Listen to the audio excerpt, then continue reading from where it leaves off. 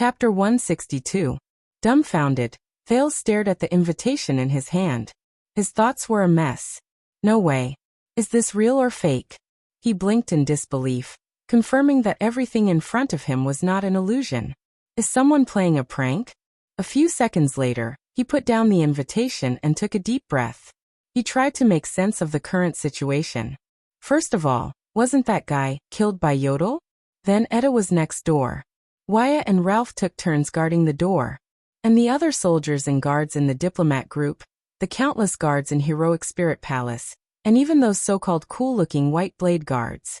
How could they let that guy? Suddenly, Thales felt his heart palpitate. He stopped breathing. Thales felt something. He turned his head, feeling his skin crawl. He shifted his gaze to the window. At that moment, the prince's heart skipped a beat. His long-lost friend, Asda Sakern, stood by the window with his hands behind his back. He stared at Thales with a pair of seemingly indifferent eyes. Just like the first time they met, the mystic wore a thin but neat blue robe. His posture was straight, and there was a mysterious but confident smile on his handsome face. He was as elegant as ever, as composed as ever. At that moment, Thales' mind went blank. What happened to 15 minutes? Hello. The air mystic nodded at him slightly. His tone was gentle. My smart, mature, and mischievous little friend. Thales opened his mouth and took a deep breath. From now on, no sound between us can travel more than a foot away. Asda seemed to know what he was thinking. He slowly raised his right index finger and shook it at him with a smile. No one else will disturb us. Hearing that, Thales felt like a deflated balloon. He exhaled the breath he took in. He gave up on the idea of calling for help. Asda's smile was so warm, but in Thales' eyes, it made his heart turn cold. Wait. He and the mystic were not the only ones in the room. Thales thought of something. Following Thales' line of sight, the mystic glanced at Little Rascal, who was deep in slumber beside the bed. Of course, your adorable little maid won't be woken up either. Little Rascal's mouth was still opening and closing in her dreams, but Thales could no longer hear her murmurs or even her breathing. Thales sighed softly. He turned his head and curled up the corners of his lips to reveal a smile that was uglier than crying. You're still the same. You're so considerate. Asda nodded politely. Thales forced himself to start thinking about everything he knew about this mystic. However, the first memory that popped up was the chess room in the center of Red Street Market, where 3 people were squeezed into balls. The second prince gulped and laughed dryly. He tried to imagine something acceptable, like comparing him to the adorable Giza? Oh right. Thales shrugged in a feigned relaxed manner, and waved the invitation card in his hand. He tried his best to speak in the most normal tone and said nonchalantly, I thought you would only arrive after 15 minutes. You know, Asda flashed his pearly white teeth. I like to enter early. Thales tried hard to keep his thoughts in check, and swallowed the sarcasm that was at the tip of his tongue. Is that so? I thought you wouldn't appear so soon. Thales changed his sitting position, and smiled awkwardly. Everyone said that you would disappear for a long time. Asda stared straight at him. His gaze was as calm as water, and it made Thales' skin crawl. The weapon in your masked friend's hand is obviously not complete, the air mystic said slowly. Otherwise, a legendary anti-mystic equipment that is in perfect condition and fully activated can seal a mystic for a period of time. It should be. Asda's gaze was still calm, but the words he spat out startled Thales slightly. Permanently. Legendary anti-mystic equipment. Sealed. Mystic. Permanently. Even so, that incomplete equipment can still seal me for at least 10 years. Asda curled up the corners of his mouth and continued to smile. But I received some small help. And that's why I was able to get out of prison so quickly. Thales did not know if it was due to the curiosity he inherited from the memory fragments of his previous life, his natural personality, or his anxiety towards the mystery of himself, but at that moment, Thales' exuberant desire to learn about mystics overwhelmed his fear of his identity as a calamity. He yearned to know more. First of all, I would like to congratulate you. Asda put his hands behind his back and walked towards Thales with a smile that was clearly friendly, but inexplicably frightening. Thales. Your Highness? Although I know from your behavior that you are definitely not ordinary, I have to admit that this identity has surprised me. Thales watched Asda approach him, and his heart slowly raced. He forced himself to shrug. I remember that there are chairs for receiving guests in the room. We can sit down. Asda shook his head and said nonchalantly, "Don't worry about it." The next moment, Thales felt his skin crawl as he watched Asda walk towards him. Then he bent his knees and sat in an invisible space. Asda grinned brightly on the transparent chair. "I brought my own chair." The prince looked at this strange scene and tried his best to control his facial muscles so that they would not twitch too much. "Let's talk about your future." Asda watched Thales' performance with interest. "Your Highness." Thales knew that although he addressed himself as Your Highness, the man before him did not care about this special identity at all. This made Thales, who had experienced all kinds of gazes after becoming a prince, instantly feel a strange feeling. Thales took a deep breath and forced himself to calm down. Only then could he understand the situation and protect himself, even if the existence before him was a calamity that could not be understood with common sense. Of course. He recalled his conversation with Ramon and muttered, "During this period of time, I have thought of ways to investigate some things about Heir, mystics and magic." First of all, in this asymmetrical conversation, he had to seize the initiative. Very good. This will save us a lot of time. As expected, Asda's eyes brightened. "What do you know?" "Not much, but not little either." Thales carefully chose his words. "For example, what exactly is magic, and the 3 great magic towers? I met a person who is quite knowledgeable about magic." Asda's interest was piqued. While Thales was on tenterhooks, he briefly repeated what Ramon told him. Even Asda could not help but sigh softly. 1,000 years have passed since the collapse of the magic tower, and magic has been banned for 6 centuries. To think that there are still believers in magic. This is indeed beyond my expectations. Thales observed Asda's expression and at the same time, tried his best to think of a way to escape. The other party is a mystic. I don't even need to think about non-peaceful means. Stall for time. I can consider this. But can I really stall for time until help arrives? Or will help really work? The other party's goal should be to become one of them. Damn it, the mystic that everyone hates. Then my best choice is to deal with the other party on this issue and achieve some results by making concessions and lowering my stance. So, is magic the kind of existence he mentioned? A kind of meaning, a kind of belief? At the thought of this, Thales asked cautiously. At the same time, he was really curious about this question. "What do you think?" But the Heir mystic did not answer immediately. Asda's lowered gaze did not move. Under Thales' curious gaze, he crossed his hands and remained silent for a long time. "No. Magic is not like this. Not only that, it doesn't have to be like this." Finally, Asda shook his head slowly and spoke slowly. "Everyone has their own understanding of magic, and they believe in the magic they understand." Thales was stunned when he heard this. Asda raised his left hand and looked at his palm. His gaze was complicated. At that moment, Thales felt that the Asda in front of him was more like a normal person than ever before, and not a terrifying calamity. Magic is a kind of choice. Asda stared at his palm and slowly clenched his fist. And these choices are neither exclusive nor mutually exclusive. There is no superiority or inferiority. This is the basic philosophy of the seat of all magic in Soul Tower. Thales shuddered. Wait a minute. He heard a special word. It is also one of the philosophy of magic that I agree with and recognize. Asda said flatly. Thales raised his hand subconsciously. This was a habit from his previous life in the memory fragments. He quickly realized that this was not his previous life, and there were only the two of them. Just as he was about to put his hand down in embarrassment, to Thales' surprise, Asda very skillfully and naturally extended his palm, tilted it up slightly, and then nodded. He was allowed to ask questions. That feeling was as if he had done this hundreds and thousands of times. Both of them looked at each other's actions, and were stunned for a moment. Asda reacted and smiled slightly. Very good. It seems that I do not need to teach you the etiquette and habits of a wizard apprentice in class. Thales put his hand down and asked eagerly, Soul Tower? I know this, but what kind of magic tower is it? What about its origin? Thales did not even realize that he had completely forgotten that Asda before him was an extremely dangerous non-human existence. He even forgot his original intention. At that moment, his desire for unsolved knowledge completely surpassed his consideration of reality. Soul Tower?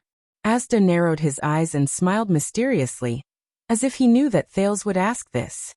What do you know? Soul Tower. Thales lowered his head and desperately tried to recall Ramon's words. Heir, I remember that it has a special emblem. Then, the impression this magic tower gives people seems to have many different opinions, and no one can come to a consensus? Also, it seems to be at odds with the other two magic towers? Asda did not comment. He only fixed his gaze on him for a very long time. Under the other's scrutinizing gaze, Thales forced a dry smile. Very good. Exuberant curiosity and desire to explore are qualities worthy of encouragement. The Heir mystic said slowly. Thales could only respond with a smile. Besides, this is the prerequisite knowledge that you should know. Asda was expressionless, but his eyes shone brightly. Listen up. Thales subconsciously straightened his back and sat upright. This time, the mystic did not keep him in suspense. He answered straightforwardly. In the year 618 of the Era of Kings, not long after the battle for survival between the humans and the three races ended, the Imparter wizard Yuri Newmoon, who returned from the battle, left the ascetic tower with his 5 students due to differences in ideals. Thales was shocked. They preached their ideals and taught methods along the way, gathering many wizards who were exiled due to the war. Their group gradually grew, and their theories and methods became clearer. At this point, Asda paused and narrowed his eyes to look at Thales' expression. Thales furrowed his brows. And then? Don't leave things unsaid. Asda stared at him with a profound look, and continued with a smile. In the end, Wizard Yuri, whom we later respectfully called the Master, and a group of wizards led by 21 other sages arrived at the Tripping Peninsula, by the coast of the continent. They built a twin tower there, and settled down to study magic. Asda paused for a few more seconds. His gaze pierced through Thales, as if he was looking at the past many years ago. But Thales had no time to care about the other party's expression, because he was already engrossed in the story. Putting away his perplexed gaze, Asda shook his head and continued. The new magic tower attracted many wizards to visit. The novel, free, casual, and equal atmosphere of magic research gathered a large number of people. Soon, the land became a gathering place for wizards with the twin towers as the center. Unlike the painstaking contemplation and protection of the ascetics, and the fanaticism and destruction of the alchemists, this settlement gradually became the forefront of theoretical research in the magic world. After various unprecedented and unbelievable magic theories and hypotheses were proposed, they were gradually perfected through endless debates and demonstrations. Magic branches that were originally not recognized by the 2 magic towers were established one after another, forming the Soul Tower magic system that we are in contact with today. Just like that, the sages jointly built the 3rd branch apart from the ascetic tower and the alchemy tower. It is also the youngest, the most special, the most active, the most prosperous, and the most influential wizard inheritance in the world. At this point, Asda lowered his head and let out a sigh that only he knew. After Yuri Shinua passed away, his ashes were placed in the middle of the twin towers, suspended in the air. A sentence was engraved on the surface of the box with iron elements. May every wizard have an independent and free soul. That was how the Soul Tower got its name. Asda closed his mouth gently. Thales came back to his senses and exhaled a long breath. The Era of Kings. The battle for survival. Wizard Yuri, the Impartu of magic. The youngest wizard inheritance. The origin of Soul Tower. These were taboo knowledge that he could not easily obtain from books. Thales' heartbeat quickened as he listened. It was as if an unprecedented world had opened up. If Ramon was here, Thales thought, would he kneel down and cry in excitement? He continued to raise his hand eagerly. Also, you mentioned the seat of all magic just now? What is that? Seat of all laws. Asda did not seem to see Thales' expression. He continued to speak slowly and unhurriedly. His clear and pleasant male voice echoed in the small space, narrating the world's most taboo lost knowledge. This is an important branch of research in Soul Tower. It originated during the first civil strife in the Empire, and was officially established in 373 of the Empire calendar. It flourished between the 5th and 7th centuries of the Empire calendar. At its peak, half of the wizards in Soul Tower came from the seat of all magic. Every time it opened, apprentices and wizards from the Alchemy Tower and the Ascetic Tower would come to listen, comment, and oppose each other. Asda paused again. He looked at Thale's face, which was filled with curiosity and thirst for knowledge, and nodded in satisfaction. Thale's heart stirred slightly. Only then did he realize that the initiative of the conversation had once again fallen into Asda's hands. But, I really want to know.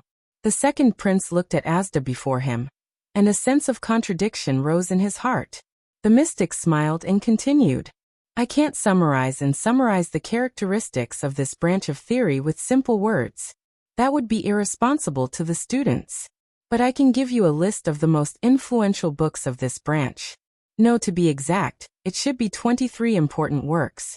If you want to have a deeper understanding of the seat of all laws, I can give you a list of the most influential books.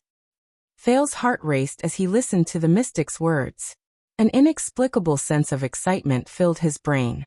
But he quickly calmed down and realized a problem. Mr. Asda, you are a wizard, right? Thales looked at Asda in surprise. Before you became a calamity? He did not even think about whether his choice of words had violated the other party's taboo. Wizard. That is a title that only those who have achieved publicly recognized achievements in a certain field of magic can obtain. At least in Soul Tower. Asda crossed his arms and grinned slightly. He shook his head slightly. I was just a small apprentice back then. Thale's heart stirred. Ah, so as expected you were once? Yes. Asda nodded. There was a strange light flowing in his eyes. An apprentice of Soul Tower. Thales frowned. But you just said, the magic tower has collapsed for 1,000 years? Collapsed for 1,000 years. So? I know what you want to ask. Asda looked at him and smiled faintly. 1,190 years old. That is my age this year. Thales was shocked. 1,190? In other words, this guy. Thales stared blankly at the young and handsome Asda Sakern, who had not changed at all compared to the first time he met him. Unbelievable. He's 500 years older than the king of Renaissance, Tormund Jadestar, and the hero Rikaru Extet. Thales opened his mouth wide. No need to be surprised. Every mystic is an immortal, indestructible, and immortal existence. Asda did not care when he saw Thales' expression. This age is very normal. The oldest mystic has even existed for more than 1,300 years. Thales subconsciously wanted to find a notebook until Asda stopped him with a hand gesture. There's no hurry. Asda raised his head and stared at him with a burning gaze. We still have a lot of time to spend together, and I have enough patience. I will teach you from the beginning, from the basics, from magic, to the magic tower, to mystic energy and everything about being a mystic. From philosophy to power, from history to the future, all the secrets of the magic world will be open to you. Asda's tone was full of temptation. Then, you will obtain the secrets and power of mystics that are above all of them, until you truly become a mystic. At that moment, Thales felt as if he was pulled back from a dream world to reality. Become a mystic. Thales swallowed hard. He remembered Gilbert's attitude towards the calamity, and the drama of the Battle of Eradication in Dark Knight Temple, and that crazy and unreasonable blood mystic. The mystic who is hated by everyone? Can I say no? But a voice also whispered in Thales' heart. But I am very curious. I want to know more, to learn more, to understand more. Thales realized that the knowledge that Asda described earlier had captured his thirst for knowledge, and his thirst for knowledge. Moreover, with his obviously abnormal body, he had to understand his current situation better. Thales frowned with a bitter expression and said tentatively, about this, if I don't want to become a mystic. The Heir mystic did not speak. But the prince felt that the atmosphere around him had become tense. Thales tried hard to control his breathing rate, and waited anxiously for the answer. Fails. Asda stopped smiling and looked at him sternly. He said softly but seriously, "Becoming a mystic is your destiny. You cannot and cannot avoid it. There is no second choice." Fails panted slightly. "Looks like it's a little bad. Why don't you tell me first?" Tension and pressure returned to Thales' heart. He tried to smile and ask carefully, "Mystics, what are we?" This time, Asda stared at him expressionlessly for a long time. As he withstood the mystic's seemingly emotionless yet pressurizing gaze, embarrassment and helplessness crept onto Thales' face. Until Asda spoke slowly. "I cannot tell you the answer to this question, because you are still not a mystic." Asda's gaze was still fixed on him, but his tone and words had become cold and mysterious, as if he had returned to that night in Red Street Market. "Only when you truly become a mystic that only you can understand, will you finally know what a mystic is." Asda's gaze was still fixed on him. Thales furrowed his brows slightly. "He doesn't want to tell me? But before that, you have to tell me some basic information, right?" Thales scratched his head. As he thought of a plan to escape, he said, "At least tell me your understanding. What do you know about mystics?" But before he could finish, Asda's expression changed. He suddenly opened his mouth and used an unprecedented solemn tone to interrupt him. "No," Asda said solemnly. His expression became cold again and he added solemnly, "Absolutely not. You are not allowed to ask this question again." He looked as if he had encountered the most terrifying thing in the world. Thales was shocked by Asda's sudden nervousness. "Did I ask the wrong question?" Thales observed Asda cautiously, until he was sure that Asda would not skin him alive the next time he opened his mouth. Only then did he ask carefully, "Why?" Asda narrowed his eyes, but his expression remained serious. "Because this is one of the 3 great covenants," the mystic said softly. Thales was completely stunned for a moment. Three great. What? Remember, what I am going to tell you next is a top secret that only we mystics know. Asda knew what Thales was puzzled about. He furrowed his brows and his gaze was as cold as frost. With a solemn expression and tone that Thales had never seen before, he said the following words under Thales' fearful gaze. "Revealing them is equivalent to betraying all the mystics in the world. Believe me, you will not like that outcome." Once he finished speaking, Asda's gaze was cold as he stared straight at Thales. Thales instantly froze. Top secret that only mystics know? At that moment, the air around them seemed to have frozen. Thales could only feel his heartbeat speeding up. He could only force a smile and nod with difficulty. After seeing Thales' reaction, Asda nodded slowly. "There are 3 rules that mystics must abide by. They are known as the 3 great covenants," Asda said softly in the frightening silence. "What I just said is the first one." Thales frowned slightly. Chapter 163. First meeting? Do not investigate each other? Thales revealed a puzzled and doubtful expression. Mystic energy is the foundation and root of our existence. It is also the reason why we are called mystics. Never, ever ask another mystic about their understanding of mystic energy, and never reveal your own understanding of mystic energy to any other mystic. Asda's gaze was cold. He used the word never 3 times to emphasize his attitude at the moment. This is do not investigate each other. Mystic energy? Understanding of mystic energy? Thales could not help but raise his eyebrows when he heard this. So that is the weakness of mystics. Once your foundation and root is figured out, you will be attacked by another mystic? However, Asda only maintained his cold gaze and stared fixedly at Thales. For a few seconds. "What's wrong?" Thales felt a chill down his spine under his stare.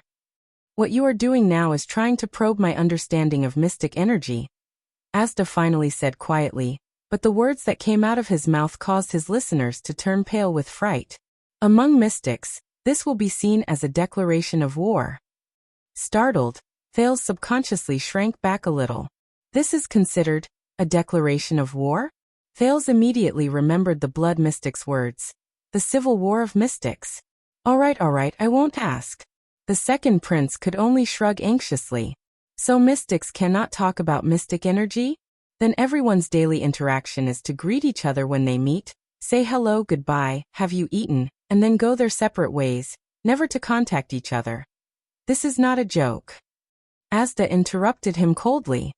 The 3 great agreements of mystics were concluded by our predecessors, through countless experiences and examples over a long period of time. No matter which one is violated, it will bring about terrible, serious, and unpredictable consequences. The Heir mystic's eyes flashed, causing Thales to feel a slight chill down his spine. Thales was stunned. He could not help but ask in a daze, "What are the consequences?" "You will know." Asda shook his head. "Now you only need to remember the first agreement, and that it must not be violated." Thales sighed. "What about the other 2? You are still far from the level where you know about them." Asda still shook his head mysteriously. "When you become a mystic and find your own name of origin, I will tell you. Don't ask me what a name of origin is. You will know when the time comes." Thales, who was about to speak, could only hang his head in disappointment. "All right, at least. Can you help me answer one of my doubts?" Asda nodded slightly, and his expression seemed to relax a little. Thales revealed a worried expression. "When I use that, whatever mystic energy you mentioned, the effect is different every time. But almost every time I use it, I feel intense pain. Recently, it almost took my life." As Thales spoke, a few worrisome scenes appeared before his eyes. In the dungeon of Vine Manor, Ralph was shackled. In front of Renaissance Palace, the young psionic assassin and his warm beating heart. In front of the muzzles of Black Sand Region's mystic guns, red light scattered everywhere, and Araka's motionless bow. Thales secretly clenched his fists. What's going on? He suddenly noticed that after Asda heard his words, he furrowed his eyebrows slightly. The mystic had always looked indifferent, but this instead highlighted the unusual change in his expression. Use. After a while, Asda narrowed his eyes. He shook his head and snorted, as if he did not believe Thales' words. "You haven't even touched the door to becoming a mystic. How can you use mystic energy?" Thales was slightly stunned. "That's right. Do you remember that time at Red Street Market?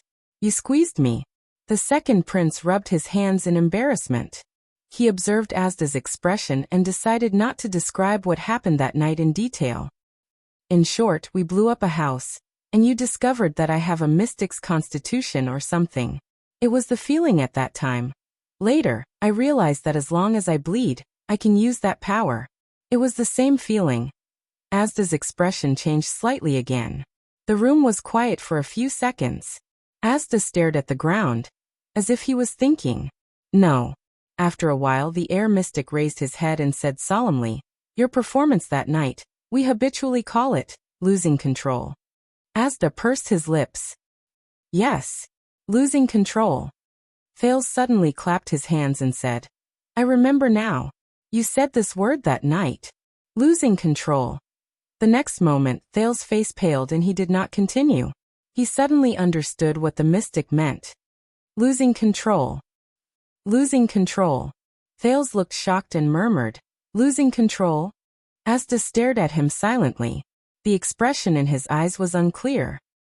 "You mean this power, this so-called mystic energy?" Thales furrowed his brows and his breathing quickened. "Can't be controlled by myself? I can't actively use it?" Asda narrowed his eyes slightly. He seemed a little surprised that Thales had reacted so quickly. Asda shook his head and confirmed Thales' guess. "At least in your current stage you can't." Thales looked at Asda doubtfully. "Impossible. I can use it every time I bleed." Thales gritted his teeth and touched his head. "That feeling is like I woke up from a chaotic dream." At this moment, the mystic's expression changed. He suddenly raised a finger. In the next second, Thales' voice was cut off. He then felt the air around him stagnate, and he could no longer inhale air. Thales stared at Asda, who had raised his finger in shock. However, the mystic only stared coldly at the prince. He did not say a word. "What?" Thales clutched his neck and opened his mouth with all his might, but he still could not get any air. It was as if the air around him had solidified and stopped moving. "Are you trying to suffocate me to death?" Thales opened his mouth in vain, but no sound came out. He could only make an angry expression at Asda until his face turned red from the lack of oxygen. Just as Thales was about to reach for his dagger, Asda finally lowered his finger slowly. The air began to flow again. Phew. Thales finally inhaled a mouthful of air. He slumped on the chair and panted heavily. Why? Thales, who had regained air, raised his head and looked at Asda with anger and indignation. Have you forgotten so quickly? The mystic leaned forward and stared into Thales' eyes. His expression did not change, but his tone was cold. What did I say to you just now? What did you say? We only met. Thales was stunned at first, and then he reacted. We just... All right, Thales murmured, remembering Asda's words. The first contract of mystic energy. His face fell and he sighed. Not delving into each other's affairs. Damn it. Asda stared at him deeply and nodded slowly. Don't forget again. The mystic gave Thales a deep look before returning to his seat. After experiencing what happened just now, Thales was in an extremely bad mood. He continued to straighten out his breathing. At the same time, he raised his slightly lowered vigilance to the highest level again. Damn it. This guy. As expected, he cannot be treated as a normal person. While Thales was cursing in his heart, Asda lowered his head quietly. His expression was unclear. There was a strange silence between the two of them. After a while, Asda finally said, aside from your feelings and understanding of that state, tell me all about the times you actively lost control. Thales sighed. He narrated everything from Vine Manor to Broken Dragon Fortress. A few minutes later, aside from Red Street Market, the rest did not seem like I lost control at all. Being able to use mystic energy during the unconscious contactor stage? Asda muttered, that's too strange. This is the first time I've heard of it. I should say, in the history of mystics, there has never been such an example. And it was accompanied by increasing damage and burden to the body? Asda's eyes flickered, as if he was deep in thought. For a moment, Thales could swear that he saw a flash of blue light in the mystic's eyes. Thales slowed his breathing and could not help but feel nervous. It felt like he was waiting for a doctor to read out a diagnosis. However, every mystic is unique. Finally, Asda raised his head with a calm expression. Perhaps you are one of the more special ones. Who knows? But before we progress step by step, don't use mystic energy anymore. I don't want you to become a corpse before you become a mystic. One of the more special ones? Why? Why am I special? Thales sighed in his heart. As he said this, Thales suddenly thought of something. He thought of something crucial. By the way, Mr. Asda, Thales said hesitantly. Excuse me. Asda narrowed his eyes and waited for him to ask. If you have lived for so long, you must know your own kind, Heir peers. Thales paused for a moment, then finally gritted his teeth. Excuse me, do you know a mystic? Her name is... He took a deep breath. Varanjarana. Asda's expression did not change. Thales raised his head and looked straight into Asda's eyes with a burning gaze. She might be my mother. And the reason why I'm so special. Asda leaned back in the air. More than 10 seconds of silence fell between the two of them again. In the silence, Thales could even hear his own heartbeat. But he did not rush him. Instead, he looked at Asda anxiously and waited for his answer. This might be the best opportunity to unravel the mystery of my constitution and origins. Thales looked at the mystic and thought, I can't waste it. Moreover, he had long suspected the identity and race of his birth mother in this life. While Thales was distracted, Asda's voice rang slowly. Why do you think so? The mystic said flatly. Why do you think that your mother is a mystic? Thales was slightly stunned. The only possibility is that I inherited the constitution of a mystic from her, isn't it? Thales touched his head and said anxiously. And I was thinking, if my mystic constitution is hereditary, could my mother also be? And Thales anxiously thought of his strange and rough physique that recovered quickly, his abnormal brain capacity, and the memories of his previous life that often came back in the form of flashbacks. Not only that. From King Kessel, Gilbert, and Gine's secretive attitude towards my mother, to the suspicious conversation between King Kessel and Lycia during the bloodline ceremony, to the High Ritual Master's fear and hatred towards my mother, And Yodel's words about being entangled with calamities in Mindy's hall. Doesn't all this indicate? Impossible. A clear male voice rang. Thales was stunned and looked at Asda in front of him. Asda looked into his eyes and shook his head sternly and decisively. Firstly, Asda's gaze was indifferent. The constitution of a mystic is not inherited and has nothing to do with the bloodline. There was once an experiment conducted by wizards. They divided 5,000 people into 5 groups. Forget it, you don't want to know about this. After all, mystics are not hereditary. Thales frowned slightly. Asda closed his eyes and slowly opened them again. Secondly, mystics are no longer ordinary creatures. Once we completely become mystics, our physiques will undergo a huge change. Everyone is different, but there is one thing in common. We can no longer reproduce with other races. Asda closed his eyes and slowly opened them again. Thales opened his mouth in shock. Thirdly, Asda's expression was solemn, and his tone was resolute. Other than you, there are a total of 14 mystics in the world, including those who have been sealed. I have met every single one of them, but none of them have this name. Asda's expression was solemn, and his tone was resolute. Thales stared at him blankly. 14 mystics. So few? And none of them are. Anyway. Asda shook his head with absolute certainty and his tone was resolute. Your mother cannot be a mystic. When he heard this, Thales was stunned for 10 seconds. Then he nodded absent-mindedly. I see. So there is no mystic named there in Jirana. Thales exhaled. For some reason, he felt as if a tense string had been released from his heart. As for mystics, it's impossible for them to reproduce. His prediction was off. With a sense of disappointment, he leaned against the back of his chair and pondered the mystery of his origin. A few seconds later, Thales exhaled and revealed a self-deprecating smile.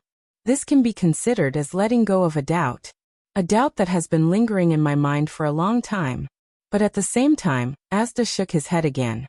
However, strictly speaking, there is still a mystic who has the ability to create life, although I don't think it's giving birth in the true sense of the word. Asda crossed his arms and thought for a while before he slowly said, but strictly speaking, there is still a mystic who has the ability to create life. Thales' heart instantly froze. The second prince's pupils shrank. He slowly raised his head. Who? Asda separated his clasped hands and raised his head. A lady with a bad temper. Asda revealed a clear smile. Then the mystic said a name that made Thales' expression change. Giza Streelman, Asda said flatly. Chapter 164. Your reaction is not quite right. Asda leisurely pressed down on his slender and beautiful fingers while he observed Thales' reaction. The air pressure in your body is changing rapidly. Giza Streelman, the air mystic repeated flatly. Why? Does this name evoke any memories? Giza, the blood mystic. With an uncertain expression, Thales recalled the unusual time in the birch tree forest. It was a combination of nervousness, fear, horror, disgust, perversion, and madness. He also recalled the words that the unreasonable lady left behind before she disappeared into the darkness. I will never let you suffer. The pale-faced prince of Constellation snapped out of his thoughts. He raised his head to look at Asda, sighed and nodded. Not long ago, I had a relaxed and friendly conversation with your dear Madame Giza, one of the leaders of Blood Bottle Gang that is widely rumored in the outside world. Thales said listlessly. Asda narrowed his eyes slightly. Thoughts formed by mystic energy slowly surged in his body. Giza? That means she has survived the threat of the burning wind cannon. She has returned from her weak state of slumber and regained her consciousness. Perhaps she has also regained her ability to eat. Asda's thoughts fluctuated slightly. Ever since I returned to my physical state, I have been following this boy's unique breathing and searching for him from thousands of miles away. I have never bothered with Blood Bottle Gang. Compared to the value of this boy, the Blood Bottle Gang was simply a piece of trash that could be discarded. But since Giza has returned, perhaps it's time to have a long-awaited conversation. After all, with this boy's appearance, Blood Bottle Gang's plan may have to be delayed. However, Thales' next words attracted the mystic's attention again. Thales observed Asda's expression. He took a deep breath and sighed heavily before he said, "When Lady Giza saw her mystic companion after a long time, she expressed her uncontrollable joy to me. She also decided to kill me, to celebrate my first meeting with her." After he finished speaking, Thales saw Asda frown, which was a rare sight. The Heir mystic, who had been calm and unmoved since the beginning, placed his right hand on his left arm, pinched his delicate chin, and muttered to himself. Thales raised both of his hands and hooked 4 of his fingers into quotation marks. He raised his eyebrows and said sarcastically, "This is for your own good."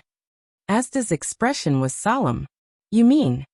Giza knew that you are the future mystic, but she still tried to kill you?" The Heir mystic keenly caught the main point. The second prince looked into Asda's eyes and nodded slightly. "Obviously, she doesn't welcome my identity as a mystic." Thales shrugged and said sarcastically, "I guess the competition in the field of mystics is so fierce that it has reached the point where newcomers need to be suppressed." Asda continued to ponder. Thales could feel that he was thinking carefully. "I was lucky that day." Thales shook his head. "I can already imagine the next time I meet her." After a while, the Heir mystic raised his head solemnly. This is a problem." Asda's tone was cold again, and his eyes were bright. "As a partner, I will go and talk to her. Just like in the past." Thales looked at Asda's expression and guessed that the conversation should be about over. At least, the enmity between them had gradually disappeared. "It's time to discuss my future plans with him. In short, becoming a mystic is too risky. I can't do it when I have limited understanding." "Very well." At this moment, the Heir mystic stood up from the empty chair and interrupted Thales' thoughts. He was expressionless. "Let's go." Thales' expression changed drastically. "Go." Thales' eyes moved, and his breathing quickened. "Where are we going?" "To get you out of here, of course."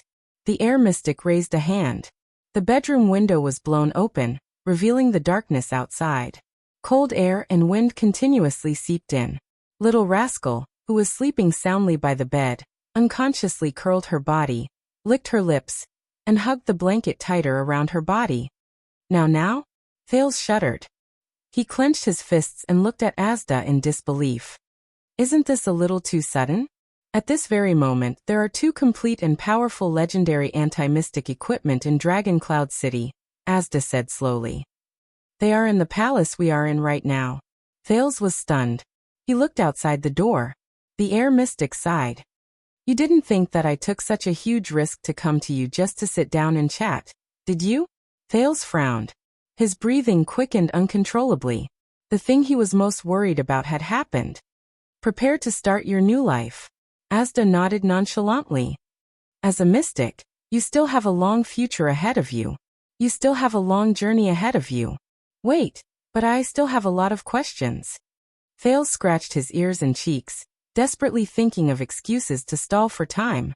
Like the relationship between wizards and mystics, how can I become a mystic, and what Giza said about the factions of mystics. Oh right, there's also the legendary anti-mystic equipment. You and I both know very well, child.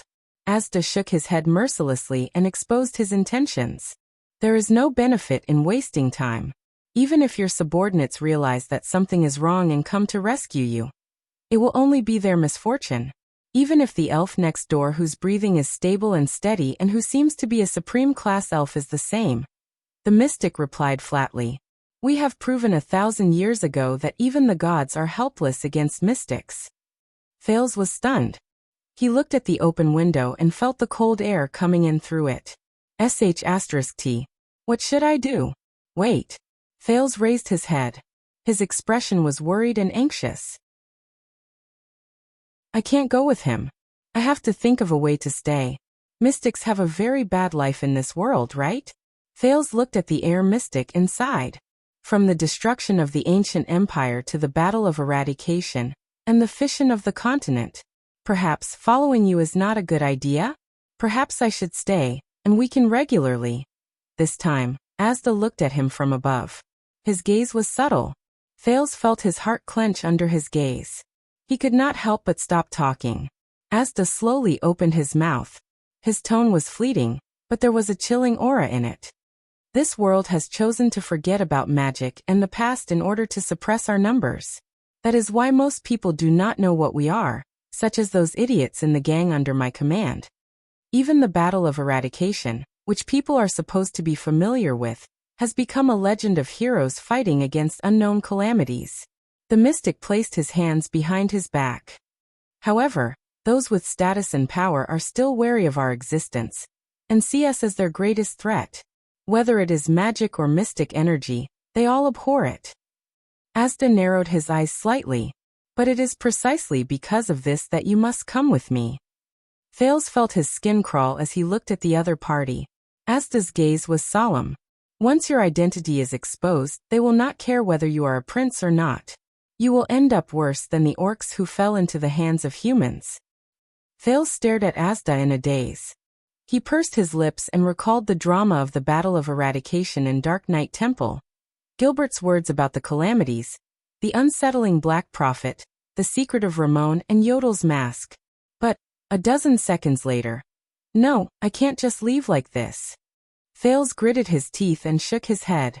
I am their prince. I have a mission on my shoulders, and I know many people. There are some things that cannot be simply left behind. But he was once again interrupted by the mystic. I say. Asda smiled faintly. His eyes were full of mockery. Is it because you are worried about your safety that you are unwilling to become a mystic? Or is it because you are unwilling to give up your noble status as the Prince of Constellation? Thales was slightly stunned when he heard this. The Heir mystic snorted coldly and said, even if 2 months ago you were just a lowly child beggar? At that moment, Thales' heart was truly shaken. Unwilling to give up. Prince of Constellation. Noble status. The image of the night he first arrived at Mindy's hall appeared before his eyes. That strong figure announced that he was the only remaining heir of Constellation. Gilbert and Yodel knelt down on one knee in front of him. Waya placed his hand on his chest and swore to him that he would die for him. Ralph used his clumsy sign language to show that he did as he was told. There was also the surge of people under the Hall of Stars. There was also the deafening cheers that reached the horizon. Thales subconsciously clenched his fists. If I had come to you when you were still a child beggar, would you still react the same way? Asda spoke at a moderate pace, and his tone was not heavy, but Thales felt an inexplicable sense of pressure from him. Thales took a deep breath. He remembered the child beggars shivering in the 6th house. He remembered the struggle in the cold and hunger every year. He remembered Morris' fierce and angry wolfhound. He remembered Quiet's ferocious expression. He remembered Rick's mysterious smile. When you were intoxicated by the title of prince, or struggling bitterly in the misery of being a child beggar, when you were moving back and forth between the joy and pain of both. Asda stared at him coldly. Have you ever thought about what you really are? When you are stripped of all the definitions that others have given you, and when you leave all the situations that you used to exist, what is left of you? A prince who is noble because of his bloodline? A beggar who was born lowly and unfortunate? A genius child who matured early? A pitiful person who is struggling to change his fate? Asda lowered his head and looked at his expression. Thales' breathing gradually quickened. A noble prince. A lowly child beggar. A magnificent palace, a worry-free life, and subordinates who listened to his orders. A dilapidated abandoned house, a daily life of cold, hunger, and cold, and thugs who beat and scold him at every turn. Heaven and earth. He opened his mouth slightly and subconsciously wanted to refute, but he realized that he could not say it out loud. Thales stared at the ground in a daze. Do I really think this way? I can't leave. Can't bear to part with the nobility of a prince? Child, you have to understand that to become a mystic, the Heir mystic said coldly, you have to wave goodbye to your past, no matter how glorious and unforgettable it is. Don't let your past bind you. Only by decisively abandoning it can you finally ascend. Thales subconsciously grabbed his chest. It seemed that the wound made by the Mindy's silver coin was throbbing again. The inscription on the silver coin appeared in his mind. A king is not respected by his bloodline. Being a mystic is not a profession, it is not a job, and it is not a title, Asda said firmly. The meaning it represents is far beyond what you can imagine. This is an unprecedented choice. It is an opportunity for you to find yourself, understand yourself clearly, and reshape yourself. Now you have such an opportunity to make your own choice. The mystic walked in front of him and extended his hand towards his face. Choose to return to your original life and continue your seemingly realistic, seemingly down-to-earth life, but in reality, you have no choice. You have no freedom, you are muddle-headed, and you are confused about your future. Asda's hand stopped in front of the mystic's nose. He flipped his palm over and a ray of blue light flashed from it. It spun continuously around the mystic's palm, and eventually formed a deep blue light ball, just like that night at Red Street Market. Or choose your own heart, the mystic continued. Choose to see how far you can climb and what kind of scenery you can see in the end. Discover who you really are. Thales stared at the ball of light in Asda's hand and frowned deeply. How far I can climb? What kind of scenery? Who am I? Asda slowly clenched his fist. As he moved, the ball of light in the mystic's hand was extinguished. Gusts of air blew past Thales' face.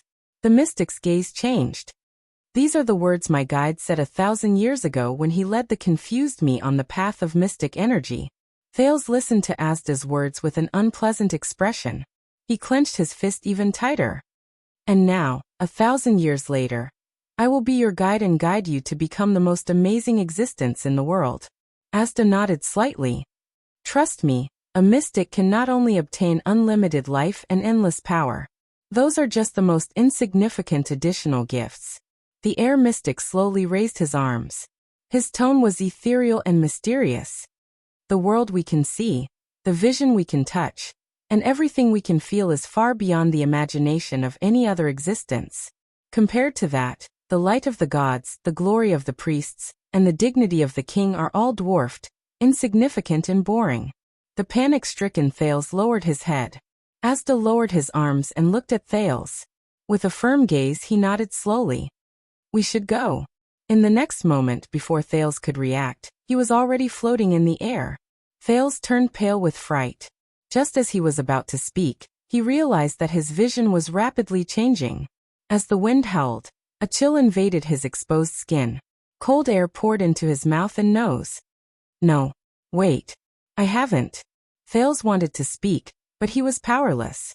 He only felt himself begin to spin. He did not know where the sky was and where the earth was. Asda flew out of the window with him. Thales gritted his teeth in pain while he was high up in the air. The scenery before his eyes changed from a small bedroom to a vast expanse of snow and towering mountains under the moonlight, as well as the things that were slowly becoming smaller and farther away in his vision. Heroic Spirit Palace. The star killer Nicholas stood in the Hall of Heroes with an unpleasant expression. His gaze was fixed on the ferocious-looking spear on the wall shelf. The Soul Slayer spear. Buzz. A low and rapid vibrating sound was heard. The few members of the White Blade Guards beside Nicholas stared at the gun in shock. The legendary Soul Slayer spear is vibrating? Nicholas narrowed his eyes. He walked forward and placed his hand on the Soul Slayer spear. The commander of the White Blade Guards felt the sensation in his hand. Then he heaved a heavy sigh. Sound the alarm in Heroic Spirit Palace immediately. Nicholas raised his head abruptly. His expression was stern and solemn. The highest level. We are in big trouble. A guard beside him frowned. The highest level?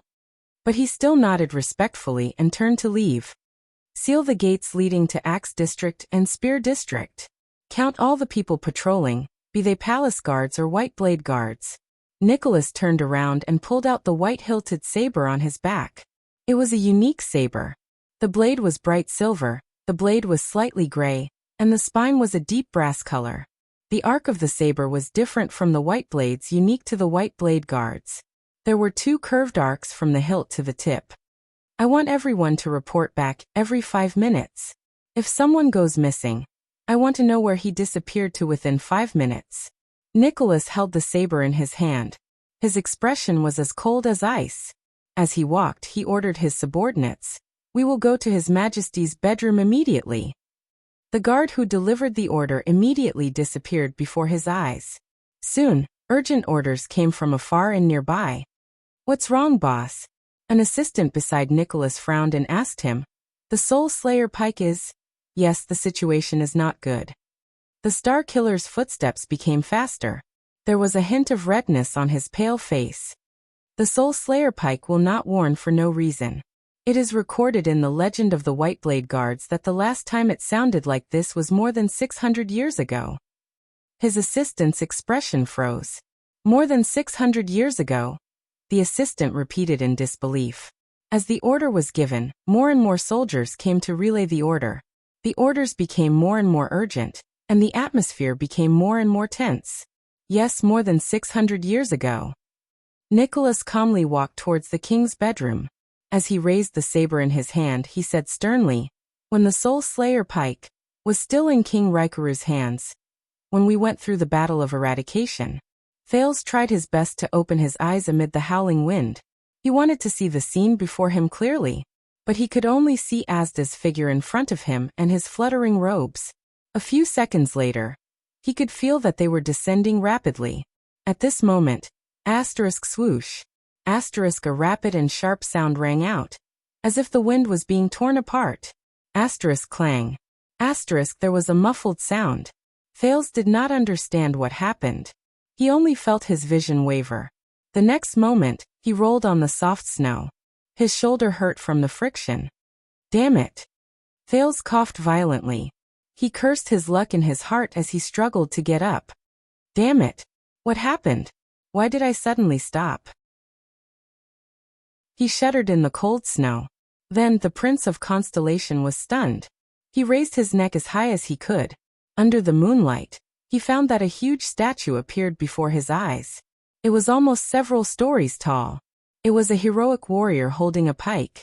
His expression was heroic and compassionate. It was the statue of Raikuru Exdet. Thales woke up abruptly.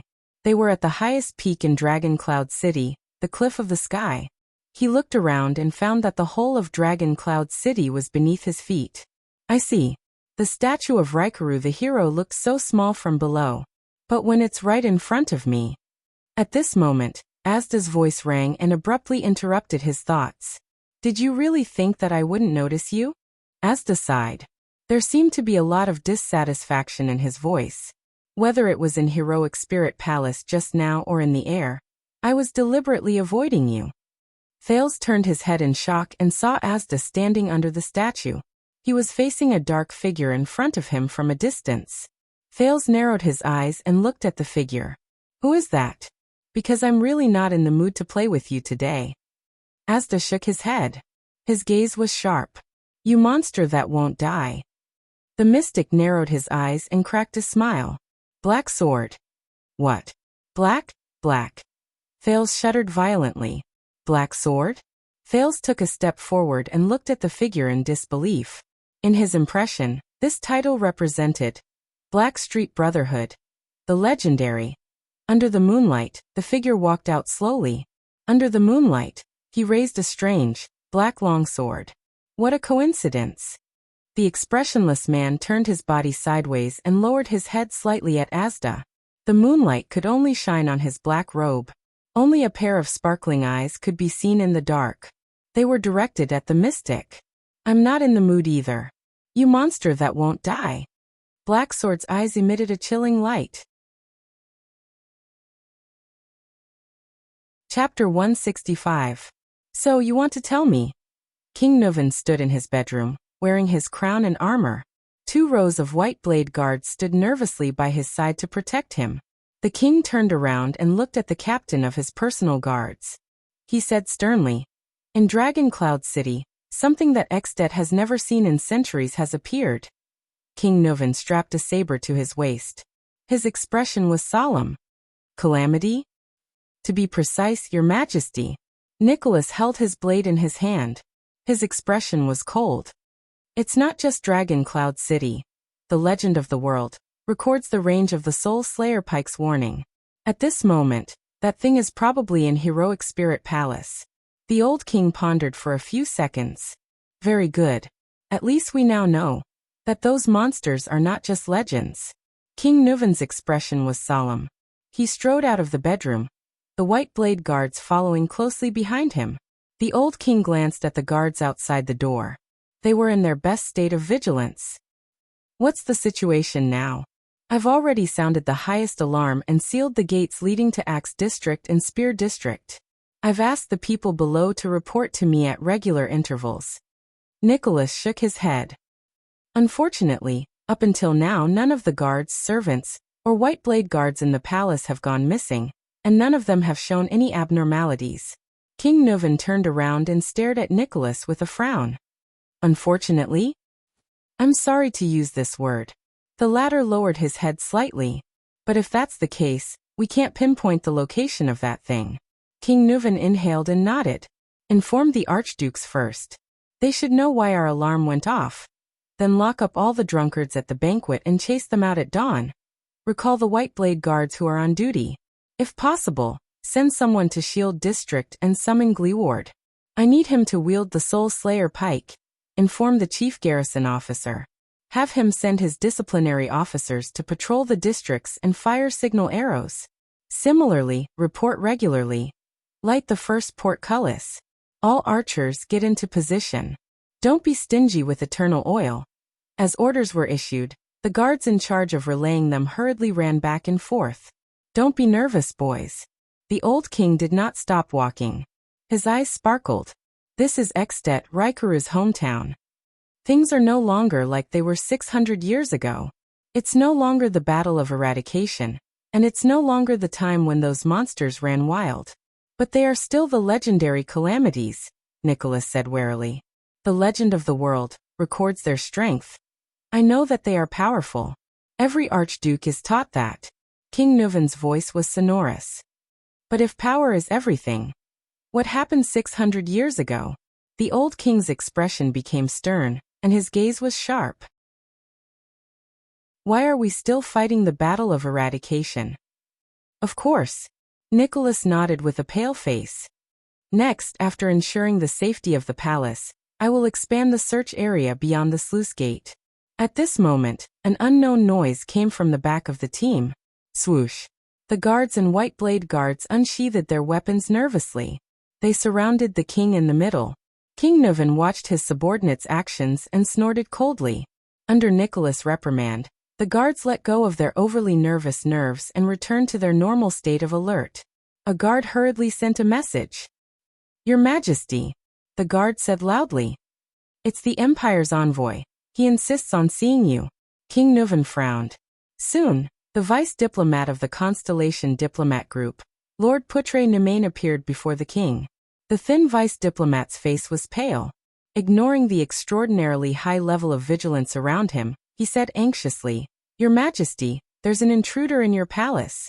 I already know. King Nuvan waved his hand and said impatiently, I'm handling it. The guards on both sides stopped Putre and gestured for him to go back. No, Your Majesty. Putre grabbed the guard's arm and said loudly, No matter who that intruder is. He just abducted Prince Thales. King Nuvan's expression changed abruptly.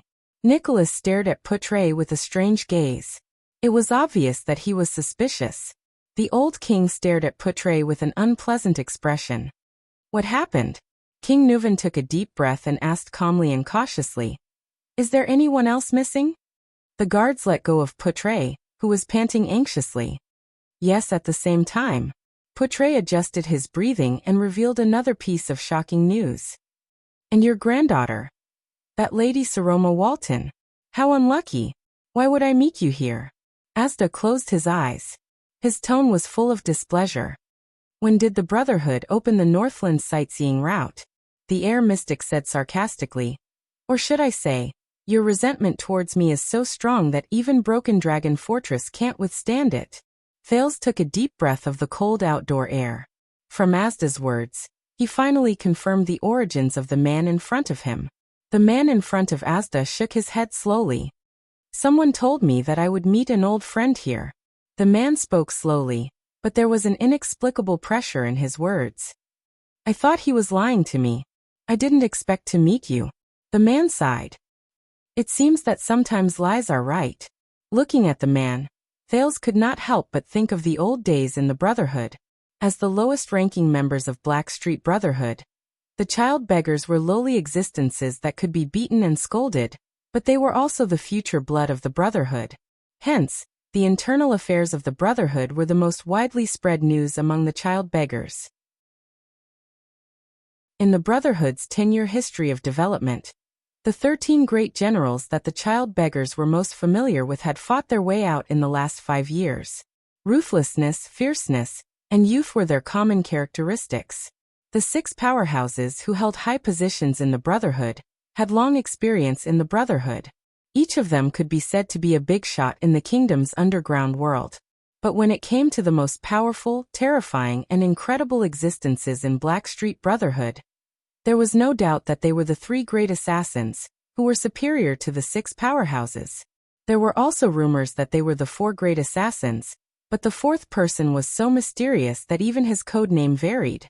It was unknown whether it was a name or a nickname, but the 3 great assassins were strangely named after 3 strange weapons: reverse machete, prison lock sickle, black sword.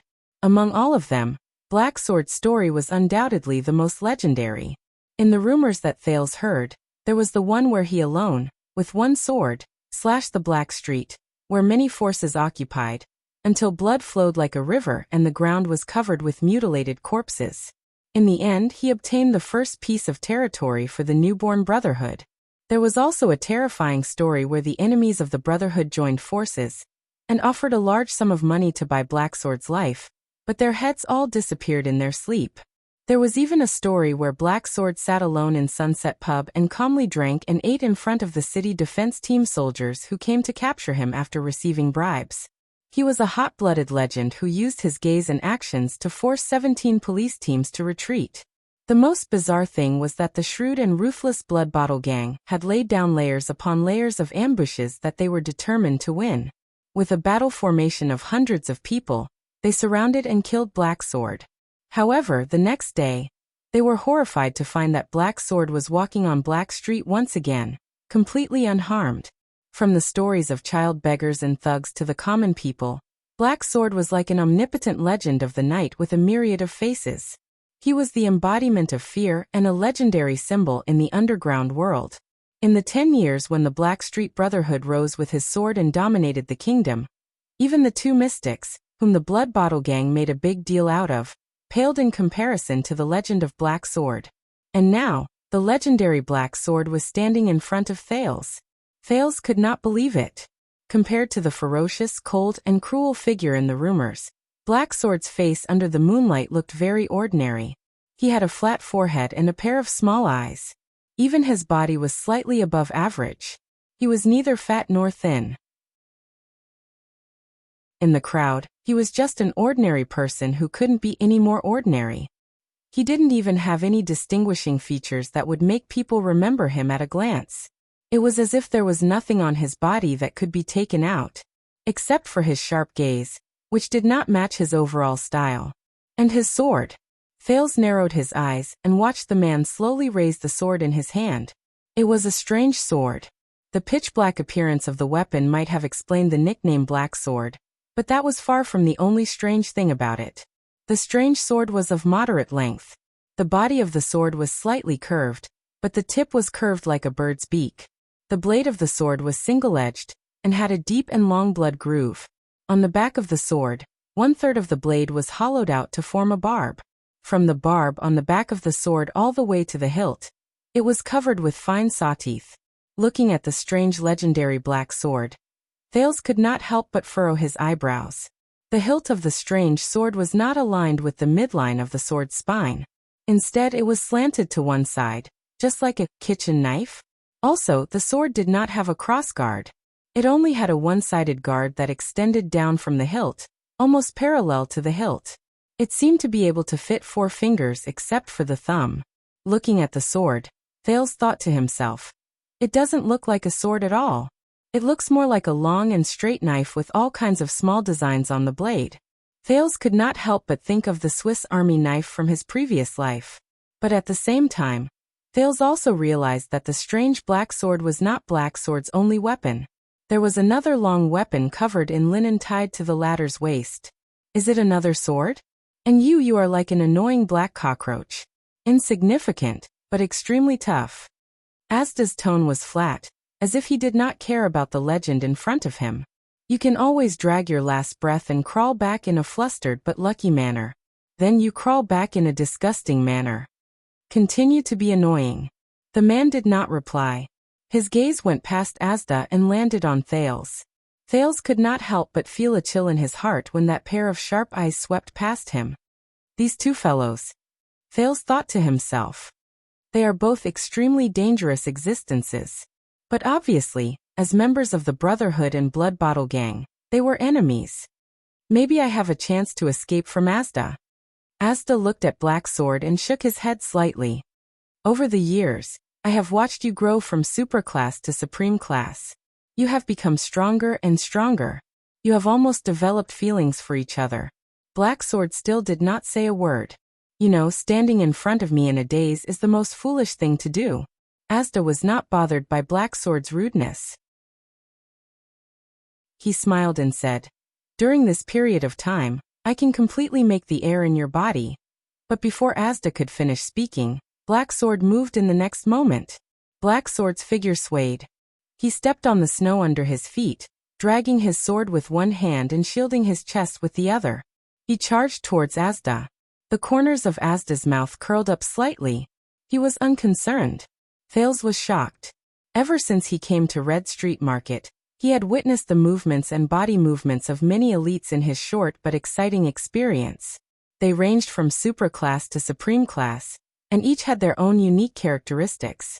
The elusive Yodel, Chris, who turned into blood mist, Ida, who was so agile that it was hard for the eyes to follow her movements, the Corleone sisters, who were so fast that their figures could not be seen clearly during the fight, the Fortress Flower, who had the strength to carry 1,000 kilograms, but was able to maneuver freely, and the Kingdom's Wrath, who could not be stopped once he went on a rampage. All of them left a deep impression on the people.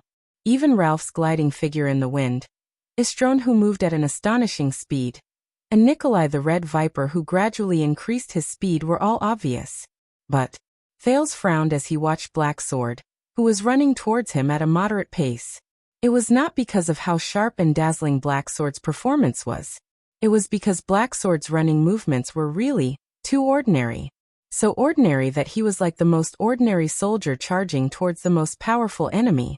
There was nothing special about him at all. Even Jayla's body movements, which moved and dodged in the blink of an eye, seemed to be a level higher than Black Sword's. Compared to Black Sword's legendary reputation, no. Thales thought of something. The most ordinary soldier? The most powerful enemy? He narrowed his eyes and saw Black Sword's movements clearly. The hand that was raised high in front of his chest, the sword that was dragged behind him, and the distance between his legs. Thales thought of something. This movement is so familiar. With a thought, Thales' eyes once again entered that strange observation mode. As expected, Asda turned into the most dazzling blue light in his field of vision. But strangely, Black Sword's figure remained the same. There was no change. But Thales had no time to care about that. Because Asda, who was motionless, looked at the attacking Black Sword and snapped his fingers. Asterisk snap. Asterisk panic surged in Thales' heart. Asterisk whoosh. Asterisk in the next second. The snow on the ground between Asda and Black Sword suddenly flew into the air. The snowflakes scattered in all directions, revealing the black and gray rock stratum underneath. In Thales' vision, an energy embellished with blue light surged in an instant. Starting from the middle of the two, it swept towards the charging man. Thales' pupils shrank.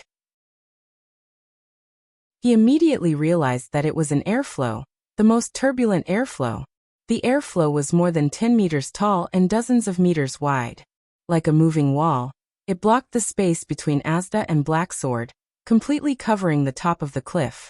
And now it swept up a large amount of snow. With a menacing momentum, it swept towards Black Sword. Asterisk swoosh. Asterisk it was like a huge paddle slapping towards the smallest insect. T. Thales furrowed his brows anxiously. Black Sword could only see the drifting snow. He could not see the invisible airflow. Unless Black Sword could burrow into the ground, he would not be able to evade the sweeping airflow that had no blind spots, regardless of whether he moved left or right, or whether he leaped or retreated. Be careful. Seeing the situation before him clearly, Thales could not help but blurt out. In front of you is a wall formed by strong winds. Dodge it. Asda moved slightly and turned around to look at Thales. There was a ruminating look in his eyes. As for Black Sword did not seem to notice. He continued to charge forward. Thales clenched his teeth. Did he not hear me because the airflow is too strong? He will be blown away by the airflow. Then he will be blown off the cliff. He will fall from the highest peak of Dragon Cloud City and fall to the ground. Thales felt dejected. Black Sword might be my only chance to prevent myself from being captured by the mystic. At the very least, I have to let him live and send a message. But he could only watch helplessly as Black Sword charged straight at the invisible wall of air that he could not dodge. He did not retreat or evade. He was charging towards his own death. Finally, Black Sword charged into the turbulent airflow. His hair was blown backwards and his robes fluttered. He was about to be swept away by the airflow. But in the next moment, Thales opened his mouth wide in shock. Black Sword was not swept away. As he crashed into the airflow, he held the sword with both hands. The tip of the sword was pointed straight ahead, swaying in the airflow. Black Sword's body suddenly moved to the side. His feet began to move in a strange manner. He no longer attacked in a straight line. Instead, he began to move in a zigzag pattern in the direction where the tip of the sword was pointing. Just like that, Black Sword raised his long sword and withstood the airflow that could blow away boulders. He changed his direction occasionally, but his speed did not decrease as he continued to charge towards Asda. Like a wedge, he pierced into the airflow and continued to go deeper. Thales watched his movements in disbelief. How is this possible? Why does Asda's airflow have no effect on him? Thales narrowed his eyes. The fluctuation in his body began to gather, allowing his vision to become clearer. Soon Thales understood why. In his field of vision, Black Sword was not charging around aimlessly. In the airflow that flashed with blue light, he was regularly turning towards a few specific spots. Almost all of them were the sparsest and dimmest parts of the blue light. Using some unknown method, Black Sword had already figured out the invisible airflow. He found the weakest link in the uneven airflow. Using his footsteps and angle, he forcefully squeezed into the airflow controlled by Asda. Thales could not help but feel puzzled. Normal people can't even see the airflow, let alone Black Sword in it. How did he do it? As his opponent, Asda did not seem surprised. He only moved his fingers slightly. In Thales' eyes, the airflow that flashed with blue light suddenly brightened. The airflow suddenly multiplied. Black Sword's advancing footsteps halted. He was about to be swept away. At the same time, Black Sword's arm turned. His strange longsword suddenly trembled. Black Sword slashed an arc with both hands in the oncoming turbulent airflow. Thales widened his eyes. In the instant that the blue light intensified, Black Sword's Black Sword, Thales really did not know how to differentiate between his nickname and his weapon, slashed at a weak spot. Asda's expression changed slightly. With this slash, the airflow's momentum was disrupted. Thales saw it clearly. In that instant, the airflow that was filled with blue light was actually, a gash was torn open by the man's sword. Although it was only for a moment, at that moment, Black Sword was like a legend who suddenly came to life. He tapped his feet on the ground and leaped up. In Thales' eyes, he squeezed through the narrow gap in the airflow that could last for an unknown period of time. In the blink of an eye, Black Sword was already 5 steps away from Asda. The man's eyes were cold as he stared at Asda. He did not stop moving. At that moment, Asda suddenly raised his arms. For some reason, Thales felt that Asda's action seemed to be a little panicked. In the next moment, the air pressure around Asda seemed to explode. Asterisk bang. Asterisk with Asda as the center. A large amount of air shot out in all directions in the shape of a ball. In Thales' eyes, the only thing he could see was the blue light around Asda's body shooting out in all directions. At that moment, Thales thought of a funny analogy. Why was Asda like a porcupine shooting arrows in all directions? He charged at Black Sword in exasperation and retaliated angrily. A huge force surged in the air, and Thales was pressed to the ground. He had no choice but to return to reality. Thales knew that this was Asda's doing. It was to protect him from being hurt by the explosive air pressure. He gritted his teeth and tried his best to raise his head to see the battle clearly. Snowflakes fluttered in the air. The majestic and turbulent air pressure erupted violently. Black Sword, who was a few steps in front of Asda, bore the brunt of it. Once again, Black Sword made an unexpected move. As if he knew what kind of threat was coming at him, Black Sword's body swayed as he moved forward. Started spinning? Thail's shocked gaze was fixed on Black Sword. Asterisk hiss. Asterisk his entire body brushed past the terrifying air pressure, producing a violent and ear-piercing sound. The man's body continued to spin like a strange dancer as he spun and moved forward amidst the explosive air pressure. However, he cleverly reduced the pressure he had to bear to the minimum. Black Sword's body spun twice. With each spin, he maintained a perfect balance and took a step towards Asda. The air pressure did not affect his speed at all.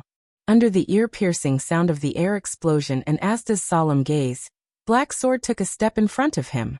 At that moment, the air mystic and Black Sword's eyes met in the air. In the next moment, Asda, who had an unpleasant expression on his face, raised his right hand and clenched his fist. Black Sword swung his arm and hurriedly thrust his strange sword forward. The air around them trembled and began to change in a strange manner. Black Sword's long sword moved and drew a strange arc in the air. Asterisk shik. Asterisk the sound of the blade piercing flesh was heard. However, the moment Black Sword swung his sword and Asda clenched his fist, the air around them suddenly became thick, heavy, and extremely viscous.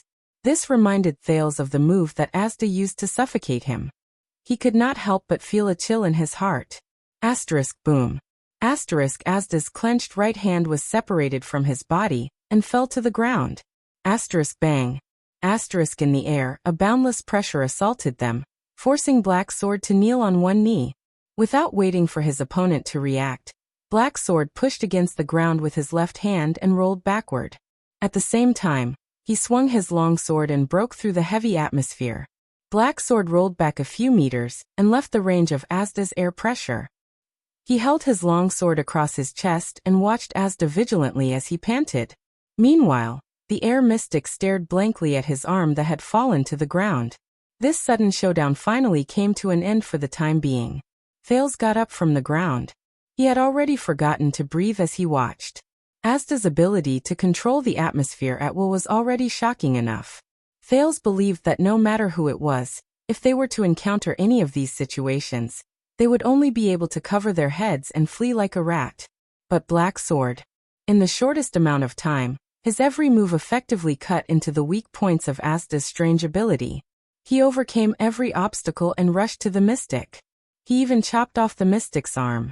Compared to Giza, who was bleeding profusely, not a single drop of blood flowed out of Asda's wound. Instead, it glowed with a faint blue light, just like the time at Red Street Market.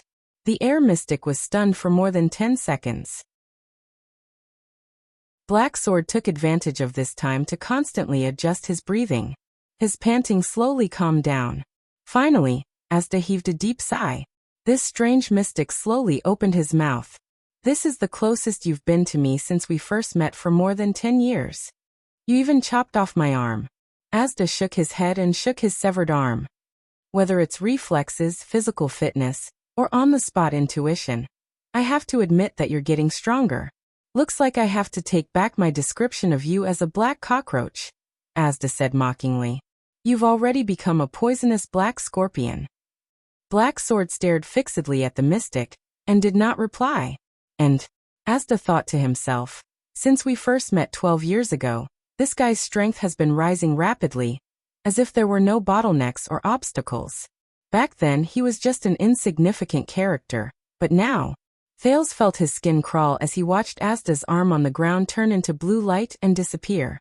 Even though he had expected it, and it was not like he had never seen it before, he still found it a little strange when he saw it. At the same time, the blue light on Asda's severed arm shone again. The light gathered to form a new arm, even his robe. Black Sword, you're probably the first person in history to be able to fight a mystic head-on, and not be at a disadvantage with your body of flesh and blood, and a sword made of ordinary iron. Asda held his newly acquired right arm and sighed with emotion. Recalling the past 1,000 years, Asda could not help but sigh.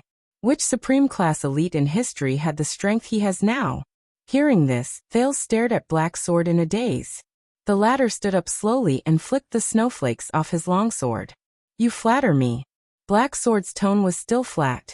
He said flatly, but I can feel that you're deliberately suppressing your strength. Black Sword raised his head and looked at Raikuru's statue. He frowned slightly. If it were in the past, you would have blown the entire mountain into pieces. Asda narrowed his eyes. What? Black Sword turned and looked straight into the mystic's eyes. Are you afraid of something in this city? Thales frowned. Of course. Asda said it himself earlier. There are at least 2 legendary anti-mystic equipment in Dragon Cloud City. Asda smiled faintly. The air mystic shrugged and said indifferently, this is the capital of a country, after all. There's order here. I don't want to make a ruckus to the point where I have to massacre the entire city. That's not my style. The capital? Order? Black Sword took a deep breath. At that moment, his expression became extremely terrifying. 12 years ago, when you, a monster, went on a killing spree in Renaissance Palace, why didn't you have such concerns? Thales trembled violently. However, Asda's next words shocked him as much as the former. TSK, it's too ironic coming from your mouth. Asda stared at Black Sword and shook his head with a chuckle. There was a faint blue light surging in his eyes.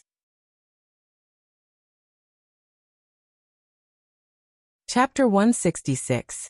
Under the moonlight, the two stood facing each other quietly. Thales looked at Asda in disbelief, then at Black Sword. What? Renaissance Palace started a massacre?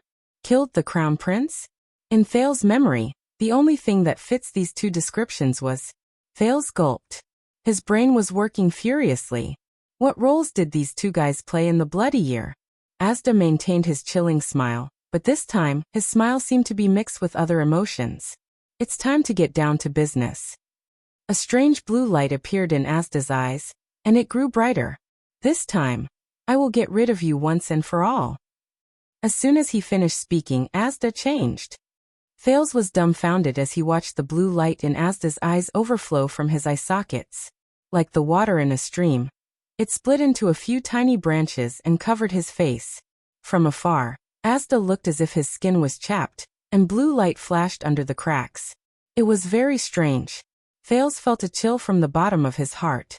At that moment, he felt that not only did Asda's appearance change, but his entire being had also changed. What's going on? Your luck ends here. The mystic with the blue light flowing on his face said slowly. But this time, it was as if all his emotions had faded from his words. There was not even a hint of fluctuation in his tone. You will not have the chance to get close to me again. Just like a puppet with a stiff face.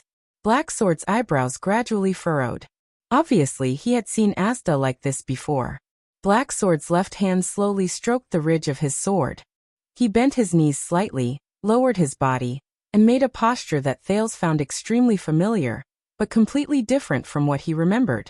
It was just a test just now, Black Sword said flatly, pointing the tip of his sword at the strange Asda. The mystic's face was expressionless and lifeless. Blue light flowed from his lips from time to time. No matter what you want to test, it ends here. The next moment, Black Sword did not say a word. He stomped on the ground with his hind legs and charged forward again. The mystic with the flashing blue light did not even look at his opponent. He stared blankly ahead. This time, Black Sword's charge was obviously faster than the previous time. In just a few seconds, he was already 10 steps away from Asda. The mystic only raised a hand slowly in the direction where Black Sword was charging from. Black Sword let out a low growl. His upper body leaned forward, and a surge of power surged from his legs. The speed of his charge increased once again. Air is everywhere. The mystic's unusual and apathetic voice rang slowly. It fills your entire body, inside and outside your body. Thales widened his eyes. He felt that something had happened. Sure enough, the moment Asda raised his right hand as if he had sensed nothing, Black Sword's attacking figure suddenly swayed.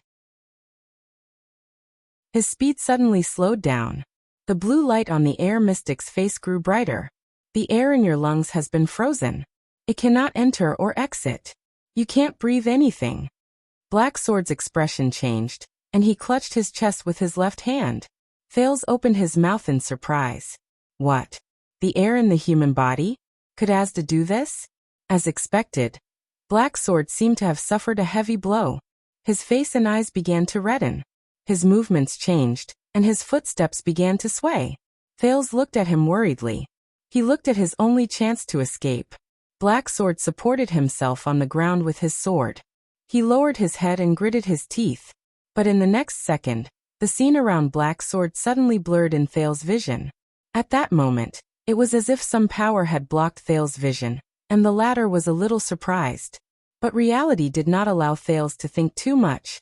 Black Sword had already pulled his sword out of the ground. His stagnant movements became strangely smooth again at that moment. Black Sword's body moved. He actually regained his original speed, and continued to charge towards Asda. Thales was puzzled. What did Black Sword do? Not a bad response. The mystic's calm and emotionless voice rang again, answering Thales' question. Using the power of eradication to strengthen and stimulate all the muscles related to breathing, you forcefully inhaled a small amount of air. Black Sword's body swayed, and he staggered as he rushed towards Asda. Like a drunkard, his movements had long since lost the fluidity of his first charge. Thales was very worried that he would collapse at any moment. And Thales frowned. If there's no legendary anti-mystic equipment, then wouldn't Asda?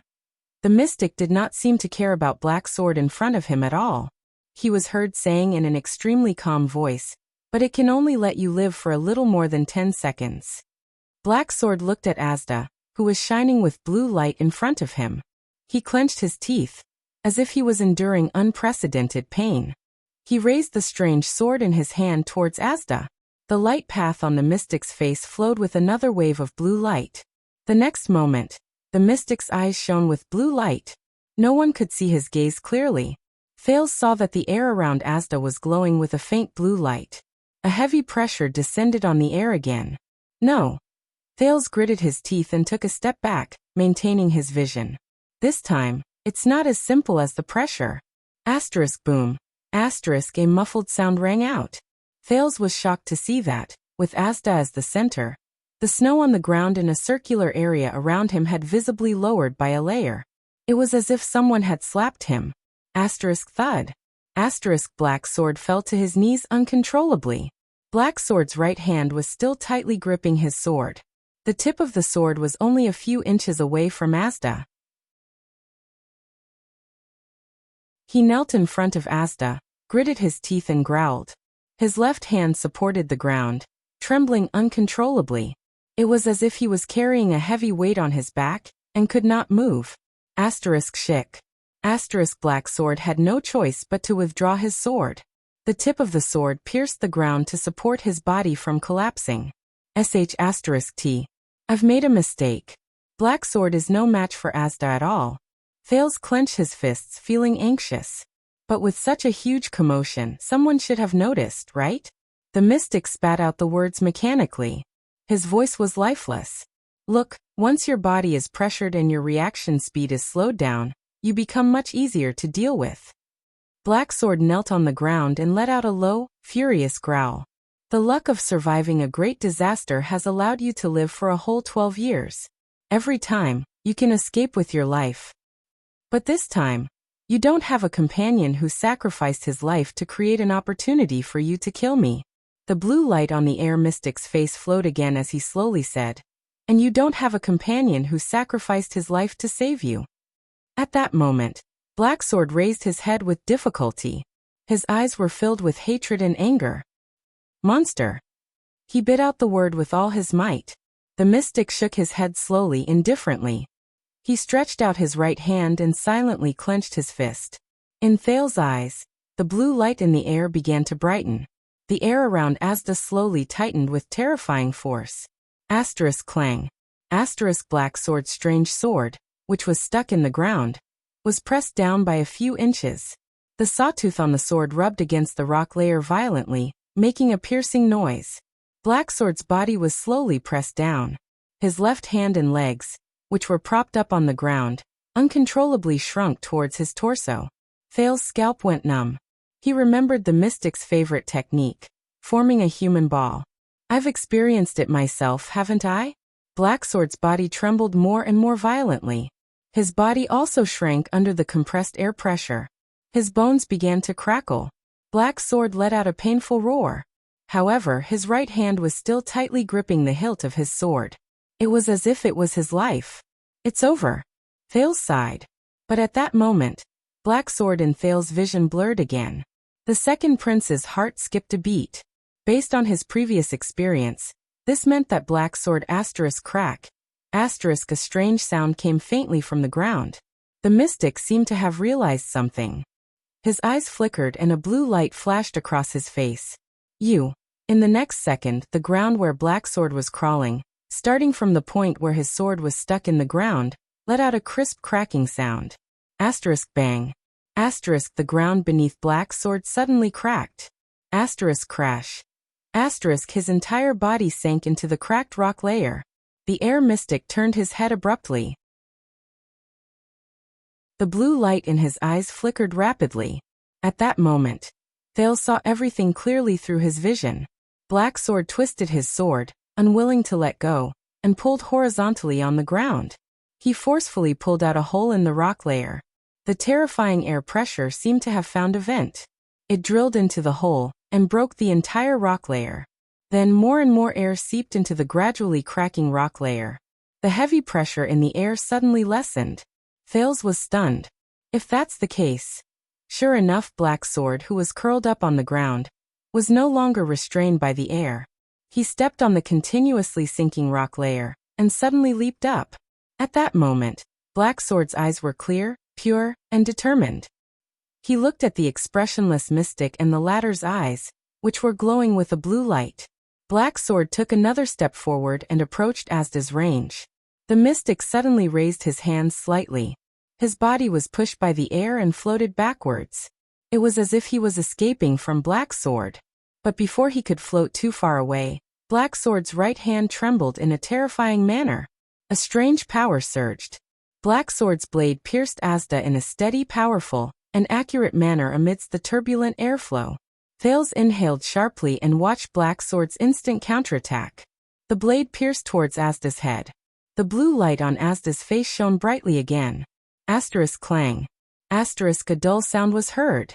The blade seemed to have collided with the hardest metal. It was blocked by a strange transparent barrier in front of the tip of Asda's nose. Thales furrowed his brows. He saw a blue barrier appear in front of Asda, blocking Blacksword's weapon. Air wall. He looked at the blue ball of light in Asda's left hand and said to himself, "You always find a way out of desperate situations," the mystic said lifelessly. "What a beautiful counterattack." Blacksword roared furiously. He exerted strength in his legs, charged forward, and thrust his blade forward. Asda floated backwards, but the blade remained in front of him, as if it could not break through the air wall. It looked as if Blacksword was pushing Asda backwards.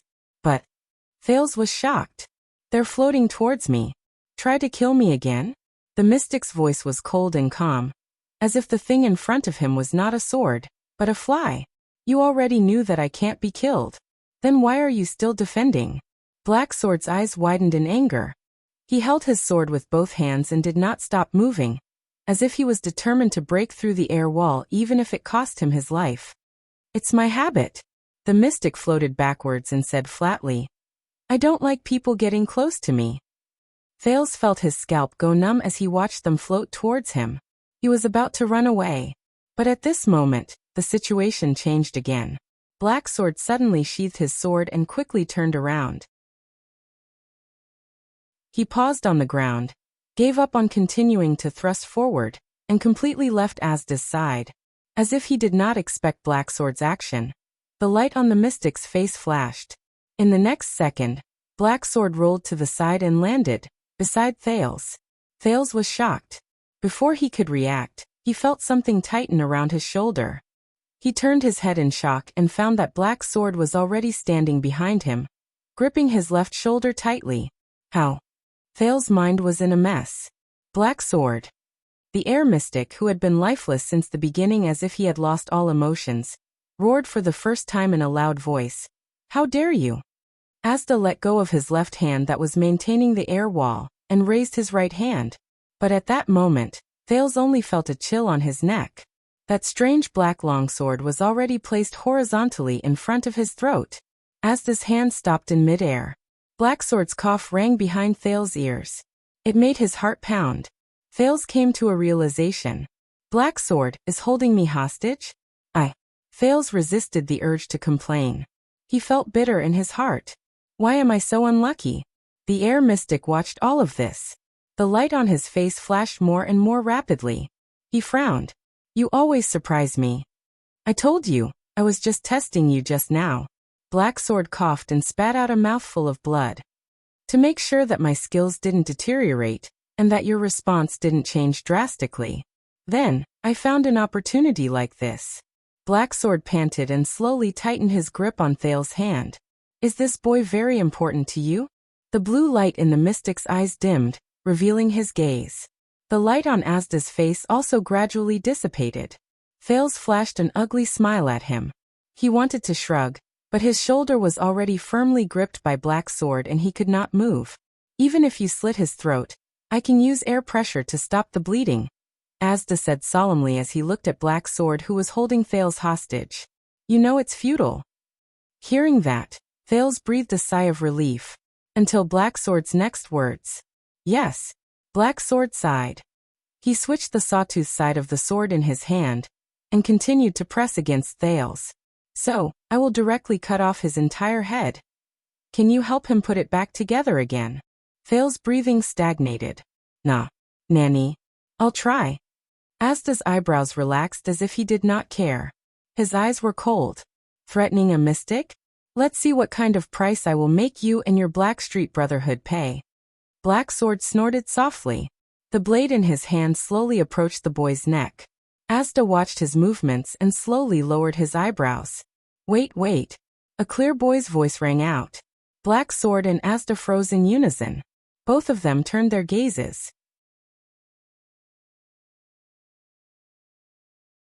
Chapter 167. Mr. Sakern. Beside the blade, Thales tried his best to control his heartbeat and breathing. He looked at the mystic with difficulty. I don't think you want to waste time here? Yes, Asda said flatly. Just get rid of this guy. That's the fastest way. Humph, Blacksword sneered. Same here. Thales felt a headache coming on. Mr. Blacksword? Thales panted and said to the person holding him hostage. You know that this guy can't be killed, right? Behind him, Blacksword's breathing gradually calmed down. Who knows? Blacksword said flatly. Maybe next time, I can kill him? Asda snorted mockingly and stared coldly at Blacksword. The two people who did not give him face made Thales extremely embarrassed. Thales exhaled. I say, I have a suggestion for the two of you. Feeling the chill on his neck, Thales smiled awkwardly. Maybe you, Mr. Blacksword, don't have to cut off my head. Asda narrowed his eyes. His gaze was subtle. Look, you've already exchanged blows. Thales could not see Blacksword's expression, but he knew that it must be terrible. But Thales could only try his best to raise his voice in the cold wind. Mr. Mystic has the upper hand, but Mr. Blacksword, you always surprise us. Asda and Blacksword stared at each other. Their eyes were filled with merciless murderous intent. If you continue to be in a stalemate here, you will only attract Dragon Cloud City's attention. Thales trembled slightly. Mister, why don't you let me go and just disappear? Then Mr. Sakern. Thales smiled awkwardly. Since my life is in his hands, why don't you be magnanimous and let him go? Most importantly, I have to get myself out of this. Thales thought to himself. I was hoping that Blacksword's sudden appearance could help me, but in the end, neither of them are good people. Under the moonlight, the cold wind and the falling snow gradually lessened. Blacksword did not speak. Thales, who was almost frozen, tried his best to maintain a smile. What do you think? Asda and the prince's eyes met in the air. Thales felt a chill run down his spine. Even though being a mystic was much better than when he was in his emotionless glowing mode, just now, He could still feel the chill in Asda's eyes. I refuse, Asda said coldly. I've had enough of this cat-and-mouse game. He must die here today. The smile froze on Thales's face. Hey, Thales stared at Asda in disbelief. What happened to the love between mystics? What about helping each other? Asda ignored Thales's gaze. At that moment, the mystic's heart was cold. Blacksword's performance just now proved that he was fully qualified to be one of the disaster hunters from 600 years ago. As long as he had a legendary anti-mystic equipment. In the past, the supreme class fighters who were carefully selected from various races were all terrifying existences who had gone through countless hardships. They held the greatest nemesis of mystics and hid on the battlefield, waiting to deliver a fatal blow. During the Great Purge after the war, they were even more terrifying trackers in the dark. They hunted down all mystics, whether they existed or did not exist, whether they were enemies or not. They did not let go of any faction.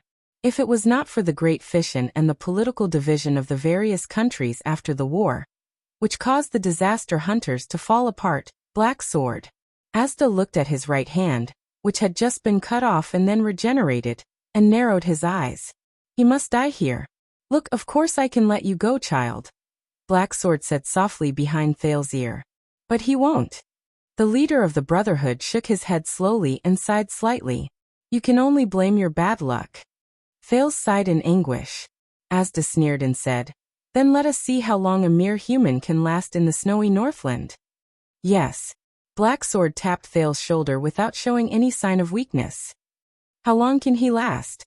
Caught in the confrontation between the two, Thales frowned helplessly. What the hell? Thales took a deep breath and slowly gritted his teeth. He glanced at Dragon Cloud City beneath the cliff of the sky and kept thinking. There's no other way. I got it. Thales took another deep breath and licked his dry lips. Enunciating each word, he said, How about this? I have an idea.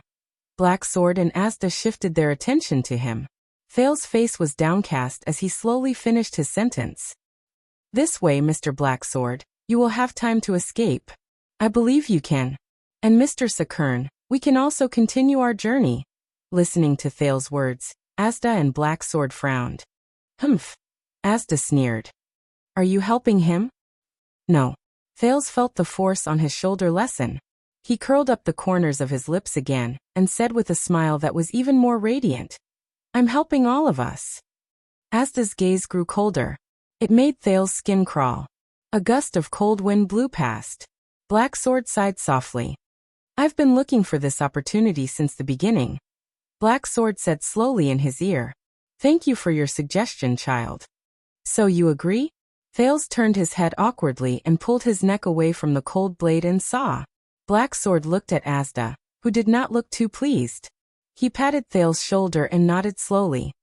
Of course, there's only one thing that needs improvement. Thales was stunned. Improvement?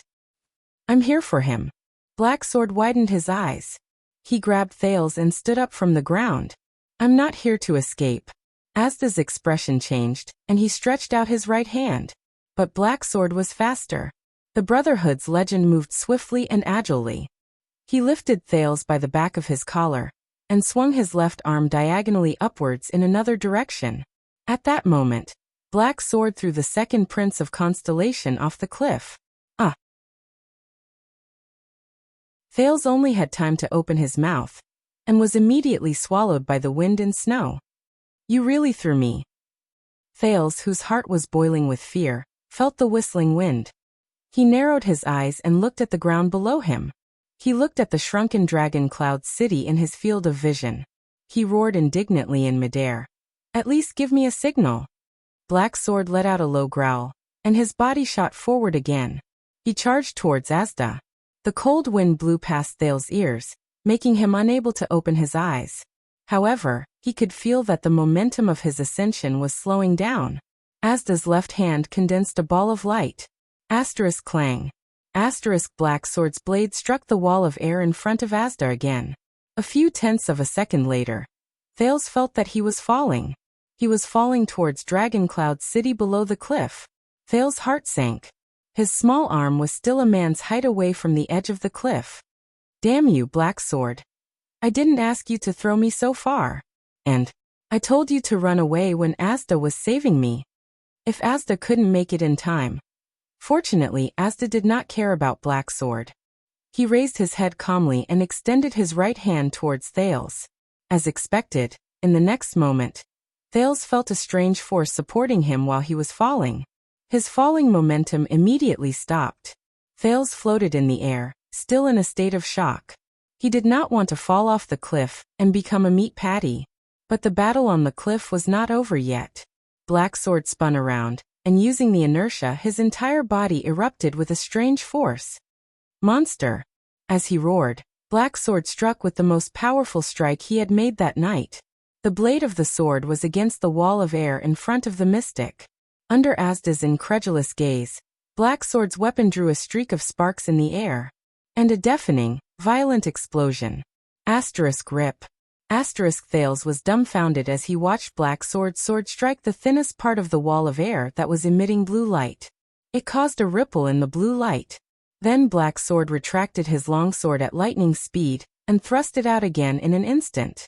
In Thales' vision, an abundant, colorless force gathered on the man's sword and exploded with astonishing power. Clang. He stabbed the blue light that was already fluctuating unstably. Black Sword's gaze was firm as he spun the sword in his hand. A huge force gathered on a small point. In the next moment, boom. Asda roared in exasperation. The indestructible, invisible wall of air, it shattered. Whoosh. The wall of air that had lost its effectiveness turned into a turbulent airflow that swept up countless snowflakes. Blue light gathered on Asda's hand as he tried to condense another wall of air. But at least in that second, there was no barrier between Black Sword and Asda. Thales' eyebrows twitched. Black Sword did not strike again. The man reached out and instantly pressed down on the other weapon at his waist. The weapon that was tightly wrapped in sackcloth. In a fraction of a second, the sackcloth fell apart and Black Sword pulled out the weapon. It was a strange hand-and-a-half sword. No, it was a size smaller than a hand-and-a-half sword. It was only the length of Black Sword's forearm. The blade was dark red. And the blade was dark red. The hilt of the small red sword was pure black with a relatively large counterweight ball on it. In the middle of the sword's guard was a similarly dark red gem. The sword's guard was curved in the opposite direction and extended towards the sword's blade.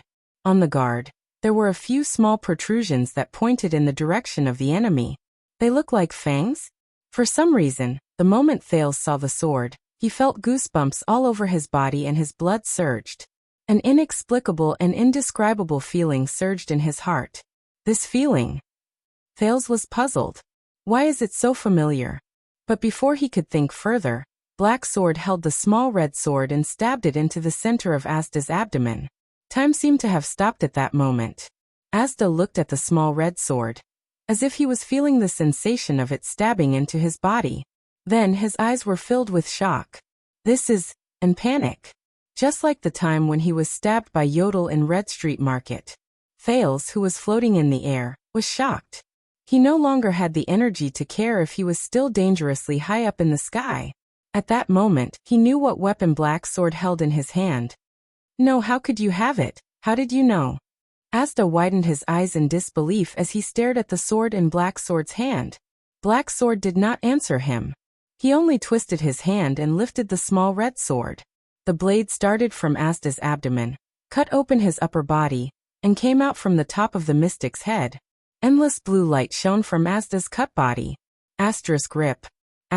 Black Sword waved his left hand mercilessly and cut Asda in half at the waist. Asda, who had been cut into two, fell to the ground. The shock on his face did not disappear. Farewell. Black Sword held the two swords with both hands and turned around coldly. Monster. The next moment, Thales' body swayed. The force that was supporting him disappeared. Panic rose in Thales' heart. Asda's ability had failed. He was hundreds of meters in the air, and he was falling towards Dragon Cloud City at the bottom of the cliff. Thales looked at the mini Dragon Cloud City below him. His heart beat continuously. His body kept falling. At that moment, clang. Asterisk the sharp sound of metal rubbing against stone. Thales raised his head and his whole body trembled.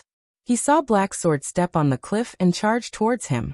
Then Blacksword's eyes were cold as he suddenly extended his right hand. But his right hand was holding a long sword. He viciously thrust the strange black sword in his hand at Thales, who was falling from midair. Thales' pupils shrank abruptly. What? The blade did not stop. It went straight for his head. The cold wind echoed in Thales' ears. In a fraction of a second, countless emotions flashed through his mind. Why? Why do you want to kill me? Thales stared blankly at the sword that was thrusting towards his head. In between shock, fear, confusion, and anger, he could only helplessly close his eyes. Asterisk rip. Asterisk the strange sword pierced through Thales' clothes. Thales' eyelids shrank. But the expected pain and touch did not come. The wind howled. Thales trembled and opened his eyes. He was still in midair, and the miniature version of Dragon Cloud City lay quietly 100 meters below him.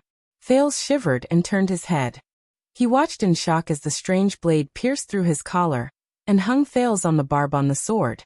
Thales hung on the sword and swayed back and forth in the air. The cold wind brushed past his body. He stared at the ordinary-looking man on the other side of the sword, dumbfounded. Blacksword held the small red sword in one hand, and the blade was stuck to the cliff's rock. Just like that, he hung on the edge of the cliff. His other hand stretched out horizontally, grabbed the strange black sword, and hung the tiny Thales on the sword's hook.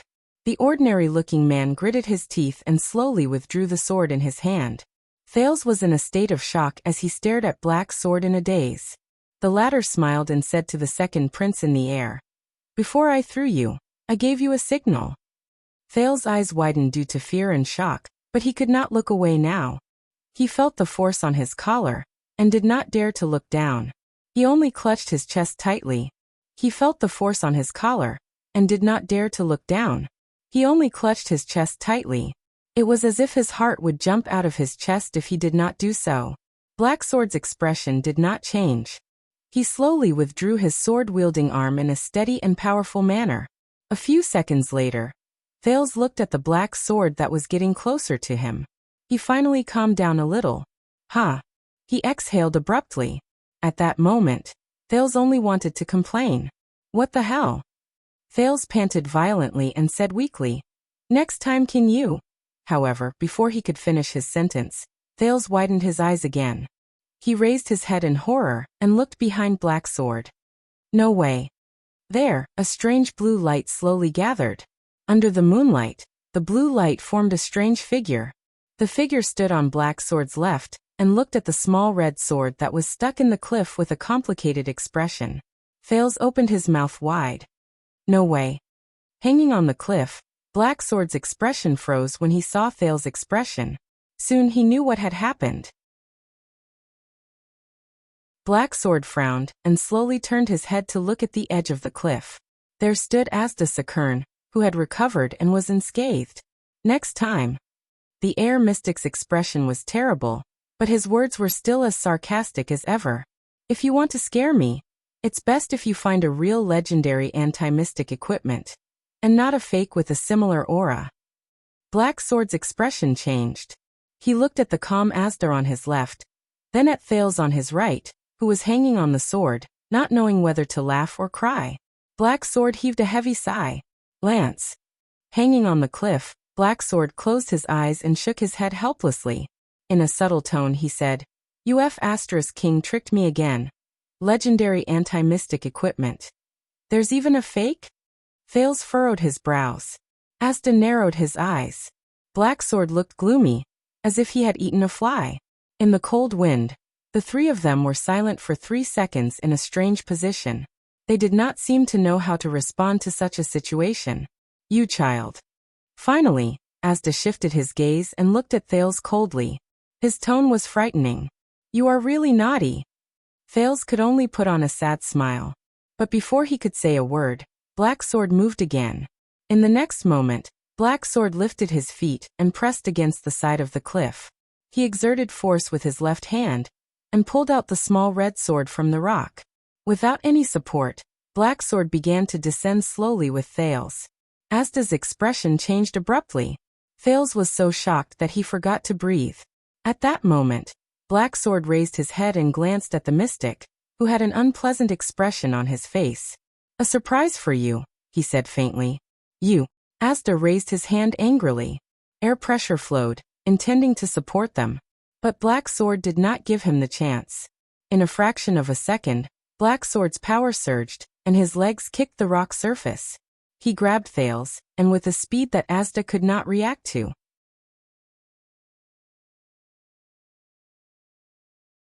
Chapter 168. Thales finally knew what it felt like to fall from a great height. That was not feeling it. It was because the feeling of weightlessness, having nothing to rely on and nothing to rely on, could instantly take away all one's thoughts and take away one's autonomy and control of one's body. Only panic, bewilderment, and absent-mindedness remained. Cold wind blew against their faces. Whoosh. Thales was held in Black Sword's embrace with one arm. His lips trembled, but no words came out. In the high-speed wind, even breathing became difficult. Thales' mind was blank. At that moment, that strange fluctuation surged through his entire body, and even time seemed to slow down. But this time, that fluctuation did not bring him a miracle. The violent airflow blew past their sleeves. They were still falling. Dragon Cloud City beneath them grew bigger and clearer. And he could do nothing. Thales could only close his eyes and wait for his death with an empty mind. At that moment, Black Sword, who was behind him, suddenly moved. Hiss. The sharp sound of metal scraping against the rock surface exploded in his ears again. Thales felt his body fall, as if gravity had returned. He opened his eyes abruptly. What greeted his eyes was a flash of fire. Thales watched in shock as an arm stretched out from behind him. It was holding that strange black sword and scratching the cliff wall, creating a string of sparks. As they fell, they kept decelerating. In the next second, Thales felt a violent jolt. There was a sudden weight beneath him. The feeling of his torso being torn apart, and the dizziness in his head assaulted him at the same time. Thales could not help but retch a few times. He panted and found that his breathing had become smooth again. The Prince of Constellation was shocked to find that they had stopped. Thales could not help but suck in a cold breath. Their falling momentum had been stopped, and they were now suspended on the cliff wall. And he who was falling head first, was now upside down. I survived? Thales looked up in disbelief, and saw the situation in front of him clearly. Black Sword's strange sword was long gone, and his right hand was now firmly gripping a thin rope. The other end of the rope was firmly tied to a thick nail, which was nailed deep into the cliff wall. They, who had no one to rely on, were firmly suspended in midair. Black Sword clenched his teeth, his right hand covered in blood. Clang. The sound of metal hitting the ground could be heard. Thales came back to his senses, and before he knew it, he was already drenched in cold sweat. This rope, the Prince of Constellation asked in disbelief, was prepared by you from the start? Black Sword smiled coldly. We chased Asda here to fight. Black Sword loosened his grip, and they slid down the rope at a uniform speed. It was to have a way out. Although the rope in Black Sword's hand was thin, it seemed extremely tough, as if it was specially made for this activity. Thales stared at Black Sword's hand in astonishment. He stared at the blood that flowed out from the high-speed friction just now, but the latter did not seem to notice it at all, as if it was not his hand. Boom. They fell on an irregular outcropping of rock at the edge of the cliff. He looked at Dragon Cloud City below him. He could already clearly see the roofs of many residential houses. He panted with all his might, trying to regulate his breathing. But he should be more worried about the current situation. Thales began to think about his relationship with the person in front of him, as well as his options after he got rid of Asda. How would he deal with her? Does he know who he is? Thales' breathing slowly quickened. If Black Sword was the murderer who killed Crown Prince Meteor 12 years ago, Thales thought, that means he is. In Mindy's hall, Gilbert told him that it was the assassins of Shadow Shield who killed the eldest son of the king. In Heroic Spirit Palace, before Archduke Pofrit died, he said that Shadow Shield had always desired his life. When he thought of this, Thales' heart skipped a beat. Thales gritted his teeth and glanced warily at Black Sword, whose back was facing him. This person is very likely. But at that moment, the moment Thales stared at him, Black Sword suddenly turned around. Thales was so frightened that he trembled and clenched his fists. His scalp went numb, as if he was being targeted by a powerful hunter. Black Sword gave Thales a deep look. His eyes were filled with murderous intent. Thales did not dare to breathe loudly. He only forced a smile with an ugly expression. Black Sword furrowed his brows and inhaled. When he realized that the person who was looking at him with hostility was just the boy in front of him, the coldness in Black Sword's eyes faded, and he turned around expressionlessly. Black Sword picked up the black sword that had just fallen and readied himself. Thales' palms were already covered in cold sweat. Does this guy have eyes in the back of his head? How can he even sense my gaze? Thales lowered his head and clenched his fists. After escaping from Asda, he had to face such a dangerous and terrifying gang leader. The uneasiness in his heart only increased. No, I better not expose my identity. I still have to think of a way to escape safely and return to Heroic Spirit Palace. Thales tried hard to regulate his breathing. However, unpleasant things would always happen. A familiar voice rang in Thales' ears. Why have you been gone for so long? A figure appeared from behind the rock. His voice was full of anxiety. Under the moonlight, Thales saw the person's face clearly. His eyes immediately widened. No way. Am I that unlucky? Hearing the voice, Black Sword did not even turn his head. His tone was flat. I ran into some trouble. Is the rope ready? It was ready 5 minutes ago. You can slide down to Shield District if you follow it. The old man who had just appeared on the rock lay on the edge, and stretched out his hand to pull out a similar thin rope. You got yourself covered in wounds again. The old man saw Black Sword's disheveled appearance and frowned. Didn't you say that you were just going back to Heroic Spirit Palace to get something? The old man's words came to an abrupt halt. He saw Thales standing beside Black Sword. The old man's mouth opened wide in surprise. Thales blinked and flashed an awkward smile. He raised his hand and waved reluctantly. Hello, Mr. Ramon. Ramon, the Brotherhood's Black Doctor and suspected inheritor of magic, who was supposed to be in Heroic Spirit Palace and Constellation's diplomat group, was now holding onto the rock wall in a daze and staring at the Prince of Constellation in shock. Thales' heart felt as if it had fallen into an ice cave. This is bad. Is Black Sword here to save Ramon? Ramon knew his own identity very well. And he's definitely not on good terms with me. As expected, Ramon's first reaction was to point at Thales and turn to Black Sword.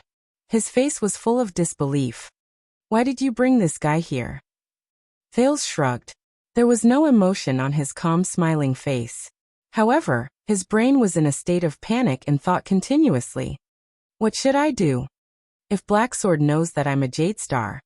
If he really was, then he definitely wouldn't be so unresponsive. Thales clenched his fists. I can't gamble on his attitude. The strange doctor sighed. Ramon covered his head and looked like he was about to cry. He's like an eternal oil barrel. He'll explode at the slightest touch. How are we supposed to escape now that you've kidnapped him? You know him? Black Sword grabbed a triangular metal buckle from beside him and seized the time to test the hanging rope. His expression was the same as usual. Who is he? He's, at that moment, Dr. Ramon. Thales suddenly spoke. He seemed to be very happy. Ramon raised his eyebrows. When he thought of Thales' mind-reading ability, his expression immediately turned unpleasant. However, Thales' next sentence caused his expression to change drastically. Speaking of which, I just found out about the history of Soul Tower yesterday, Thales said with a smile. I was about to tell you about it. It turns out that Soul Tower was established after the Battle of Survival during the era of multiple kings. A wizard named Ili Shinua. Ramon widened his eyes in shock.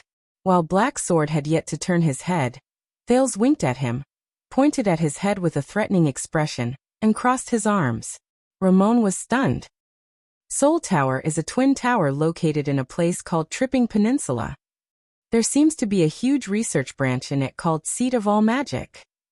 Maybe we should find a time to sit down and have a good chat? Ramon's eyes widened and his hands trembled slightly. Thales shook his head firmly at him. He only hoped that the strange doctor would understand what he meant. Of course, it's best if we keep it a secret. Soul Tower? Black Sword narrowed his eyes and turned around. He's in the same field as you? Ramon snapped out of his daze. He looked at the nonchalant and energetic Thales, then at Black Sword, who was moving his hands nonstop. Ah, this guy Ramon's expression darkened. As if he had thought of something, he looked at Black Sword and could not help but stop talking. The youngest son of a suzerain in Heroic Spirit Palace. He's interested in magic. Nowadays, it's not easy to meet a noble who knows about and is not averse to magic. Ramon rubbed his hands together and chuckled. I plan to rely on his resources for a long time after he grows up. Thales heaved a sigh of relief and felt at ease. He had experienced Black Sword's perceptive abilities. He did not dare to move at all. He only sighed silently in his heart. Magic? Humph. Black Sword did not care about their quarrel, nor did he ask in detail. So this is the reason why Asda kidnapped him? This sentence seemed to freeze the already cold air. Asda him. Ramon's expression changed drastically. He looked around. This is Exdet, Dragon Cloud City. You met the air mystic? I was just greeting him, Black Sword said nonchalantly. Speaking of which. After Black Sword installed the metal buckle, he pulled the rope hanging down. With a cold expression, he drew out the small red sword from his waist and tossed it to Ramon. This is the weapon lance found in Azure Ambition. I almost let that monster eat it. Other than scaring people, it's useless. How is that possible? Ramon dodged the tip of the sword in a flurry. He held up the small red sword, his eyes filled with doubt. Could it be that the lady boss also made a mistake? It's a fake. Maybe. Now that I think about it, we were too confident. Black Sword furrowed his brows. After all, it's a legendary anti-mystic equipment with strange powers that conceal mystics. It's too childish to leave it in the underground mezzanine of Azure Ambition. We can only think of other ways. But the lady boss said in her letter that this is the only legendary anti-mystic equipment we can find. Ramon scratched his head. The other equipment is firmly in the hands of the various countries. Can you still kill your way into the army and snatch the kingdom's wrath motionless bow? Or go to the 38th century ground and steal the Raven of Death's crossbow of time? Black Sword's expression darkened. He shook his head. We'll talk about this in the future. Now we have to leave quickly. Thales saw the small red sword. No one knew that the moment Black Sword drew the small red sword, Thales only felt a burning sensation in his heart. At the edge of the cliff, when he watched Black Sword draw it out, that strange familiar feeling came again. Thales stared at the small red sword in a daze. What's going on? According to them, this should be a fake legendary anti-mystic equipment. At this moment, Black Sword suddenly raised his head. He looked at the sky above his head and his expression became extremely terrifying. Black Sword lowered his head, grabbed Ramon and Thales, and pushed them down the rope. Let's go. Ramon's face paled. How go? Black Sword's words suddenly sped up. His tone was filled with anxiety. He found us. Thales was stunned. He realized what Black Sword meant. Him. Ramon shuddered violently. Even in such a heavy snowstorm and such a long distance. Black Sword wrapped the rope around Ramon's waist and tied him and Thales together without any explanation. I underestimated a mystic's ability. Thales furrowed his brows. Damn it, I still haven't completely escaped from Asda. I'll stop him, Black Sword said coldly. But Ramon's face was filled with panic. He wanted to say something. Take him with you. Black Sword shoved the slide buckle into Ramon's hand. Without waiting for Ramon's pale face to react, Black Sword lifted his leg without warning. Go down first. Wait. Ramon raised his eyebrows and looked at Thales in disbelief. But before he could finish his sentence, Black Sword kicked him off the cliff. Damn it. Black Sword. Damn it. Amidst Ramon's indignant cry, Thales once again experienced the feeling of weightlessness. He continued to slide with Ramon. Thales took a deep breath. Fortunately, It was clearly not Ramon's first time doing this. Even though he was exasperated and cursed, he still skillfully controlled the slide buckle in his hand and slid down safely with Thales. They had just slid down more than 10 meters when the clear sound of swords clashing against each other rang above their heads, along with the rapid sound of air currents. Damn it! As they slid down, Ramon looked worriedly above his head. He lowered his head and said fiercely, "Listen up, kid. Before you return to Heroic Spirit Palace, you must tell me about Soul Tower. Then, stay as far away from me as possible. You're practically a manure picker. Every day you encounter new kinds of filthy things. Hey!" Without Black Sword by his side, Thales was relieved. He grabbed the rope and protested in dissatisfaction. "Is this how you describe your savior?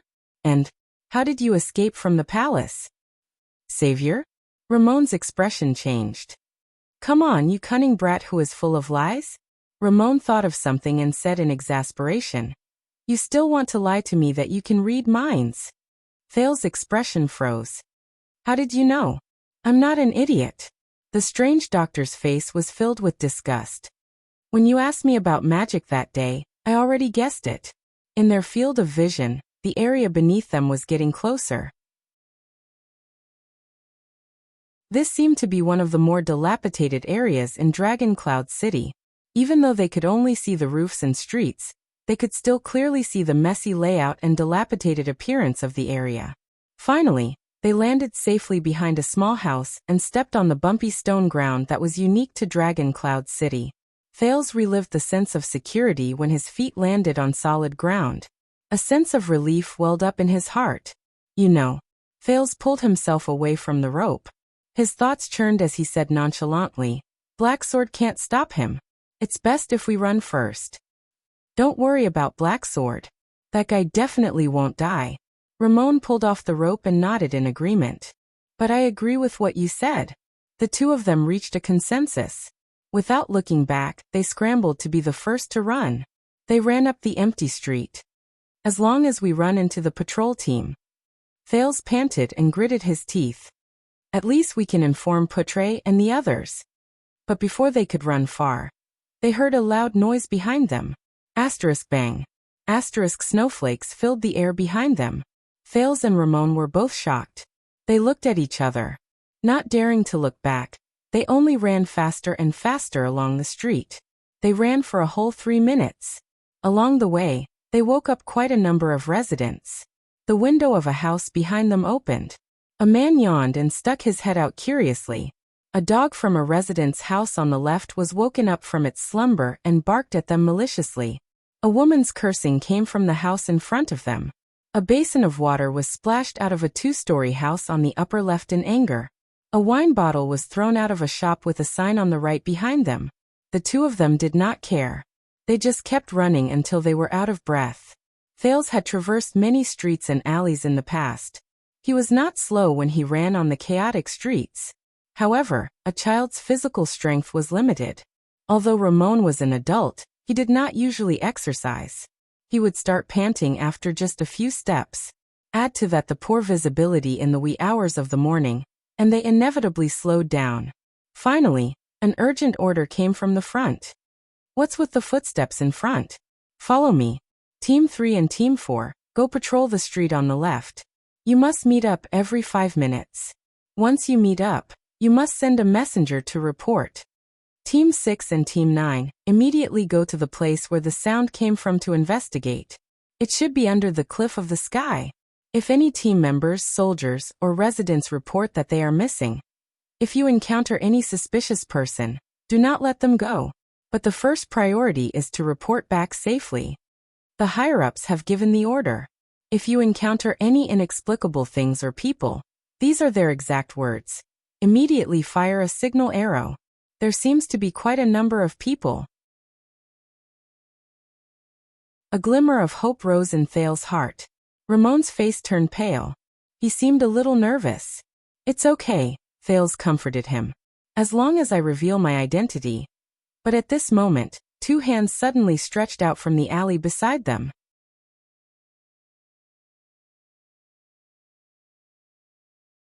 Chapter 169. The two hands that stretched out from the alley covered their mouths with a strength that could not be resisted. Flames shone brightly.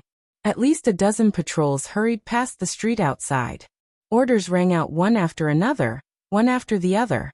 Thales and Ramon struggled with all their might. However, the other party only lightly tapped their necks a few times, and they lost the strength to speak. Ramon widened his eyes and saw the person in front of him clearly under the dim moonlight. It was Black Sword who brought up the rear for them. With a pale face, Black Sword covered their mouths and pressed them against the walls of the alley. Until the patrols left. Thales sighed in his heart. Go. Black Sword let go of their mouths and said weakly. Asda is right behind us. Thales felt nervous again. Black Sword did not wait for them to answer. He dragged them out of another alley. I've attracted at least 3 patrols. I don't know how long we can hold him back, but at least we can attract Dragon Cloud City's attention. Black Sword touched the wall and panted as he led the way. We're going through the alley.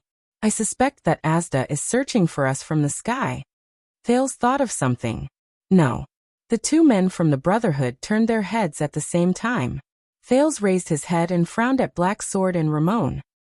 He doesn't need to search for us from the sky. What? Black Sword did not stop. He furrowed his brows. Thales remembered what Asda had told him in the chess room in Red Street Market. The air mystic can sense all the air flow in an entire street. For example, Thales gritted his teeth and said, our breathing. He can track us through this.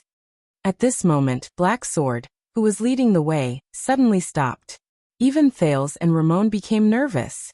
At this moment, Thales suddenly realized that strangely, there was no sound coming from behind him, where Asda and the patrol team should have met. What's going on? It's not just your breathing. A familiar and pleasant male voice that made Thales' skin crawl came from the front. All the air flow in your body is a beacon. It's as bright as a lamp in the dark. Ramon shuddered and took a step back. Black Sword lowered his body solemnly, and got into a stance that he was ready to charge. Thales sighed and looked at the entrance of the alley in front of him. Asda Sakern slowly walked out from the corner, like a ghost. Child, you are really disobedient. Asda ignored Black Sword and Ramon. He only stared straight at Thales. The coldness in his eyes became even more frightening. I have to admit that your little tricks, along with this stinky cockroach, have indeed caused me some trouble. Ramon's expression was unpleasant. He took another step back and looked around. Black Sword was still at the forefront. He calmly placed his hand on the strange sword at his waist. That's because you're not very friendly. Thales exhaled and clenched his fists. This was a residential area. Would it help if he shouted now? Or would he kill those people who came out to watch the show? Oh no. I'm already very friendly. Asda shook his head. He seemed to be in a stable mood. But you forced me, so I could only use some rough methods. Thales narrowed his eyes. He realized that there was something wrong with Asda's words. As expected, Asda crooked his finger. Behind him, a small figure floated out. A figure that kept sobbing. Thales' pupils shrank. No. It was a scruffy girl wearing glasses. About 8 or 9 years old. Under Asda's control, she floated in the air and occasionally let out a terrified tremble. Damn it. Thales stared at the girl in disbelief. The girl's glasses were tilted to one side. She watched in horror and panic as she floated in the air. However, the moment she saw Thales, it was as if she had found a life-saving straw. It's him. It's that boy. The girl extended her small, childish hand to Thales, revealing the bruises on her wrist. Tears of grievance flowed out of her eyes. She cried out loud. As he listened to the girl's cries, Thales took a deep breath. He lifted his gaze. With a complicated and indescribable feeling, he looked at the girl who was trembling in fear and sobbing in fear. Little rascal. Thales clenched his fists. That girl. Saroma Walton. Little rascal. Come back to me quickly. Don't be at odds with me anymore. Unless. Asda said softly and hooked his finger. Do you want to see this little maid die? Little rascal, who was in the air, suddenly flipped over. Her head was facing downwards. Thales held his breath. At that moment, little rascal was so frightened that she stopped crying. She just floated listlessly, sobbing in extreme fear and trembling. Even Black Sword furrowed his brows. Thales clenched his teeth. I know you won't go with me willingly. Asda seemed to know what he was thinking. He chuckled. So I took some precautions. Little rascal, who was in the air, turned around again. The girl was already scared out of her wits. Tears streamed down her face, and she could not even speak. This is between us. Thales gritted his teeth. His heart was filled with complicated feelings. She has nothing to do with this. He looked at the terrified gaze behind Little Rascal's glasses. Before his eyes, Little Rascal looked at the convulsing Alex, covered her mouth, and retreated in fear. He then thought of King Nuvan holding Little Rascal's hand tightly, and placing a black ring on it. He thought of Little Rascal's trembling hand when he pulled the girl away in the Hall of Heroes. She did not know anything at all. She was not prepared for anything. She was forced to face all of this. Of course, Asda said slowly and smiled. I noticed that when we were at Red Street Market, you cared a lot about your companion, didn't you? Then let's see if you care about this companion as much as I do. The scene from a long time ago appeared before Thales' eyes. Quide, who was grinning hideously, lifted Coria. He picked up the red-hot silver coin with one hand, laughed heartily, and pressed it against the beggar's face. Coria. Her struggle then. Her expression then. Her cries then. Thales sucked in a breath weakly and looked at Little Rascal. If I go with you, Thales said weakly, you'll let her go? No. Asda's smile slowly disappeared. He said expressionlessly, I'll keep her. Her fate will depend on your performance. Thales held his breath. Your previous actions have disappointed me, the air mystic said coldly. This is a punishment for your uncooperative attitude. Do not forget my seriousness because of my friendliness. Mystics are not existences that you can toy with at will. Do not offend the strong easily. Asda looked at him profoundly. There was an underlying meaning in his words. Unless you become equally powerful. Do you understand? Thales shuddered. He looked at the helpless Little Rascal and thought of that day again. That day, Coria, who had a high fever and a sickly red face, cried and laughed at the helpless Thales in the 6th house. I'm not afraid because Thales always has a way. However, the moment the silver coin was pressed against Coria's face, the sizzling sound of flesh boiling seemed to ring again. Thales closed his eyes and clenched his fists tighter. An inexplicable grief and indignation rose in his heart. Thales always has a way. I always have a way. Asda. Thales closed his eyes even tighter. He took a deep breath and forcibly suppressed his trembling chest. You bastard. Don't be angry. Taking a hostage. Asda snorted coldly. I learned this trick from your friend in the Brotherhood. At this moment, Thales felt a tightness on his left shoulder. That girl. Black Sword sighed and placed his hand on Thales' shoulder. Is she someone important to you? Thales did not speak. Asda frowned slightly. Thales looked up. Sir Black Sword. Thales shook his head. His gaze was firm. Please place your sword against my neck. Thales' words made Asda frown. Let's make a bet. My life or her life, which one is more important to him? Ah, child. Asda sighed regretfully. Guess what kind of punishment you will receive for saying this? Silence. Only Little Rascal's sobs remained in the air. Until that ordinary man broke the silence. Black Sword slowly forced a smile. He patted Thales' shoulder. Black Sword turned his head and looked at Asda. I say don't listen to that guy. He's full of sh*t. Thales raised his head in confusion. Powerful? Black Sword drew his sword from his waist and said disdainfully. This arrogant immortal monster? Does he deserve to be called powerful? Asda's expression changed. He may seem powerful. But don't forget. Black Sword smiled from ear to ear. His tone was calm, as if the person before him was just an ordinary enemy. In this world, hiding your head and showing your tail in this vast and boundless world, trembling in fear for more than 600 years, I've fled for my life in fear in countless battles. Thales frowned. Asda's expression changed. Black Sword did not place his sword against Thales' neck like Thales had said. He took a step forward and looked at Asda. His eyes were filled with killing intent. The weak should be afraid. Blacksword stepped back and bent his knees. His eyes shone with a cold light. It's you. Calamities. Don't get me wrong. Thales did not speak. Blue light flashed in Asda's eyes. Blacksword raised his sword and pointed it at Asda. Before you find this boy monster, we haven't settled our score. The air mystic no longer smiled. Do you want my life? Blacksword taunted. Come and take it. You pitiful weakling. Asda narrowed his eyes. Blue light surged in his eyes.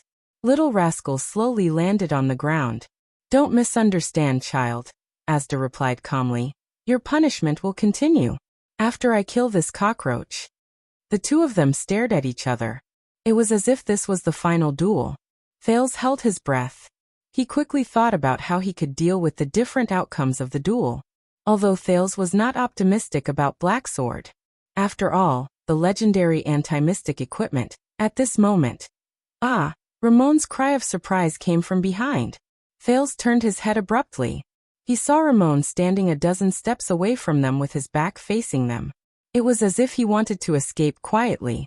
But at this moment, Ramon turned his head stiffly and looked at them. The strange doctor showed the greatest panic of his life. His eyes were filled with shock and fear. It was as if he had seen something terrible. Blacksword's expression changed, and he began to move.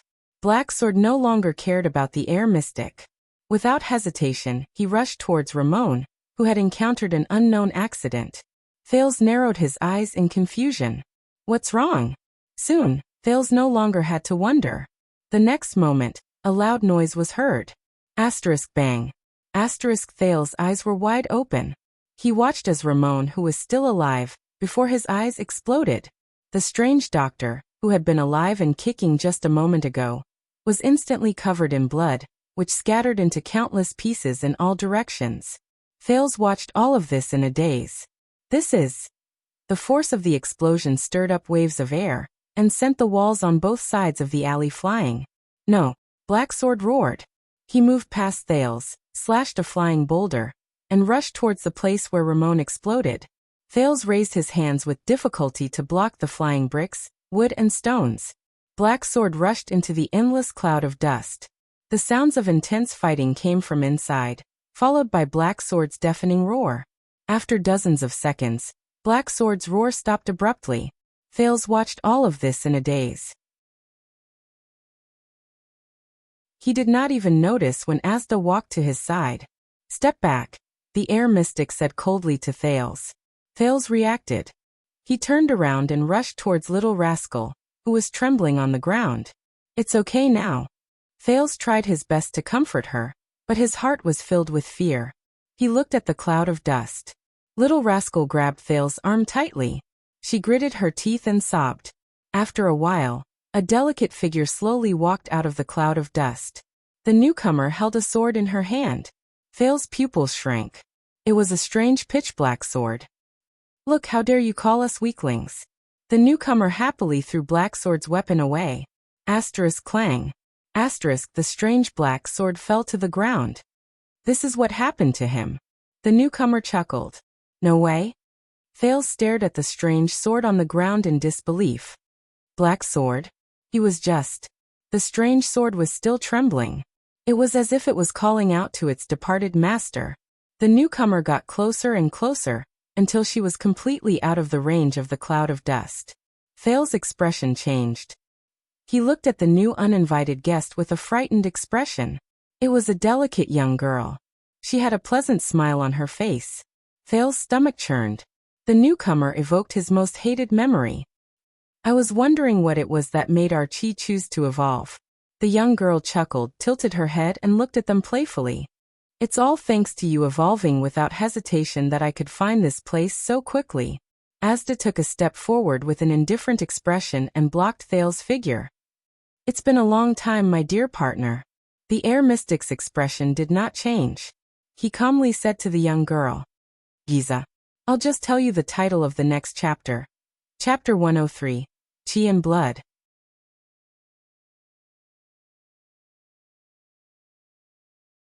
Chapter 170. Your Majesty, those constellations. On a high platform in Heroic Spirit Palace, the Star Killer stood beside King Nuven with his strange blade. They requested to look for their prince on their own. King Nuven propped himself up on the high platform and narrowed his eyes as he looked down at his city.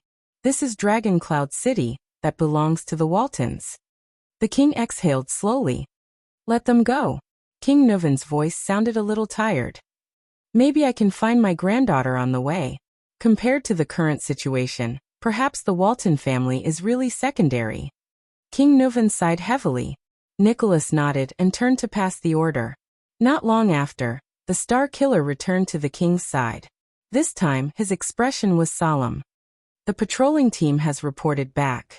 We have located the approximate location of the calamity. King Nuven's expression changed. He turned to Nicholas, and his gaze regained its shrewdness and decisiveness. In Shield District, there were 2 teams that did not respond for more than half an hour. Then their corpses were discovered.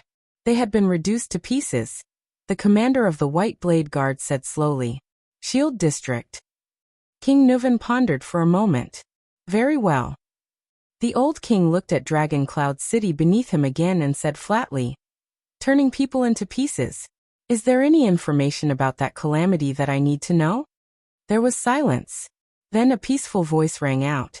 Yes, Your Majesty.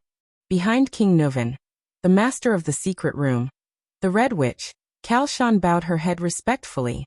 If possible, please evacuate Shield District and the bordering districts as soon as possible. If necessary, you may even evacuate the residents out of the city.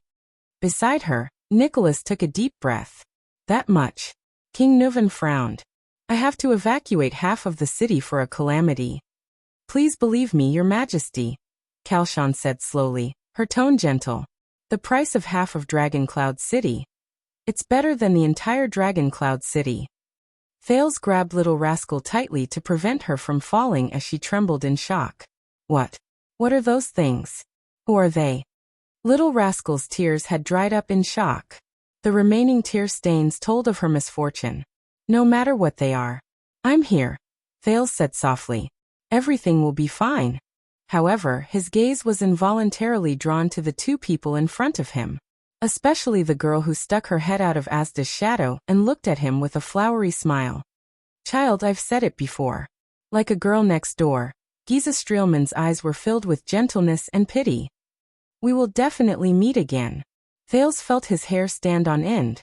The explosion caused by Ramon's death had collapsed 2 walls and turned the alley into a circular flatland.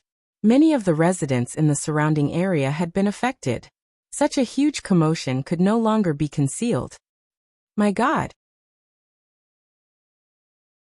My legs are pinned down.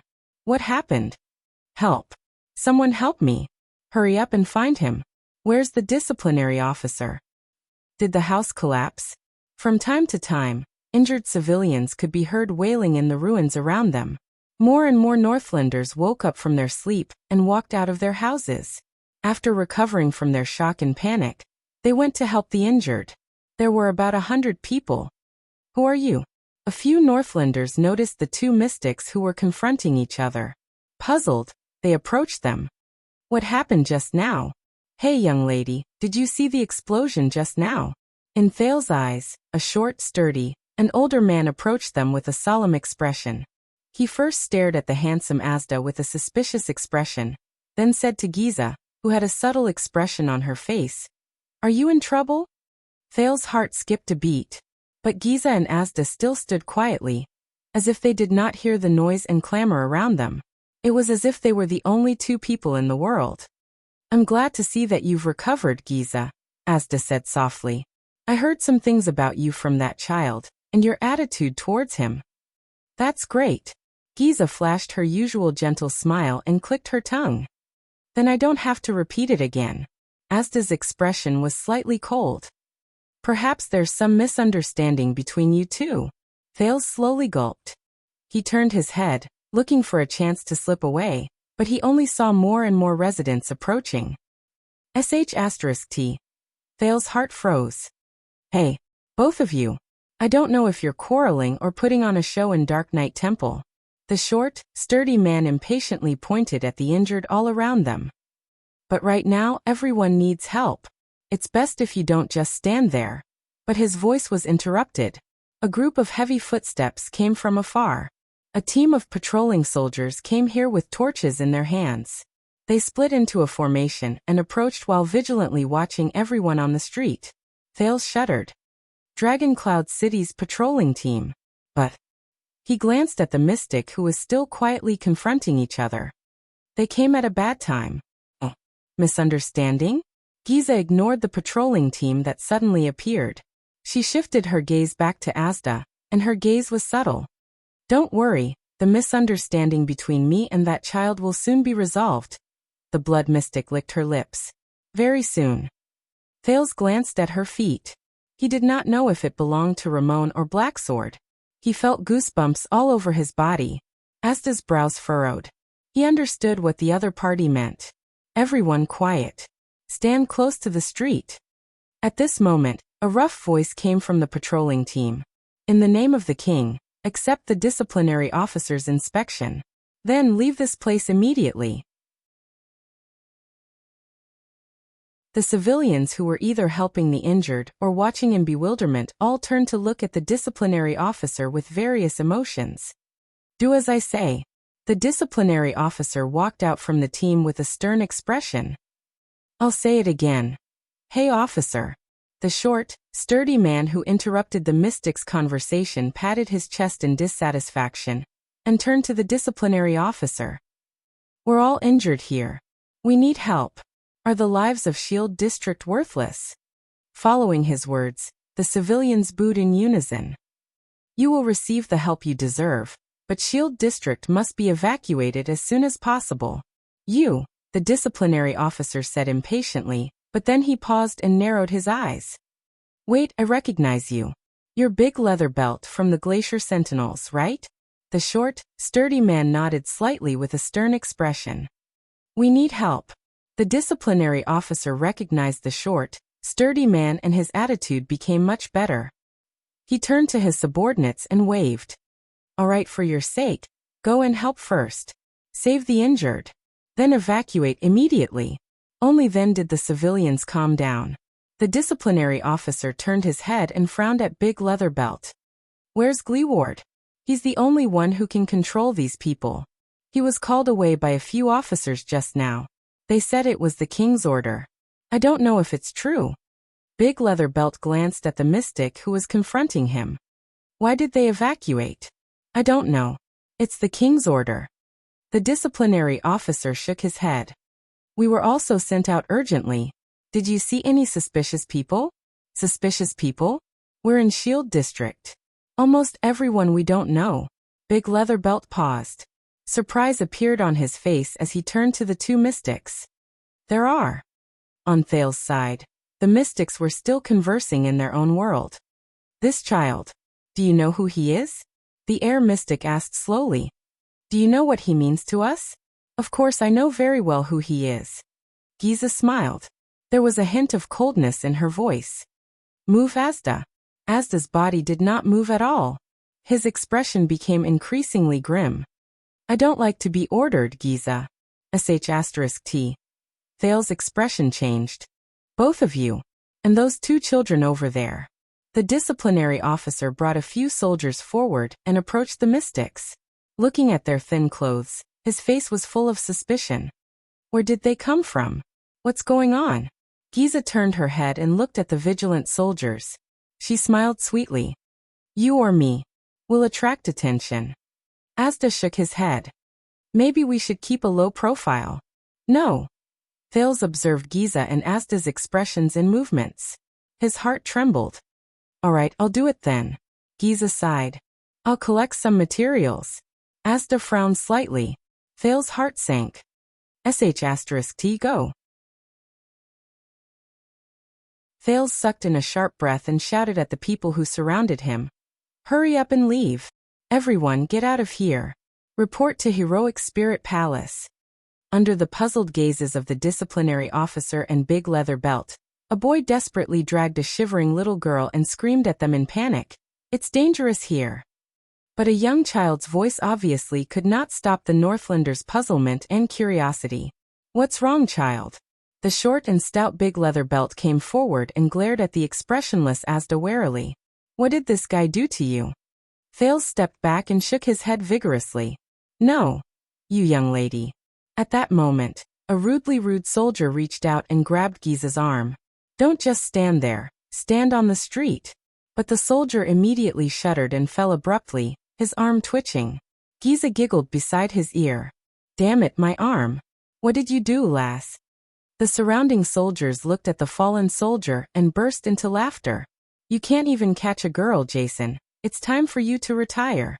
Asda's expression did not change. He looked at the poor soldier who touched Giza and then fell to the ground, his face red from ear to ear. His fate was already sealed. Attacking the patrol team? Very well, capture them. The disciplinary officer narrowed his eyes and paused for only a second before he said resolutely, "Send someone to report to the higher-ups." Thales sighed. He knew it was too late. The patrolling soldiers laughed and surrounded the two mystics. Giza turned to them and flashed the warmest smile.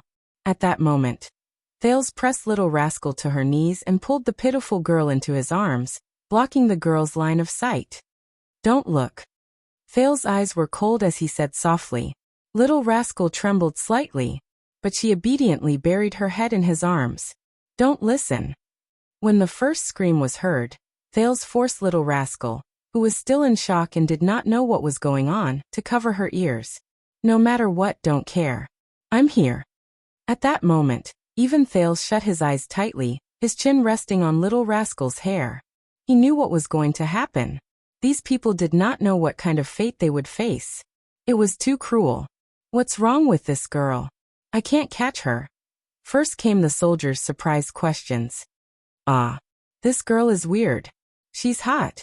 The sound of a few bodies falling to the ground reached Thales' ears again. "Ah, my hand. My hand." A few unusual screams came one after another. "Jason. Oh my God, he's melting. His blood." Under the panicked reminder from the man called Big Leather Belt, the patrol team noticed that something was wrong. "Oh my God. No. What the hell are you?" Under the disciplinary officer's anxious orders, the soldiers unsheathed their weapons. "You F***king bitch. I don't care what sorcery you're using, F***king stop. Or else I swear I'll kill you." This was the disciplinary officer's furious roar, but the screams grew louder. "My back, there's something moving on my back. It's moving. Robbie, hang in there. Hang in there. I'm going to chop this thing off right now. Boss, hurry up and kill her." There was a loud explosion. Bang. Thales, who was holding Little Rascal tightly, shuddered. This was the sound of flesh and blood exploding again. This caused the surrounding commoners to cry out in fear and surprise. No. A heart-wrenching scream came. The body is moving on its own. Is that City's hand? Oh my God. It was accompanied by Giza's soft chuckle. "What are you waiting for? Kill her. Kill her." This was the hysterical disciplinary officer. The sound of a sword cutting into flesh was heard. Then came the sound of a head falling to the ground. And Giza's gentle laughter. "No, it's impossible. Her head. Why is it still moving? Help. Boss. The thing sticking out of her body. Monster. It's a monster. Oh my God. Don't go near that thing again. Step back. Everyone step back." The man called Big Leather Belt roared madly. Thales clenched his teeth and tried his best not to imagine everything around him. Little Rascal was in his arms. Even though she could not see or hear, she was trembling slightly. He had seen those nightmarish scenes in the birch tree forest in Constellation's northern territory. "Retreat. Everyone, retreat."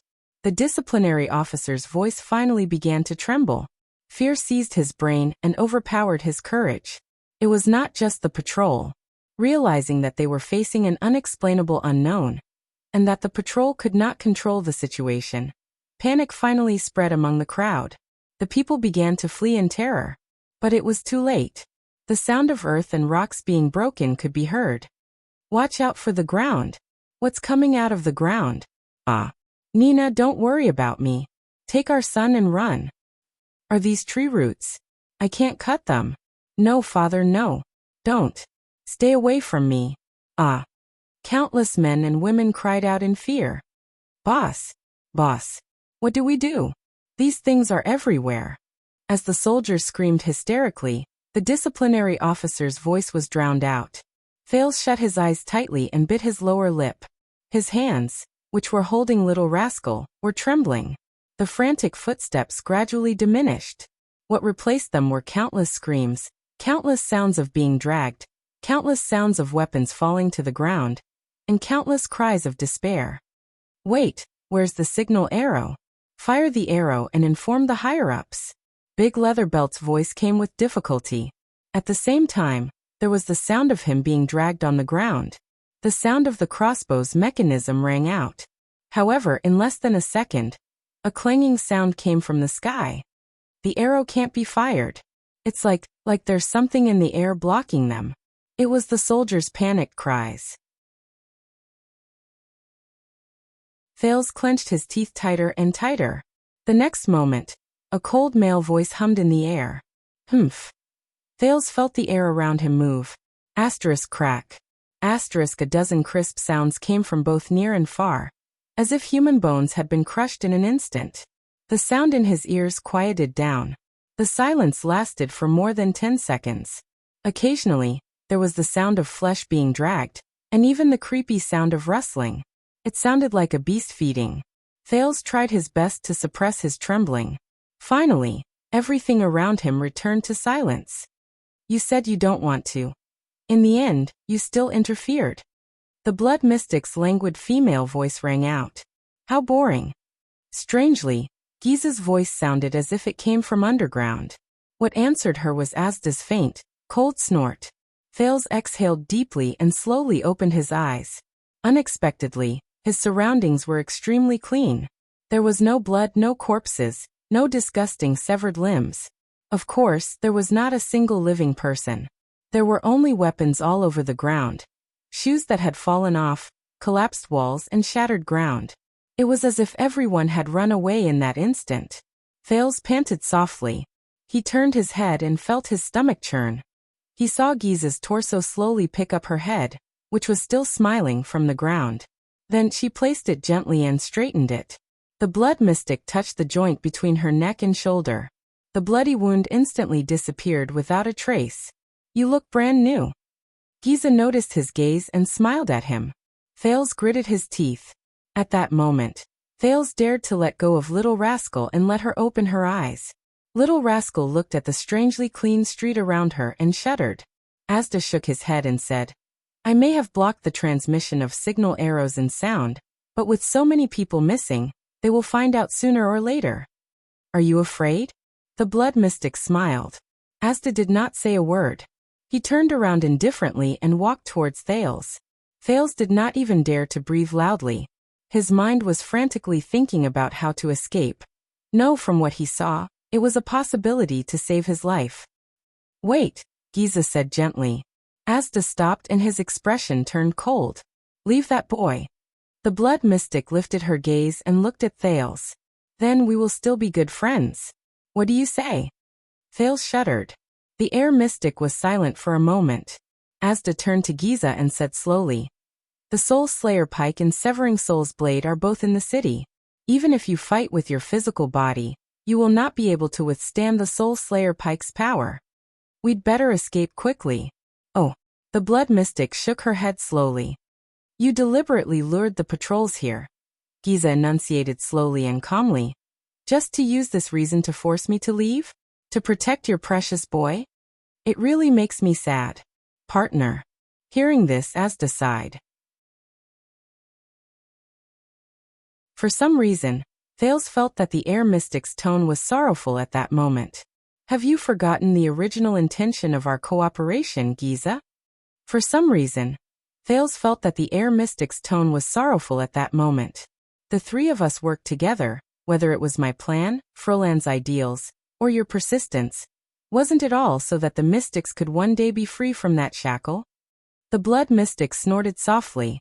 What happened 12 years ago has long since proved how childish and laughable your thoughts are. Giza lifted her head to look at the moon in the sky that was moving westward. She sneered and said, "It doesn't matter if it's you or Fruland." Thales shuddered violently. 12 years ago. Why 12 years ago again? Could it be that the mystics were also involved in the bloody year?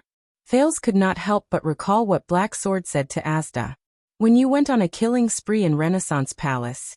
And, Thales subconsciously tightened his arms around Little Rascal again. Blood Bottle Gang is the result of the cooperation between the Heir and Blood Mystic. But based on their conversation, there seems to be a third person?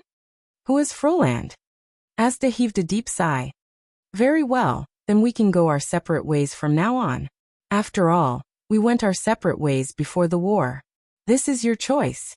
The outcome of that year was indeed unable to convince you. The Heir Mystic's expression darkened. But what does this have to do with this boy? Asda raised his head, his eyes sparkling. You must have a reason to kill him, right? Of course. This time, Giza answered readily. His bloodline. I made a promise a long time ago. A bloodline that must be killed. Asda turned his gaze and glanced at Thales. Do you know his mother? Thales suddenly tightened his grip on Little Rascal's hand. But this time, Giza flashed a gentle smile. Why don't you take a guess? This reason cannot convince me, Asda said coldly. The Blood Mystic sighed slowly. All right, and one more thing. I don't want him to suffer like we did, to suffer all sorts of torture. Thales' face paled. Suffer? This reason still cannot convince me. Asda repeated stubbornly, his expression darkening. Don't worry, I only want his life. Giza smiled and shook her head. Asterisk bang. Asterisk in the next moment. 6 blood-red thorny tree roots suddenly shot out from the ground around Thales and stabbed towards the Prince of Constellation from all directions. T. Thales was startled. He could not react at all. Asterisk thud. Thud. Asterisk the 6 tree roots stopped abruptly a few inches away from Thales. They were blocked outside by a transparent barrier. Asda raised the light ball in his left hand and stared at the Blood Mystic. Blue light flashed in his eyes. Don't Giza, he whispered. Thales panted in shock as he stared at the terrifying thorns in front of him. Giza chuckled again. The tree roots moved as if they were alive. They shrank back and stabbed forward again. Ah! This time, Little Rascal screamed when she reacted. Asda snapped his fingers. Asterisk bang. Asterisk a few powerful air currents swept out from around Thales and broke the tree roots. Really? Giza? The Heir Mystic said coldly with a stiff expression. The Battle of Eradication has already caused us great losses. It was not easy for us to get to where we are today. Don't ruin everything. The broken tree roots trembled and grew thorns again. They shrank back to the Blood Mystic's side. What a joke. At that moment, Giza suddenly giggled. How dare you mention the Battle of Eradication? You make it sound like you're proud of it. Hearing that, Asda frowned slightly. We are one, the Heir Mystic said seriously. Dividing ourselves into factions will only harm each other. It will not benefit the whole. 1. Giza snorted. Her voice turned cold. 1. The Blood Mystic walked forward slowly. The tree roots beside her followed slowly. There seemed to be flames dancing in her eyes. When we were bathing in blood and fighting for the future of mystics, where were you cowards? When we were locked in battle with the obscurants, where were you deserters? When we were cornered by the 2 empresses, where were you vermin? El Bain Lebla Bieric. When we fell one by one, where were you so-called moderates? 1. Bah. He listened to Giza's words in a daze. He memorized all these names, titles, and nouns one by one. They might be useful in the future. Even though he was facing perhaps the most dangerous enemy in history. Asda's expression turned cold. Don't put your label on us. The Heir Mystic's tone was cold. We are not moderates. Of course, this is the name Lebla gave to your faction. Giza's smile grew brighter. Before this, we called you Taurus's lapdog. Asda's expression became increasingly unpleasant. Does this mean that there is no room for negotiation? Asda took a deep breath. We are collaborators, after all. Yes. Giza nodded and smiled sweetly. You will cooperate with me, won't you? Asda sighed and closed his eyes. When he opened them again, they were filled with coldness. I have had enough of you people. The air mystic snorted coldly. It's that fellow, that lunatic, who led all of you into unreasonable, irrational, and wild dogs who only know how to bark. There was a moment of silence between the two, but Thales felt that it was more like the calm before the storm. Be taught us to accept ourselves and get rid of our shackles. As expected, a moment later, Giza's eyes shone with a terrifying blood-red light. And you, a domestic dog from the Magic Tower and Taurus's follower, feel uncomfortable without a collar, don't you? I knew it. Asda did not show any weakness. The witches of the third ring can't teach any good students. He snorted coldly. You're a bastard. Giza did not speak. The lovely young girl was silent for 3 seconds. But 3 seconds later, the word she spat out caused Asda's expression to change drastically. What exactly is chi? The blood mystic said slowly. Something that flows, fills, and exists everywhere. Or is it something that sustains, maintains, and is as light as nothing? What does the existence of chi represent? What will the disappearance of chi bring? Giza said nonchalantly. Is chi pure, or is it a mixture of all things? Is chi permanent, or is it ever-changing? Are you chi, or is chi a part of you? For the first time in his life, Thales watched in horror as Asda Sakurn's face began to contort. What is chi? Thales' heart skipped a beat. Then he remembered what Asda said to him in shock. The first pact of mystic energy. Do not investigate each other. He stared at Giza in disbelief. No way? She's. The blue light in the air mystic's eyes grew brighter. Why? Shouldn't you be more familiar with the 3 great covenants that Taurus bestowed upon you than with your own name? The blood mystic's words made Thales' skin crawl. Little puppy Asda? In the next moment, without waiting for Asda to react, Giza opened her mouth like a beast and slowly raised her head. At that moment, Thales felt something gush out of her body. In his field of vision, Giza's red light grew brighter. A bright, blood-red line appeared on Giza's neck and gradually spread to her face. The blood-red line immediately split into several branches and slowly became thicker, like blood vessels, until it covered Giza's face. The blood-red lines seemed to have a life of their own. They slowly changed, moved, and trembled on Giza's face. It was as if they were breathing. Asda's expression changed. He walked to Thales' side and glanced at the Prince of Constellation with a frown. What? Thales opened his mouth awkwardly, but the moment he spoke he was interrupted. Don't say anything, Asda said coldly. When I tell you to run later, run. Don't look back, don't stop. Thales stared at Asda in surprise. He could only nod helplessly. Judging from his tone, even Asda doesn't have the confidence to protect me? Little rascal curled up in Thales' arms and trembled. Giza, whose face was covered in blood-red lines, took a deep breath, as if she had just woken up from the most beautiful dream. She grinned, and there was madness in her eyes. Her originally gentle and pleasant smile turned into the most beautiful, terrifying, and enraged laugh. Ah! The blood mystic seemed to have opened the valve that controlled her emotions. She tilted her head and laughed without any scruples. It feels so good after so long. Asda stared at her solemnly. You're taking a risk by evolving at this time and in this place. Why? You don't dare to evolve? The blood mystic smiled beautifully. That's true. After all, you're a coward. Little puppy Asda, let's play a game, shall we? Asda's eyebrows sank. The blood mystic pointed at Thales, then raised her arms and shouted while laughing maniacally. If I can't kill him every minute, then I'll continue evolving. There's no limit.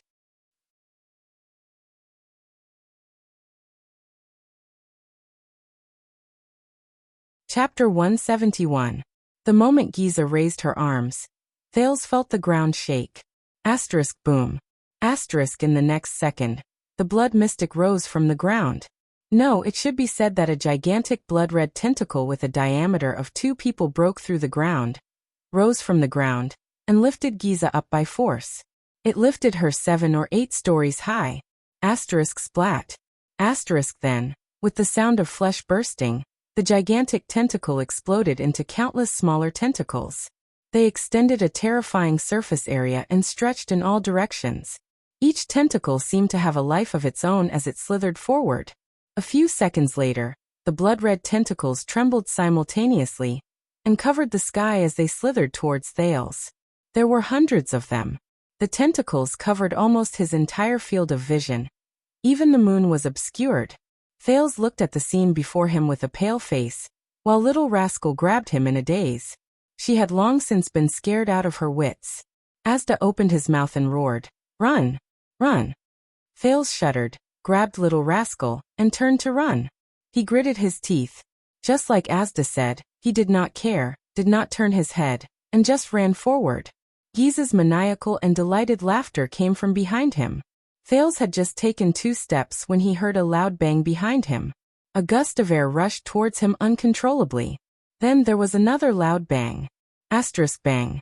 Asterisk in another direction. The air swirled up countless rocks and snow, sweeping them away. Thales' heart skipped a beat. T. This is the situation when the air wall is forcefully broken. Bang! Bang! Bang! The loud bangs came one after another. The airflow became more turbulent and chaotic. Obviously, Asda's air wall was being broken again and again. At that moment, Thales felt a weight on his hand. Little rascal fell to the ground. Thales felt a chill in his heart. Before he could react, the 2 of them, who were a beat slower, felt a wave of darkness attack them. Countless tentacles attacked from the sky behind them, covering their heads like a huge bowl. Then they blocked their way forward. In the darkness, Thales gasped. He had just pulled little rascal up when he heard the sound of flesh scraping against each other from all directions. In his field of vision, the tentacles glowing with red light attacked him from all angles. Little rascal hugged him tightly and cried out in surprise.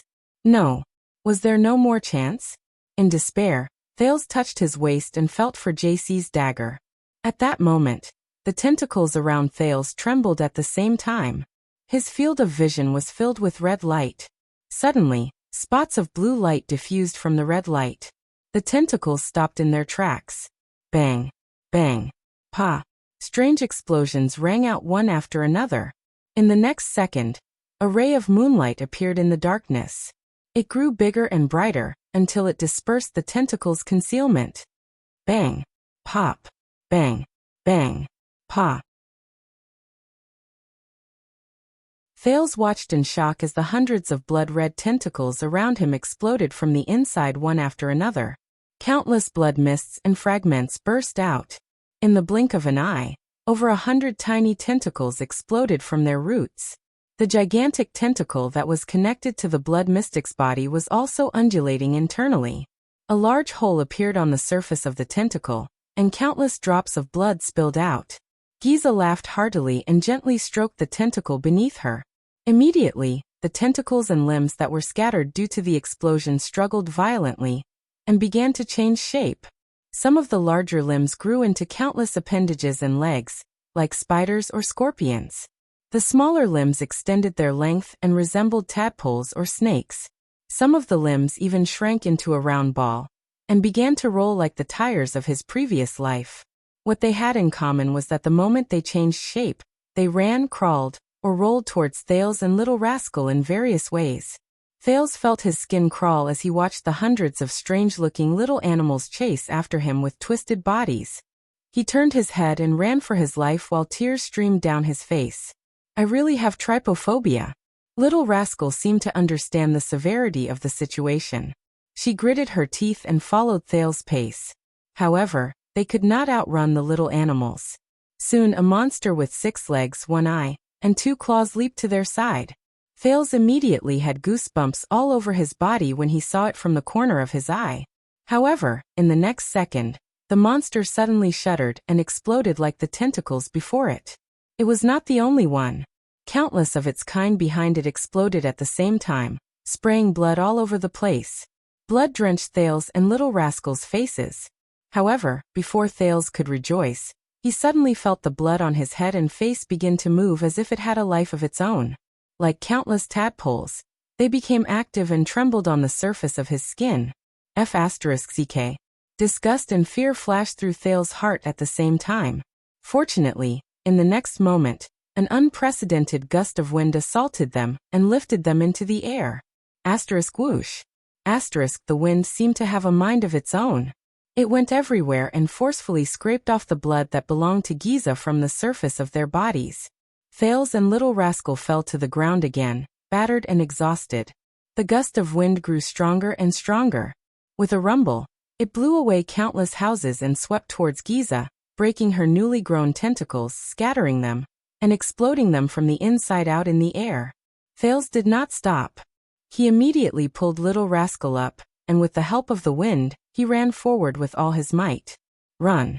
He panted heavily. The fluctuation in his body had been activated for a long time.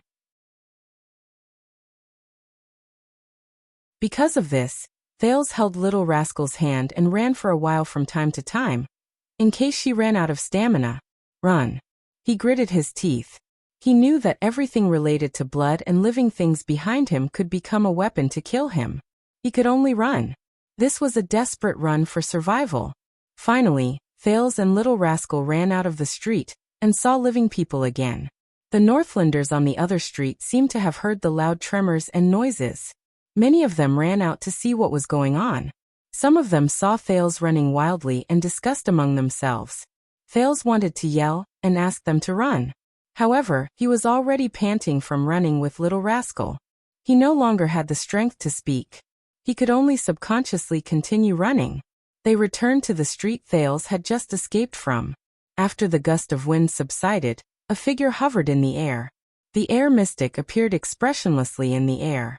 His eyes shone with blue light and his face flowed with blue light, as if his face was cracked.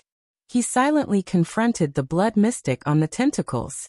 However, the intensity, brightness, and frequency of the blue light flowing on his face were even greater than when he faced Black Sword. Ha ha ha ha. The blood mystic seemed to be very happy. She laughed and said to Asda, "Look, evolution isn't that difficult, is it? You're right. Evolution has improved the finesse of my control." The air mystic's words were emotionless. His tone was flat, but he had no intention of replying to Giza. An air is indeed everywhere. For example, the insides of all living things. As soon as he finished speaking, the giant tentacle beneath Giza burst open with countless small holes from the inside out. It shriveled up. "You don't have any more blood to use," the air mystic said coldly. "Give up. How about it?" The blood mystic laughed and landed on the ground. "No blood." Giza's words became more casual, and the tone of her laughter became stranger. "No blood." Once she finished speaking, her eyes brightened. The bloodlines on her face became more prominent than before. They began to tremble more frequently and extended into countless smaller branches.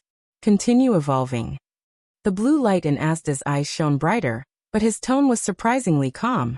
"You're really crazy." In the next moment, Giza laughed wantonly. The ground beneath her feet suddenly cracked, and endless tremors spread.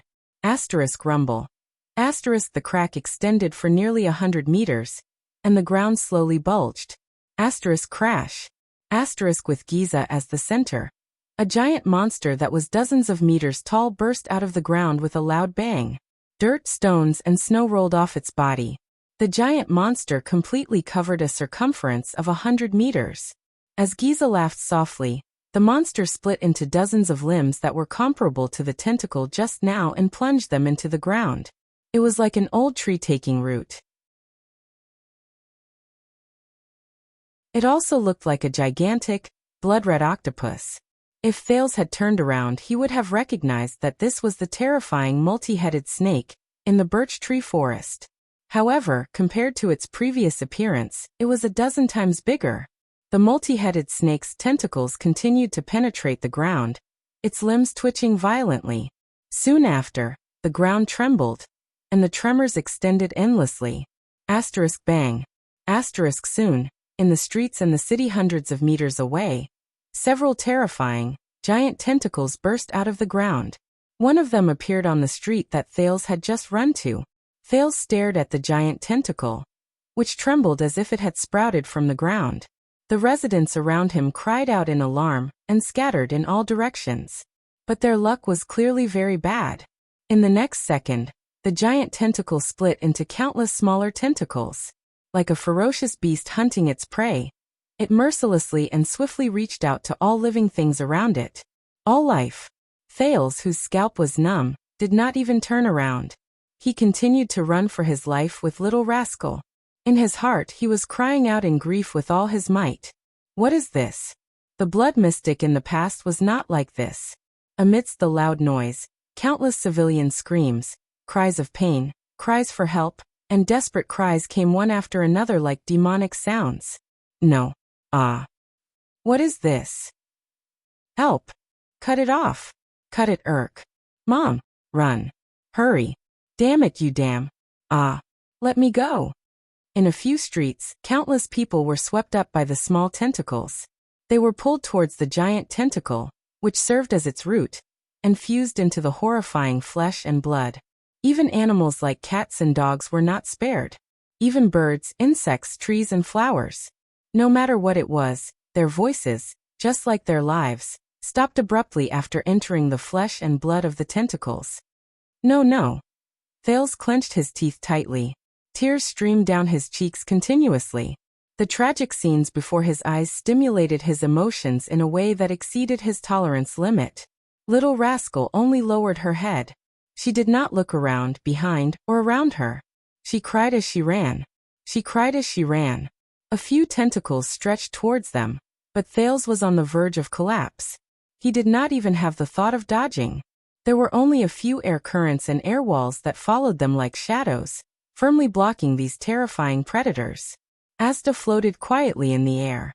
Everything in the air told him that something was happening in this huge city. No blood?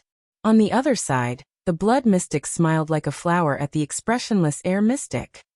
I am. An entire city's worth of flesh and blood. How can there be no blood? With the injection of fresh life, the Hydra's body became stronger and larger. The tentacle that was closest to Thales suddenly trembled, and more tentacles erupted from it to attack him. The air mystic turned his eyes, which shone brightly, and swept a glance in the direction of Thales, who was running wildly in the distance and could barely be seen. He immediately turned his head back. The blue light on his body slowly turned from lines to stars. It was like a dazzling star. Asda's words became calmer and more indifferent. Life must rely on air. The air mystic slowly raised a hand. If there is no air, how can life survive? Giza's smiling face slowly darkened.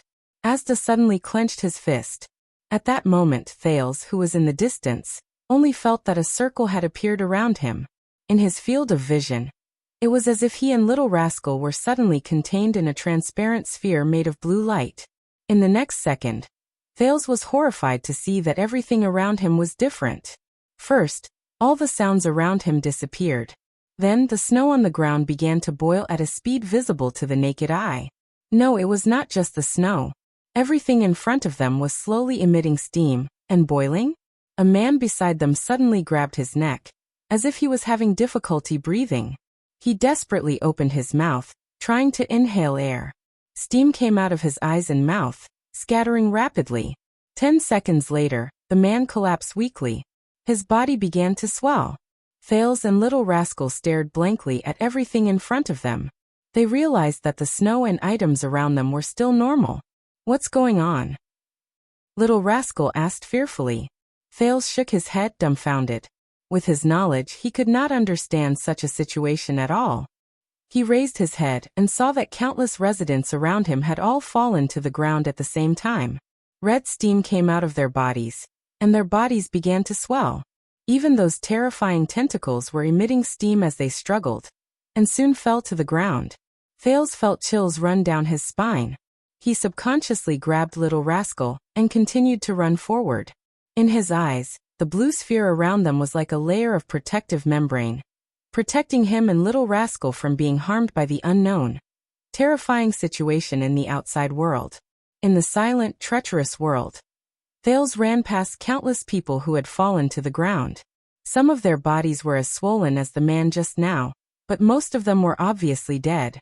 When they died, their bodies returned to normal size, but their skin was tightly attached to their bones. They looked like dried corpses that had been dead for a long time. At that moment, Thales felt an extreme chill in his heart. His instincts told him that there was no longer anyone alive in this district. With his trembling hand, he squeezed Little Rascal's hand tightly. The latter was also in a daze, and subconsciously followed Thales. They ran past countless corpses of different shapes and postures, but all of them had died in agony. Thales gritted his teeth and wiped away the tear stains on his face, holding back the second wave of tears in his eyes. Thales knew that these people, these men and women's deaths, were all because of him. He was the one who brought death and disaster. Thales shook his head abruptly, trying to push everything out of his heart, trying to think of nothing. Out of his wits, terrified and filled with fear, he only had one goal left in his mind. Run. Run. The further, the better. In the silent world, the air mystic floated quietly in the air. He watched coldly as the blood mystic and her pet fell to the ground, trembling and boiling. The blood in Giza's body was continuously evaporating, but the blood mystic still forced herself to smile at him. In the next second, the blood veins on Giza's body grew vigorously again. It was as if her entire body was enveloped in blood. The gigantic tentacle beneath her suddenly moved. Countless pieces of flesh retracted.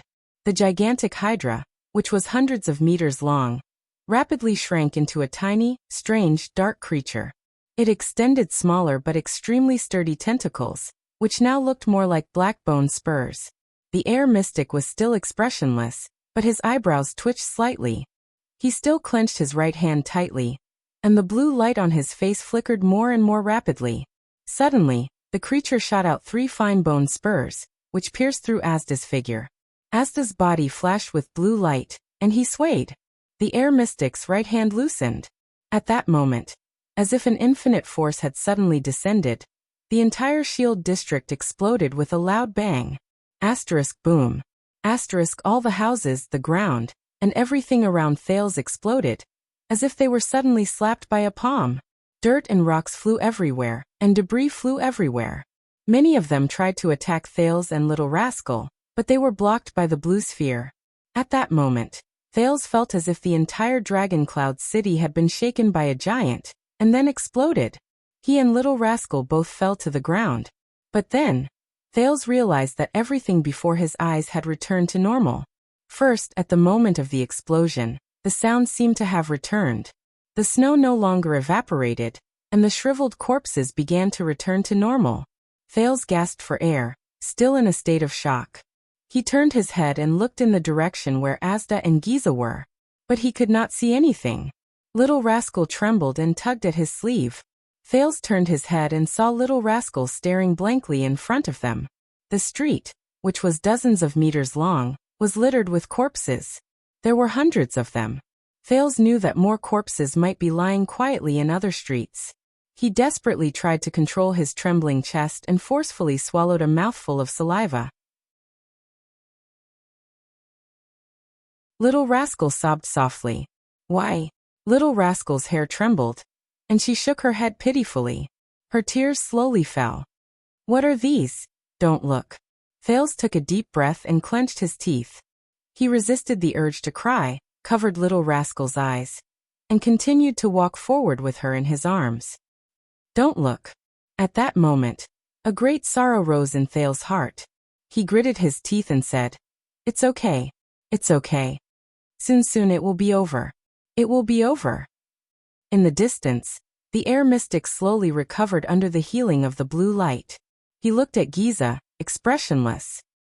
Surprised, right? Giza looked at him with a smile.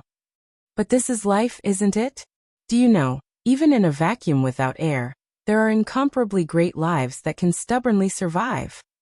Asda looked at her, and his face shone with blue light. That boy is really lucky. Are you ready for the second round? The blood mystic shook her head coquettishly. The blood veins on her face began to turn an even more terrifying dark purple. It's coming. If you evolve again, you'll have to knock on the door. The air mystic was emotionless, as if he was extremely rational. He looked at Giza calmly. as if she was not chasing after the mystic candidate he was supposed to protect. Are you sure? Ah, puppy Asda. The blood mystic licked the corner of her mouth, charming and mischievous. I'm sure. You have to keep a close eye on him. In the distance, on a small roof in Armor District, a young man in white watched the terrifying scene in Shield District with a solemn expression. He stared at the terrifying monster that was dozens of meters tall. He was not the only one who came out to watch the show. On both sides of the streets of the Armor District, residents of all sizes came out of their houses, pointing at the monster in horror. But this young man seemed a little special.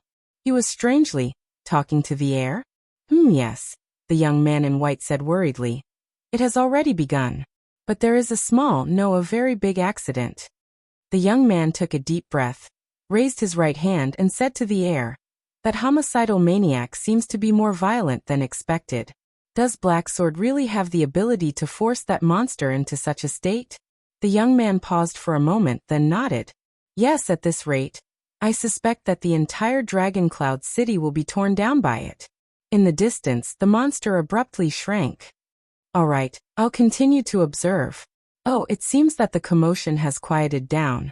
The young man breathed a sigh of relief and continued. But I suggest that we should be more cautious and consider a few more possibilities. Perhaps there are some unexpected factors tonight. A few minutes later. Asterisk boom. Asterisk, a violent explosion suddenly came from Shield District. The young man widened his eyes. He stared at Shield District in the distance. It was filled with single-story houses of all sizes, but one layer of Shield District seemed to have been flattened. My God, you won't believe this. The young man said hurriedly. This is too ridiculous. That monster looks like it wants to destroy the world. Something unexpected must have happened. Whether it's Ramon or Black Sword, I don't believe that they can make that monster go this far. Are you sure this is okay? The young man froze for a moment. His expression was unpleasant. Yes. The young man exhaled. Then let's do this. The young man put down his right hand and did not speak anymore. Only his expression was even more solemn than before. Your Majesty, did you see it? Nicholas hurriedly rushed to the high platform and reported to King Nuven. The old king stared at Dragon Cloud City beneath the high platform. He stared at the farthest, lowest, largest, and most populous district. Ah. King Nuven gritted his teeth. His eyes were bloodshot. I saw it. Just now, a giant blood-red monster suddenly appeared there. It was followed by countless tremors and screams that could even be heard clearly in Heroic Spirit Palace. Then the monster fell silent again. However, a few minutes later, another loud bang rang in the air. The entire Shield District shrank by a level that could be seen with the naked eye. This is really unexpected. King Nuven's words were laced with deep hostility. Aside from Raikuru, I am probably the first Northland king who was lucky enough to see it in more than 600 years. King Nuven clenched his fists. Anger and hatred surged in his eyes. The monster that can only be seen in pictures since I was young. The Hydra Kilika. Raikuru's mortal enemy. King Nuven slammed his palm on the platform. The veins on his hand bulged. Nicholas gritted his teeth. He glanced at his blade and slowly tightened his grip on the hilt. What happened to Shield District? King Nuven controlled his tone and tried his best to ask calmly. How many residents were evacuated? What about the patrol team's report? Behind him, the Red Witch, Kalshan, walked forward with a solemn expression. She looked at the smoke-filled district in the distance and sighed slowly. When she raised her head again, the Red Witch's eyes regained their clarity and calmness. Your Majesty, the Red Witch said flatly, forgive me for being blunt. I'm afraid it has. Kalshan bowed slightly respectfully.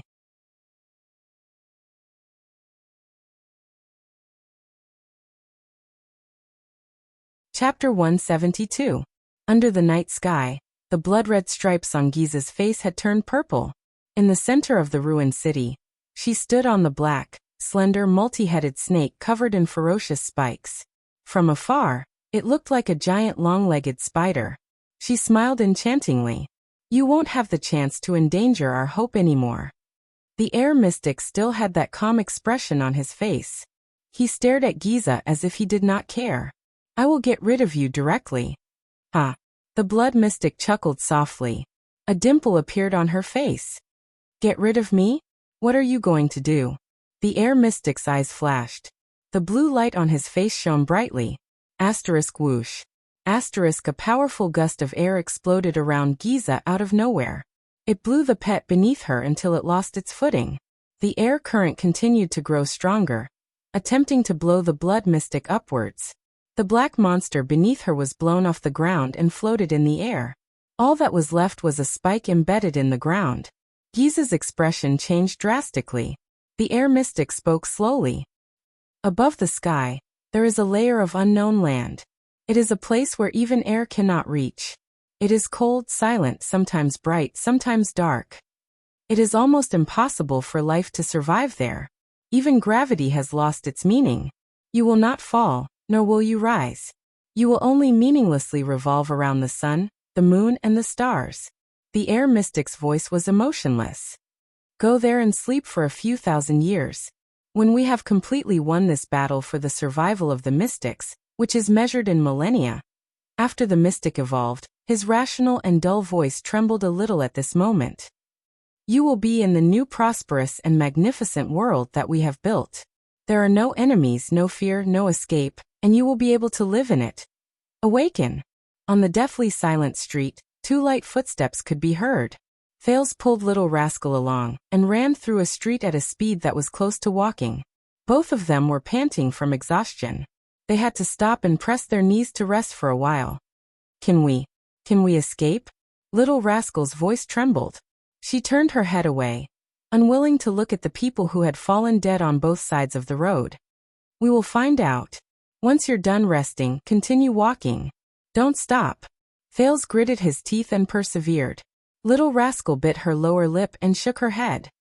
Year 346 of the calendar of eradication. During the Third Peninsular War, the Eastern Peninsula Allied Army attacked Dragon Cloud City.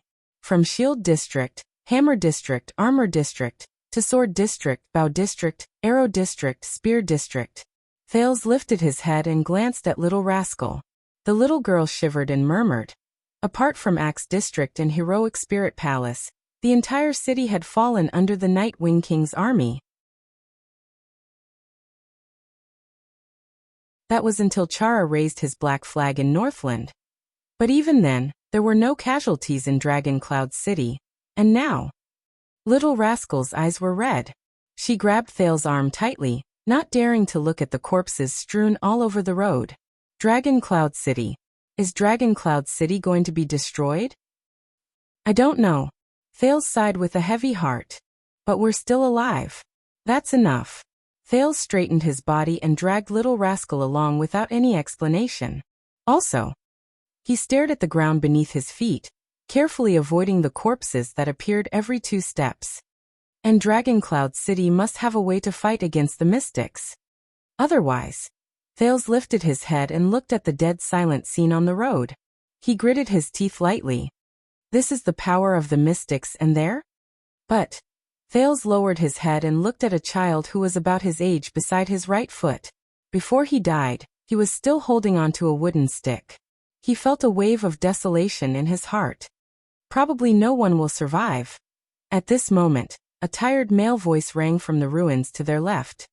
If I were you, boy. Thales shuddered when he heard Little Rascal scream. Thales subconsciously took a step back and shielded Little Rascal behind him. He touched JC's dagger with his right hand. Then he stared at the source of the voice. How? Thales frowned in disbelief as he watched a corpse to his left begin to move. A moving corpse? Thales, who had a previous record, immediately felt his scalp tingle. Little Rascal closed her eyes in fear. The corpse turned over and revealed a hand? Thales widened his eyes and stared in shock at the hand that stretched out from the ground. He watched as it pulled away a pile of rubble and wood and dug a hole in the snow. A head popped out from inside. Thales felt a chill in his heart. No way. Fortunately, it's not what I imagined. If I were you, I wouldn't go over. Under the moonlight, a man with a dirty face, blood all over his body, and clothes full of holes crawled out of the hole. He panted and lay on his back. Asda's trick wasn't cleaned up very well. there are still things moving in front. With the help of the moonlight, Thales saw the man's face clearly. He could not help but shudder. He then stared at him. My God. He's Black Sword. Thales blurted out in disbelief. You're not dead? Little rascal opened her eyes and looked curiously at the dying man in the ruins. I played a trick, so I'm not dead yet. Black Sword, who had the face of a passerby, lay on his back on the ground. He flashed a weak and ugly smile and patted his left upper arm. It was wrapped tightly with a thick layer of white cloth, but there was a shocking bloodstain on the surface of the white cloth. My life is very tough. If one were to describe Black Sword's state as pathetic, when he was hiding from Asda, then his current state could only be described as miserable. Just the large and small wounds on his body made Thales furrow his eyebrows tightly. Black Sword raised his head with difficulty and looked at the corpses on the street. He fell back on the ground and let out a long sigh. There's a tentacle, made of that thing, and it's still alive. Black Sword gritted his teeth. He broke out in cold sweat and trembled nonstop. At that moment, he seemed to be suffering from some kind of pain.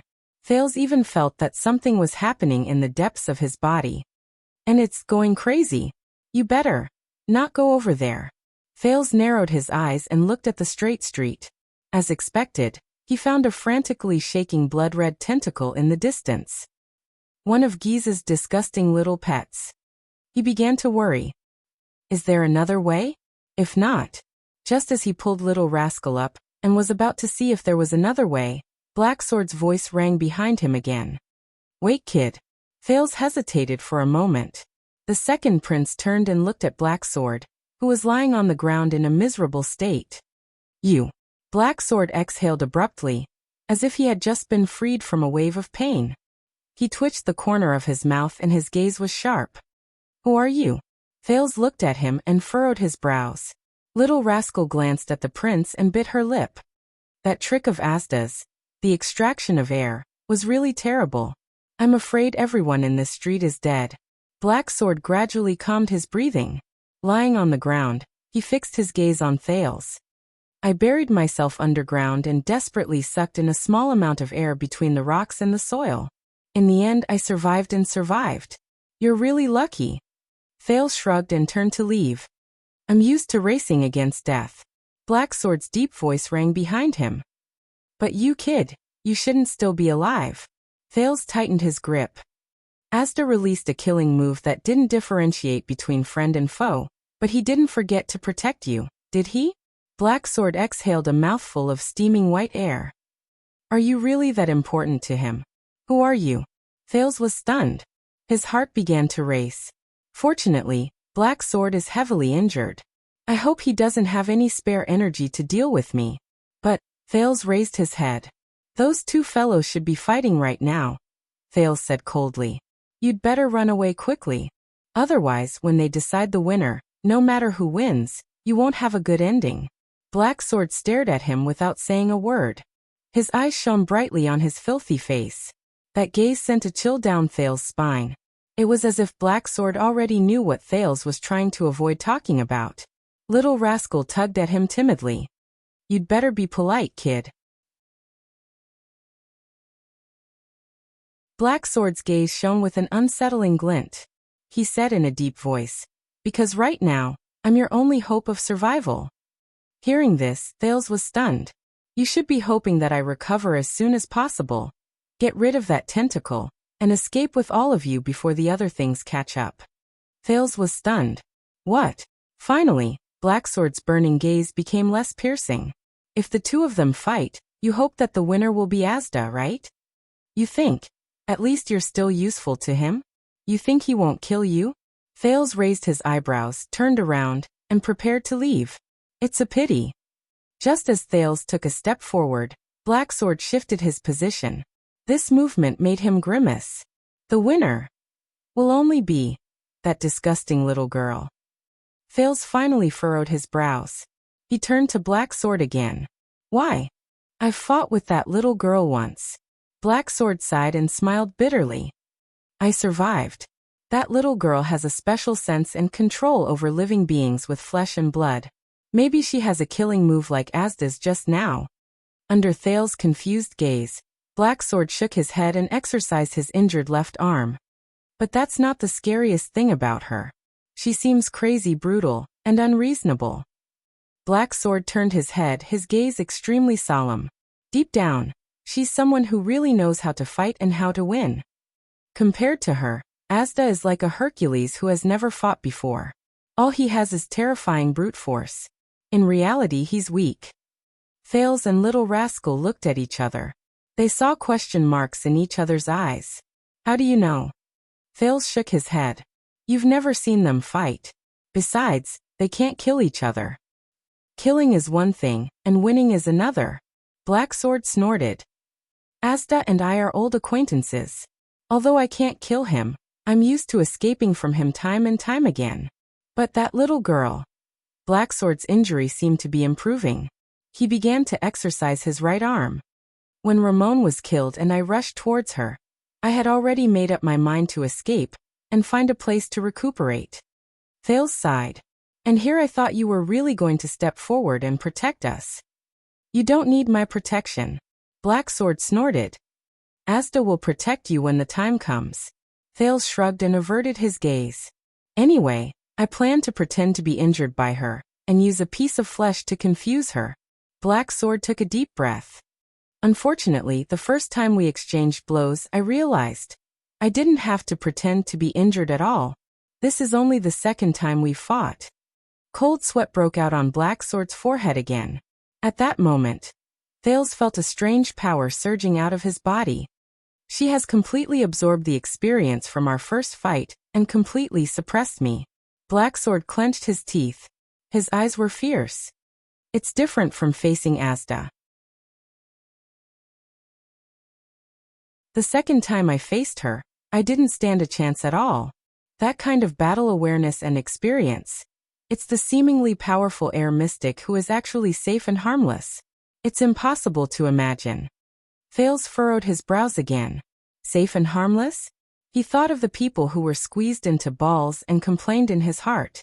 You're using domestic quality inspection standards, aren't you? At that moment. Boom. Thales turned his head in shock.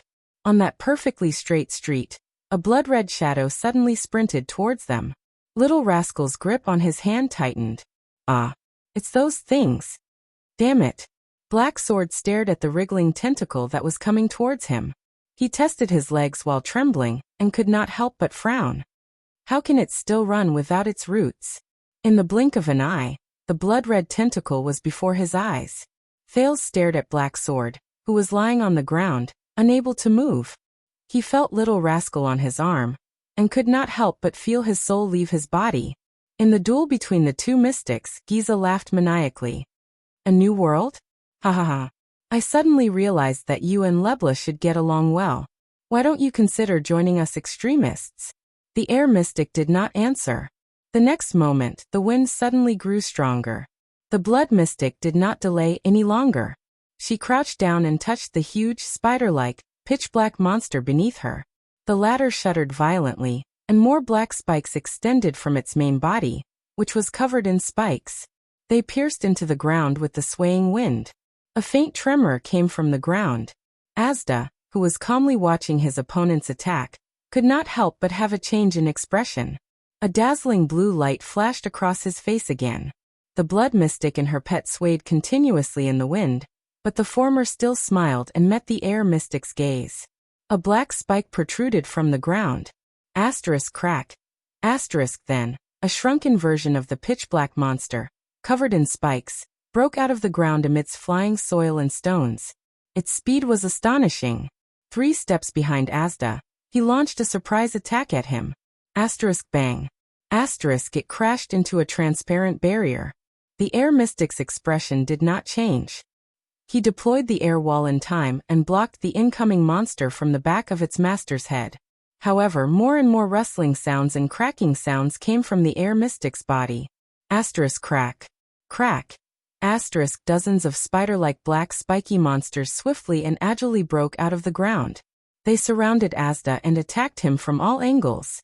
The air mystic clenched his fist lightly. Visible water vapor immediately rose from a 10-meter radius around him. The dozens of monsters shuddered at the same time. But the shuddering only lasted for a moment. These monsters regained their mobility and rushed forward. The air mystic raised his eyebrows. It's useless even if you strip them of all the air. The blood mystic looked at Asda in amusement from above. They are little cuties who can survive tenaciously in a vacuum. Finally, the air mystic frowned slightly. But a second later, he let go of his clenched fist. Asterisk bang. Asterisk amidst the shattering sounds of countless house ruins. Air pressure surged and pounced on the 10-meter radius of the vacuum, forcefully crushing the dozens of monsters. In the next moment on the air mystic's face, which seemed extremely calm, layers of ripples surged in the cracked blue light. With Asda as the center, an invisible air current exploded outwards with an astonishing momentum. Snow and dust flew, and soil and stones shot in all directions. A circle formed by dust began to expand from the small center. Asterisk boom. Asterisk the violent air current turned into the most unstoppable whirlwind. It lifted and cleared everything around it. The air mystic observed everything calmly from within the whirlwind. However, before the air mass with astonishing momentum could completely erupt, the air mystic suddenly turned his head and looked in a direction in the dust. Over there, a pitch-black little monster seemed to ignore the tyrannical and enormous air resistance, pouncing towards him without slowing down at all. In Asda's eyes, the only thing he saw was the monster swaying unsteadily in the storm. It forcibly lifted a sharp spike and kept the other spikes behind its back. Like an octopus at the bottom of the sea, it sprinted forward with a strange posture. A hint of solemnity finally appeared on the air mystic's seemingly emotionless face. This posture and movement. It's how Black Sword dealt with it on the cliff just now. More and more pitch-black monsters used strange postures and movements to pass through his terrifying air currents and shot towards the mystic from all directions. At that moment, Asda hooked his left index finger and shot into the air like a bolt of lightning. But it was too late. A monster pounced in the air and shot out an extremely long spike from its abdomen.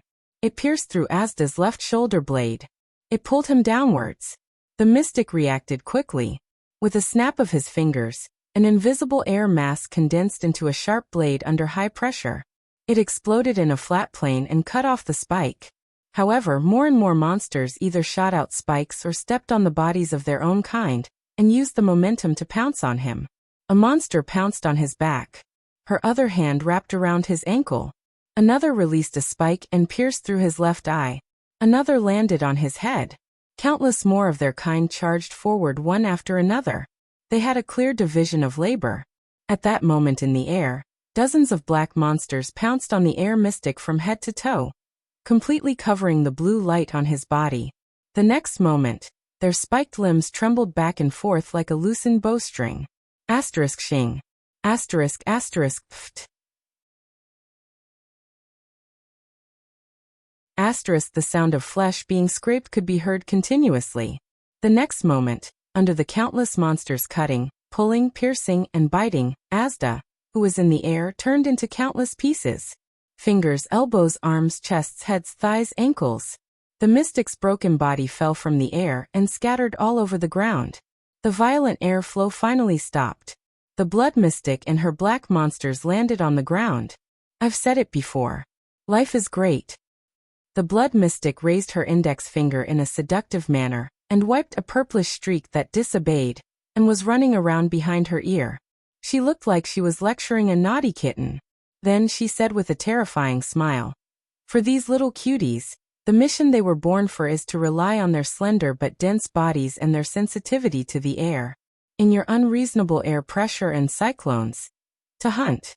The blood mystic chuckled. Asda's broken body turned into specks of blue light and slowly gathered to form a glowing humanoid silhouette. Those movements, those were all used by Black Sword when he fought against me. A voice came from the glowing blue silhouette. You saw my battle with him and used the life you created to imitate him. Oh, that's all. Giza's body slowly descended. That fellow is very powerful. He actually tricked me with a useless piece of flesh just now. Such a powerful fellow. Of course he's my role model. After all, I was once a witch. The blood mystic walked down from the back of the gigantic black monster and covered her mouth as she chuckled. Learning and research were my past vocations. The young girl with the purplish-red cracks on her face gently bent down and picked up a black spider-like monster that was heavily injured by the cyclones just now. Her gaze was so gentle that it was as if she was stroking a kitten next door. But in the next moment, the blood mystic's gaze sharpened. The little monster in her hand leaped out and pounced on the air mystic's unformed blue light. As if they had received an order, countless black little monsters pounced on the blue light. Some of them exploded into broken limbs and blood, causing the blue light that was taking shape to fluctuate. Mystic energy interference? The glowing silhouette's tone was doubtful. You know that this won't work. At most, it can only delay my rebirth. But Giza's reply made it silent. That's enough. Asterisk bang. Asterisk a gigantic blood-red tentacle suddenly burst out of the ground under the blue light. Countless smaller tentacles spread out and bound the other monsters in the blue light tightly.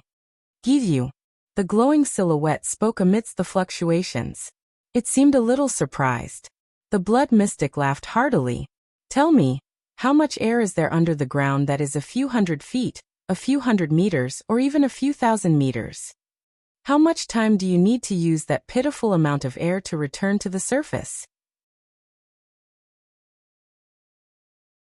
It should be enough for me to kill that boy.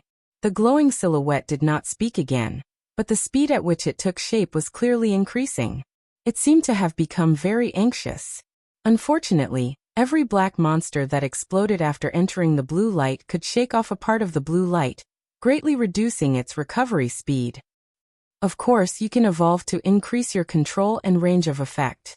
The blood mystic sighed. But I think that if you want to come back immediately from underground like that, the power you need. You must knock on the door to realize it, right? The glowing silhouette suddenly flashed. Come on, are you willing to knock on the door to protect that boy? The blood mystic said with a charming smile. Or are you willing to watch that boy die for your own safety? The glowing silhouette flashed more and more rapidly. See, this is the sorrow of never being on the battlefield. The blood mystic snorted softly and stroked her hair, which had turned blood red due to the evolution. You bunch of people who have never fought in a civil war. Newbies. A few seconds later, the glowing silhouette finally spoke. I don't understand. That's not your style. Your so-called reasons are also not valid. Why would you rather pay such a huge price and risk being sealed by the legendary anti-mystic equipment and being discovered by Helen? Asda's voice, which had yet to take shape, sounded illusory. You still want to kill that boy? Just because you don't want him to suffer? At that moment, the two mystics were silent for a moment. Finally, the blood mystic replied flatly, You won't understand except for me. None of us will understand. In the next moment, the huge blood-red tentacle dragged the black monster in the blue silhouette along with the blue light, which had yet to take shape, into the bottomless ground. Countless stones and soil tumbled down again, filling up the hole where the tentacle broke out of the ground. The tremors lasted for a long time, until it became smaller and smaller, until it disappeared. Only Giza was left. She silently stared at the ground where Asda disappeared. Her gaze was filled with thought-provoking and complicated emotions. The huge black monster behind her crawled forward. It extended its head or thorny limbs to her hand and intimately nudged the blood mystic. Yes. The purplish-red spots on Giza's face gradually faded. Her emotions also returned to normal. She gently stroked the monster beside her and said softly, At least I still have you.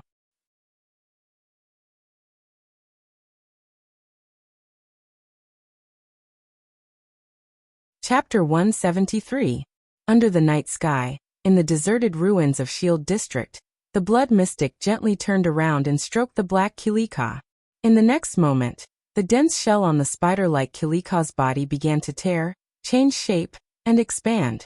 Its black exterior began to turn red, and a dozen blood-red tentacles formed from human limbs extended from its body, growing larger and larger. Kilika's body grew larger until it turned into the blood-red hydra that Thales had seen before. Like a giant squid that was dozens of meters tall, It shook its tentacles and let out a strange whistling sound. Find that child. Giza's madness and stubbornness just now disappeared without a trace as the purplish-red markings on her face faded. At that moment, she was quiet and peaceful, like an ordinary and innocent girl. The mystic gently stroked Kilika, her tone light and gentle. You know his scent, understand his presence, and are familiar with his bloodline. Giza exhaled softly, her expression strange. Belongs to that fellow's bloodline. That guy that you want to eat even in your dreams. The Hydra's dozen or so giant tentacles trembled at the same time, and there was a sizzling sound of flesh and blood rubbing against each other. Asterisk boom. Asterisk the tentacles fell with a loud bang, creating dozens of deep ravines in the ruins. Smoke and dust rose into the air. Giza laughed. She looked at the terrifying Kilika with a doting gaze, as if she was looking at an angry puppy wagging its tail. Go. Find him. The girl next door. Giza paused for a second before she opened her mouth slightly and exhaled softly. Before he becomes a mystic, kill him. Even if it means destroying all of Dragon Cloud City. Even if it means exposing myself. Even if... Kilika's huge body once again let out a strange, unsettling sizzling sound. In the next second, its dozen or so blood-red tentacles plunged into the ground one after another from different directions. Asterisk bang. Bang. Bang. Asterisk its flesh and blood seemed to be multiplying endlessly, continuously extending the length of its tentacles and digging into the ground. Suddenly, Giza narrowed her eyes and turned her head with a solemn expression. A figure suddenly appeared in the smoke and dust stirred up by Kilika, slowly walking towards the mystic. Giza exhaled softly. As expected, I've wasted too much time. The silhouette in the smoke and dust approached slowly, one step at a time. The blood mystic closed her eyes and shook her head gently. He actually evacuated the people in the surrounding districts. Raikuru's descendants aren't completely useless. At this moment, boom. A medium-sized tentacle suddenly shot out from the ground beside the figure. Amidst the smoke and dust, tentacles broke through the ground and attacked the uninvited guest. However, the figure in the smoke only moved slightly. Chi. The sound of a weapon piercing flesh could be heard. The next moment, Giza's expression changed drastically. She fell to her knees.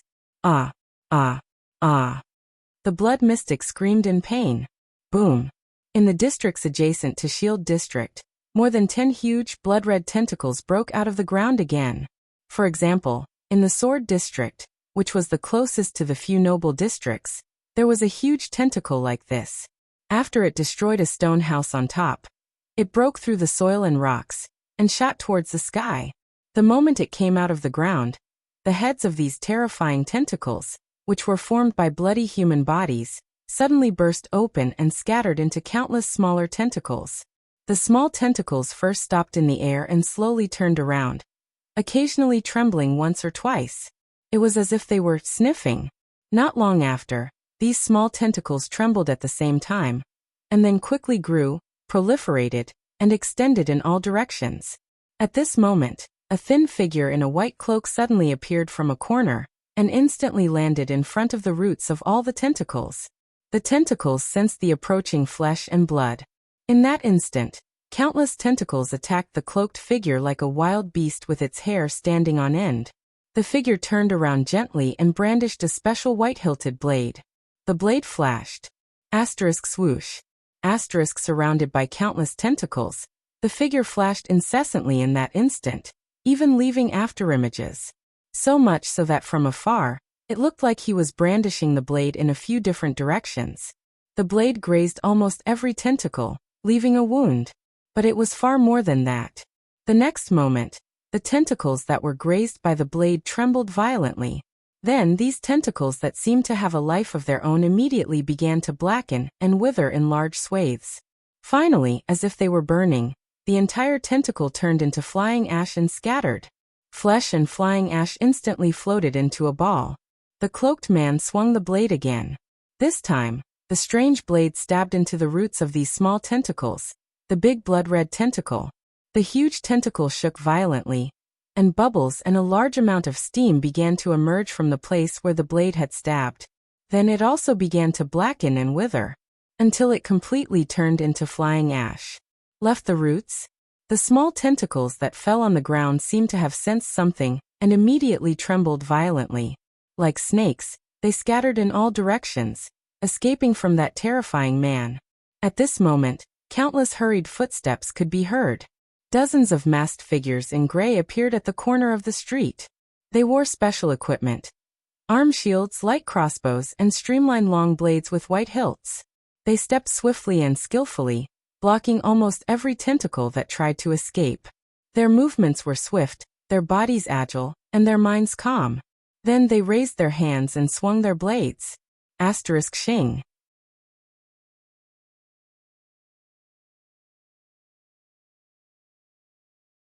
When Xdet needs your protection. The old king's old and powerful voice rang in everyone's ears. When Northland needs your bravery. When you need to sacrifice your lives. When you bleed dry. King Nuvan turned his head and fixed his gaze on the blood-red hydra in the distance. He stared at the blurry but huge figure and roared ferociously. Will you hesitate? Tell me. At that moment, all the white blade guards straightened their bodies without hesitation, and punched their left chests with their right fists. Thud. The dull sound of a punch rang out at the same time. It was heavy and shocking, like a person. All the elite warriors roared angrily at the same time. Their voices were deafening. No, your majesty. Swoosh. King Nuvan turned around and abruptly drew his saber. With a dignified expression, he nodded and looked at his guards. Very good. Nicholas. You're in charge of dispatching. The Star Killer knelt on one knee and punched his chest with a solemn expression. All white blade guards, equip yourselves with anti-mystic equipment and walk around the edge of Shield District. King Nuvan said calmly to the captain of his personal guards. Whether it's delaying, intercepting, or strangling, block this thing in Shield District. It can forget about touching a single Northlander. Nicholas nodded fiercely and stood up to give his orders. Everyone split into 8 teams. Each team has at least 30 people. Check the anti-mystic equipment and bring signal arrows. Send messages according to wartime standards. The Star Killer looked at his subordinates and said coldly, form a circular formation of 5 people each. Focus on dealing with these little things. Slashing and slicing are the most effective methods. Pay attention to your footsteps. Don't get entangled by more than one enemy. If you run into such a big fellow. Nicholas kicked the large tentacle that had already withered into black dried limbs, and shook his severing soul's blade. Send a message to inform me. King Nuvan sighed. Kalshan said that the more people that Calamity faces, the stronger it will become. So, you won't have any backup. The king extended his right hand and pressed firmly on Nicholas' right shoulder. He stared straight ahead. Whether it's the patrols or the recruits, they don't have anti-mystic equipment. They will only die in vain. Our hope lies with Gleeward and you, the Soul Slayer Pike and the Severing Soul's Blade. Gleeward has already gone to find that calamity. The Soul Slayer Pike is the best way to deal with it. What you need to do now, King Nuvan's eyes flashed, is to trap a rat in a cage. Completely cut off that thing's strength and escape route. Nicholas and the king exchanged a deep glance. Then he nodded firmly and respectfully. We have no problem, Your Majesty. Please wait for the news of our triumphant return in the palace. But King Nuvan shook his head. I'll go with you. In that second, Nicholas widened his eyes. Your Majesty, it's not safe ahead. King Nuvan raised his hand sternly and stopped him from speaking. Most of the White Blade guards are here. Heroic Spirit Palace may not be as safe as here. And I have never doubted that the place where the White Blade guards are located is the safest place in the world. King Nuvan's eyes were filled with unquestionable majesty. Do you have any objections to this statement? Nicholas shuddered violently. In that instant, Nicholas said nothing. He only gritted his teeth and nodded solemnly. King Nuvan let go of his shoulder and laughed boldly. Come, my brave warriors. Today, we will set foot on the land of our homeland and rush into a war between humans and non-humans. The old king raised his head and looked at the cliff of the sky. at the valiant statue holding a spear. Today, we will follow in Raikuru's footsteps to hunt the legendary calamity. The white blade guard's expressions became solemn. Nicholas' pupils gradually narrowed. He slowly tightened his grip on the weapon in his hand. Nuven VII turned to the Hydra in the distance. He took a deep breath and slowly exhaled. Take out those crazy criminals who have committed heinous blood debts in Northland 600 years ago and now. Take out those unreasonable freaks who have caused endless disasters for thousands of years. Take out those evil beings who take pleasure in killing and bloodshed. Take out those scum who see us as ants. King Nuven clenched his fists. His gaze was fierce. Destroy them all. Giza suddenly collapsed to the ground. Her originally rosy and healthy face suddenly turned gray and shriveled. Moreover, this gloomy color continued to intensify on her face.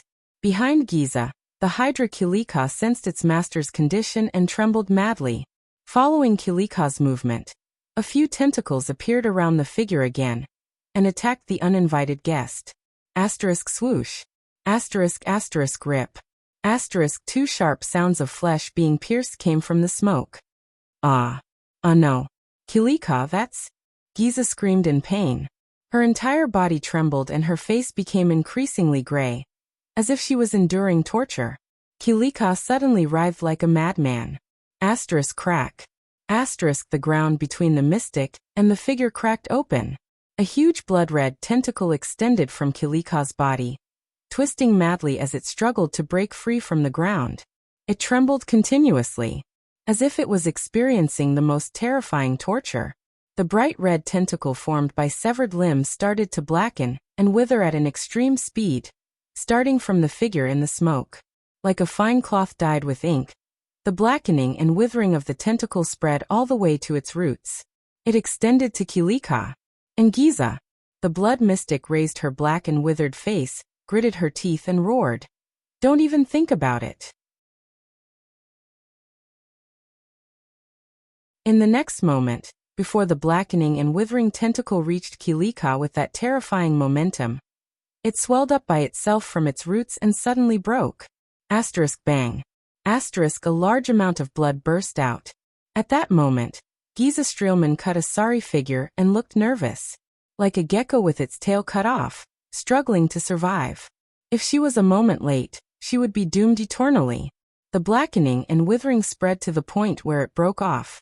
Finally, it could not continue, and the huge tentacle was completely turned into a withered branch. Only Giza's panting could be heard in the air as she lay on the ground. Her face finally began to regain its rosy color. The mystic raised her head, gritted her teeth, and stared straight ahead. She stared at the figure walking towards her from the smoke. The figure in the smoke approached her slowly. What followed was an unpleasant sound of friction. Asterisk crash. Asterisk Giza stood up from the ground and frowned slightly. The figure was tall, but his pace was strange. With every step, his right leg would drag. It was like a cripple. Asterisk crash. Asterisk the unpleasant sound continued. It sounded like exquisite tools rubbing against a rough rock surface. Finally, a rough voice came from the smoke. Shield District is a sad place. The smoke and dust gradually dispersed, revealing a strong and capable man.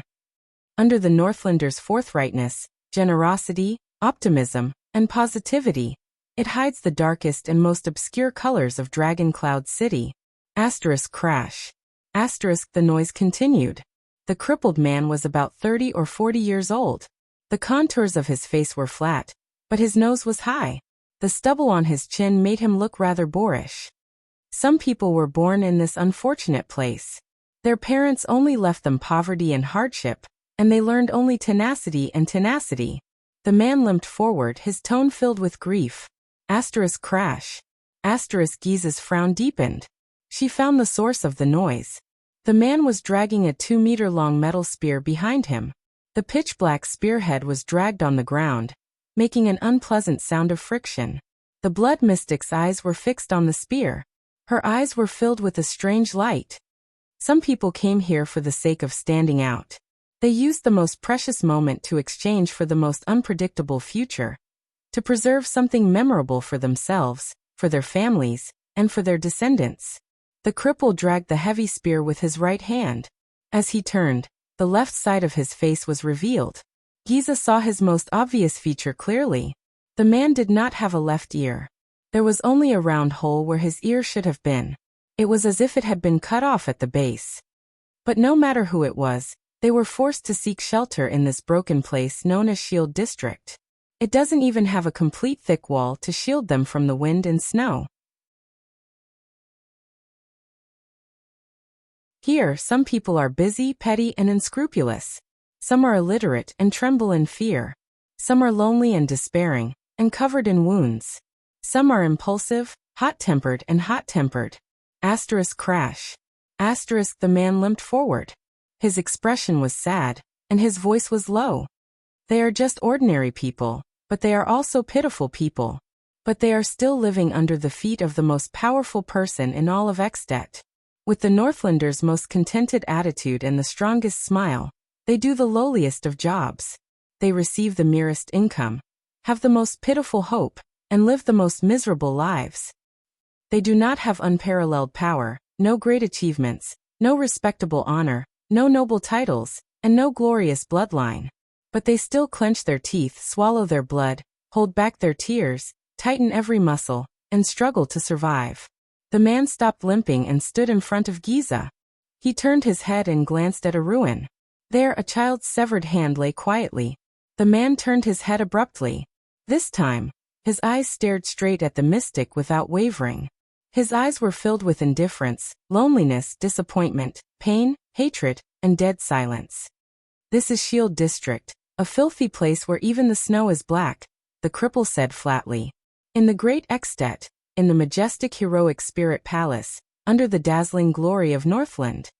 The man's gaze swept across the ruins around him, and there was a hint of pain in his eyes. We struggle bitterly, struggling at death's door. We are more like Northlanders than the strongest Northlander. The crippled man with only one ear had a cold expression. He raised the spear in his hand and looked at Giza. But you, even this tragic and unfortunate chance, this chance to grit our teeth and fight for hope, had to be taken from our hands, which were empty to begin with. Stripped of everything. We are in your eyes. The man closed his eyes gently. He tightened his grip on the spear in his hand. His words were filled with pain. Like worms, you can trample and knead us as you please. Is that so? Calamity. The blood mystic exhaled deeply. Her gaze was extremely solemn. She did not answer the man. It was as if she did not want to waste time. She only fixed her gaze on the spear. A few seconds later, Giza finally spoke slowly. 600 years later. The controller of the Soul Slayer Pike. Giza pacified Kilika behind her while panting. She said flatly. So it's you, a cripple? The man snorted. The blood mystic raised her head and looked at the cliff of the sky. She glanced at the heroic statue of the human hero, Raikuru Extet, and then looked down at the lame, one-eared man. She frowned. It was as if he was making a comparison. A moment later, Giza heaved a long sigh. Isn't that too far off? The man stared at her, without saying a word. What in this era? Giza said in disdain. As long as you're a supreme class, you can master a legendary anti-mystic equipment. Phew. The one-eared man spun his hands. His spear whistled through the air, and the pitch-black spearhead was pointed straight at Giza. The spearhead vibrated slightly. Buzz. It was as if the spear had a life of its own. Drew Gleeward, an ordinary heavy swordsman in Dragon Cloud City, conscripted, he said in a low voice. By the way, the lame man named Gleeward said coldly with the Soul Slayer pike in his hand. The entire Shield District. I'll cover it. Oh. Giza's expression turned cold. She gritted her teeth, but she did not show a smile, which was a rare sight. Then you'll have to thank me. She looked around at the ruins on the streets around them, and shook her head. You're home. It's so clean. Gleeward was not angered by her words. The man only dragged his lame leg and took a light step forward.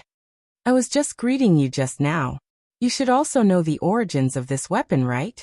Gleeward tapped the ferocious-looking spear in his hand and said quietly, When I received it 10 years ago, Merc almost nagged me until my other ear fell off. The man's gaze became pure. The Soul Slayer pike, King Rikuru's great weapon. All life in this world, from great dragons to ants, demons to flowers and plants. Once pierced by this pike. Gleeward stared at the tip of the pike, his eyes sparkling. All life in one's body will be drained. At that moment, the one-eared lame man's aura began to change.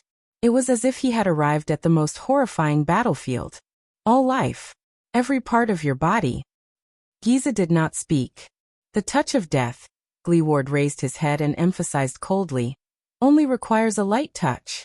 The girl, who had always smiled gently, now stared at the pike without any emotion. Her gaze did not shift for a long time. It was as if she was recalling something. This is the unparalleled ability of the legendary anti-mystic equipment, the Soul Slayer pike, the heavily injured heavy swordsman said through gritted teeth. Extermination. This is a legendary anti-mystic equipment forged especially for you. A guy who can't be sealed normally. Gleeward exhaled gently at the pike. Blood calamity. Enemy of life. In the next moment, a cold glare shone in Gleeward's eyes. Asterisk boom. Asterisk his uninjured left leg stomped on the ground with a loud bang. His strong but injured body shot up in a shocking manner. He charged towards Giza, who had an unpleasant expression on her face. The ferocious Soul Slayer pike thrust forward with an invincible momentum, as if it was charging on a battlefield. Asterisk buzz. Asterisk in the air, the pitch-black pike released a joyful vibration. It was as if it was longing for something.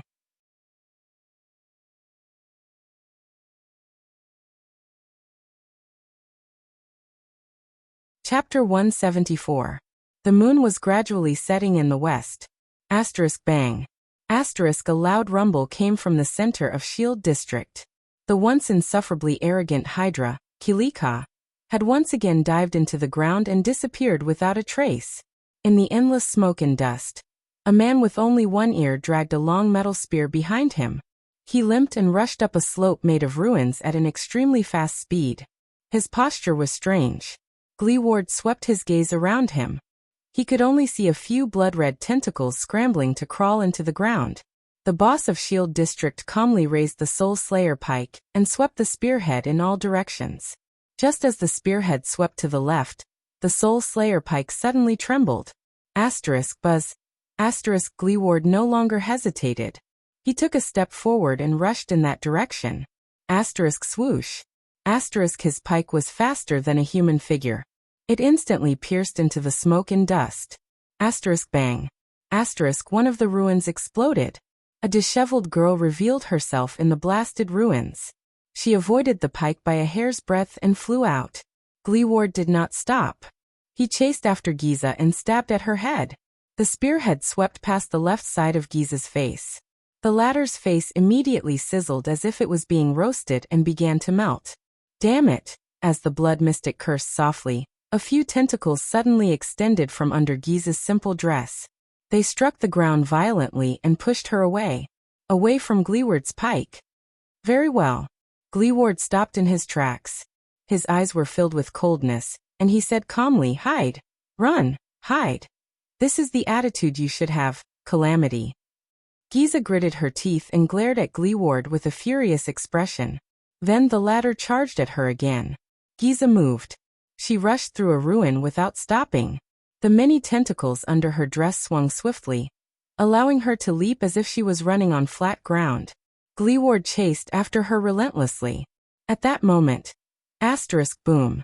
Asterisk a blood-red monster with 4 tentacles and 2 sharp pincers crawled out of the ground beside Gleeward. Asterisk thud.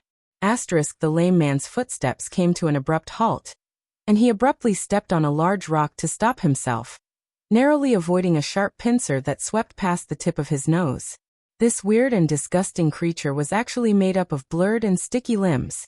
On what seemed to be its head, there was a huge eye that was spinning. Gleeward frowned. "These are your warriors." Giza did not say a word. She just looked at him coldly. In the next instant, the monster expanded into a strange form that was several people tall and several people wide. It attacked the man with the gun from 6 directions at the same time. The tentacles curled around his limbs, one of them stabbing towards his crotch, the other reaching for his head. But Gleeward still did not move. He had no intention of dodging even in the face of a fatal encirclement. He just stared at the mystic. That's a bad idea. Gleeward was unmoved. His tone was flat as he continued to observe his opponent. A second later, the crippled man's eyes flickered, and he swung the Soul Slayer pike in an arc. The moment his opponent's killing move was about to reach his body, the pike lightly brushed past one of the monster's tentacles. Shick. The monster shuddered violently.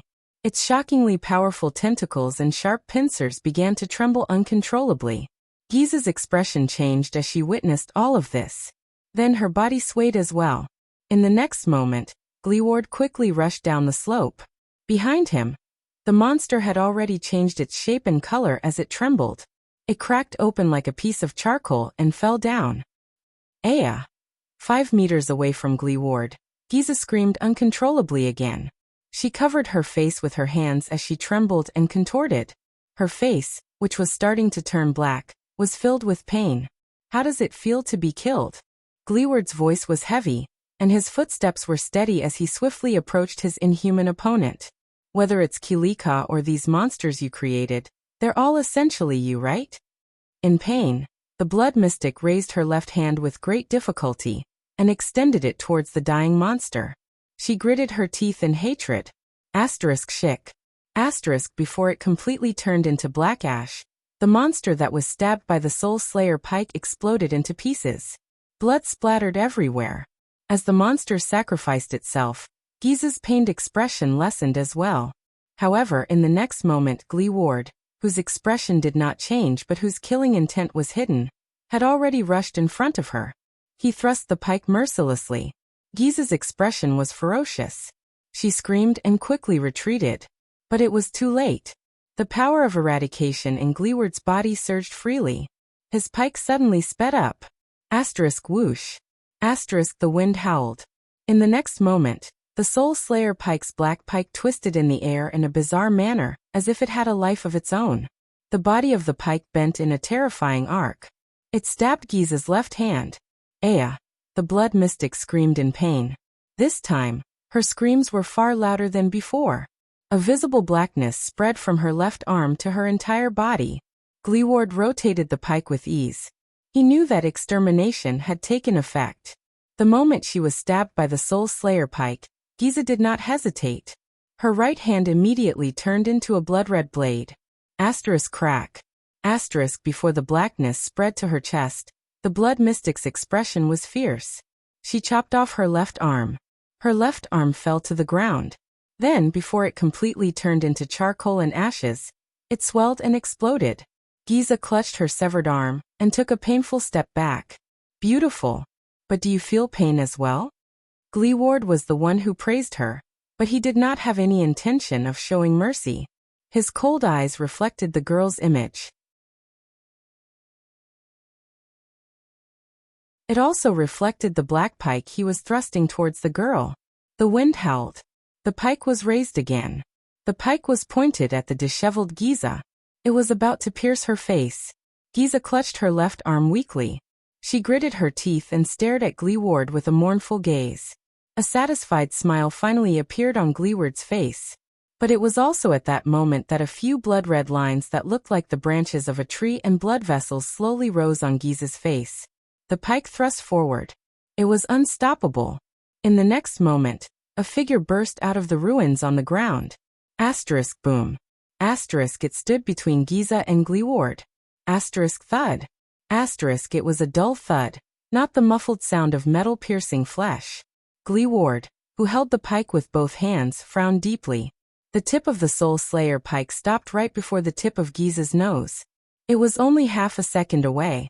The Soul Slayer pike that the crippled man used to take the mystic's weapon was currently held by a short and muscular figure, who was using both arms to hold the pike. Even though the latter's hands were already bleeding from the friction of his grip on the pike, the weak Giza panted. The blood-red lines on her face trembled slightly. She stared at the pike before her with the ghost of a smile. Her expression was complicated and subtle. But Gleeward's expression quickly changed. How? Gleeward stared in disbelief at the short and muscular man who was holding his pike in a death grip. The man's attire, figure, and appearance were no different from a normal Northlander. How could it be you? You are. Gleeward stared at the man in front of him, whose face was filled with despair. He called out his nickname in shock and bewilderment. Glacier Sentinels. Big leather belt? Giza revealed a long-lost smile when she saw Gleeward's expression. At the edge of Shield District, Nicholas turned a gigantic tentacle into ashes with a smooth slash. Behind him, the shadows of countless swords and blades could be heard. The elite warriors of the White Blade Guards were carrying out their duty to kill even more smaller tentacles. The Star Killer frowned and walked down the battlefield. In the distance, King Nuven, who was tightly surrounded by a dozen guards, narrowed his eyes and looked at the captain of his personal guards. Your Majesty! The sound of horse hooves came from afar, along with the loud reports of the cavaliers on the horses. The secret room has sent news. Kilika has disappeared. Very good. King Nuven's expression changed. He nodded and said to a noble behind him, "This proves that our strategy is effective. That calamity. It does not dare to face the Soul Slayer pike head-on." Nicholas, who had just gotten rid of a tentacle, came forward. We used the best strategy against the blood calamity.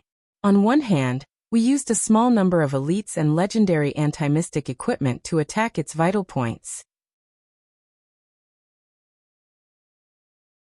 On the other hand, we divided and surrounded it to cut off its source of power. Your Majesty. The Star Killer's expression became solemn and his eyes shone.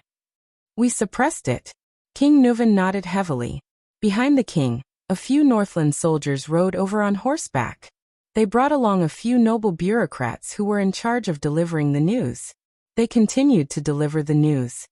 Also, Your Majesty, we still do not have any news about the Prince of Constellation and your granddaughter. King Nuven's expression did not change, as if he did not care about his granddaughter's life or death. Also, the nobles and the residents of the other districts are talking about it, especially the residents you evacuated. Many of them saw that monster. There are all sorts of comments about the invasion of the calamity. Many of the militias who have been enlisted have asked to immediately change their equipment and join the battle. The situation is a little chaotic, and the patrols are a little overwhelmed. Reply to Madame Kalshan. Continue to monitor that thing and keep the news flowing. King Nuven turned around and frowned slightly. He thought carefully and then decisively ordered. Also, inform the chief garrison officer to disperse the patrols and pacify the civilians one by one. In the name of the king, this place will be solved very quickly. Ordinary troops without anti-mystic equipment will not be of any use. No one is allowed to recruit or gather troops for any reason.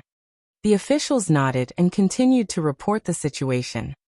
The outskirts of the city are very close. We also received news when we evacuated the residents. Your 6 counts and their vassals have already sent fast horses and messenger crows 3 times, requesting to bring their troops into the city to provide support. Bringing thousands of people to feed that calamity? The king rudely interrupted them. Reply to them that the Waltons have seen their loyalty, but this is no ordinary battlefield. A large number of troops will only make the situation worse. A clerk quickly recorded the king's words, while another worriedly said, "In addition, the 4 archdukes have requested Your Majesty that for your own safety, you should immediately return to Heroic Spirit Palace and explain." King Nuven nodded and nonchalantly waved them off. Let Lisban deal with the nobles, including the archdukes. Tell them that the king is hunting at the front line. Under such circumstances, it is best for them to shut up. After issuing the order, the heralds rode away on their horses. You know, they actually have a point. You should stay in Heroic Spirit Palace, Your Majesty, the Star Killer said calmly. The king shook his head. Almost all the White Blade Guards have been mobilized, and we can't summon troops into the city. Staying in the empty Heroic Spirit Palace with 4 archdukes and their personal guards with ulterior motives? King Nuven snorted coldly.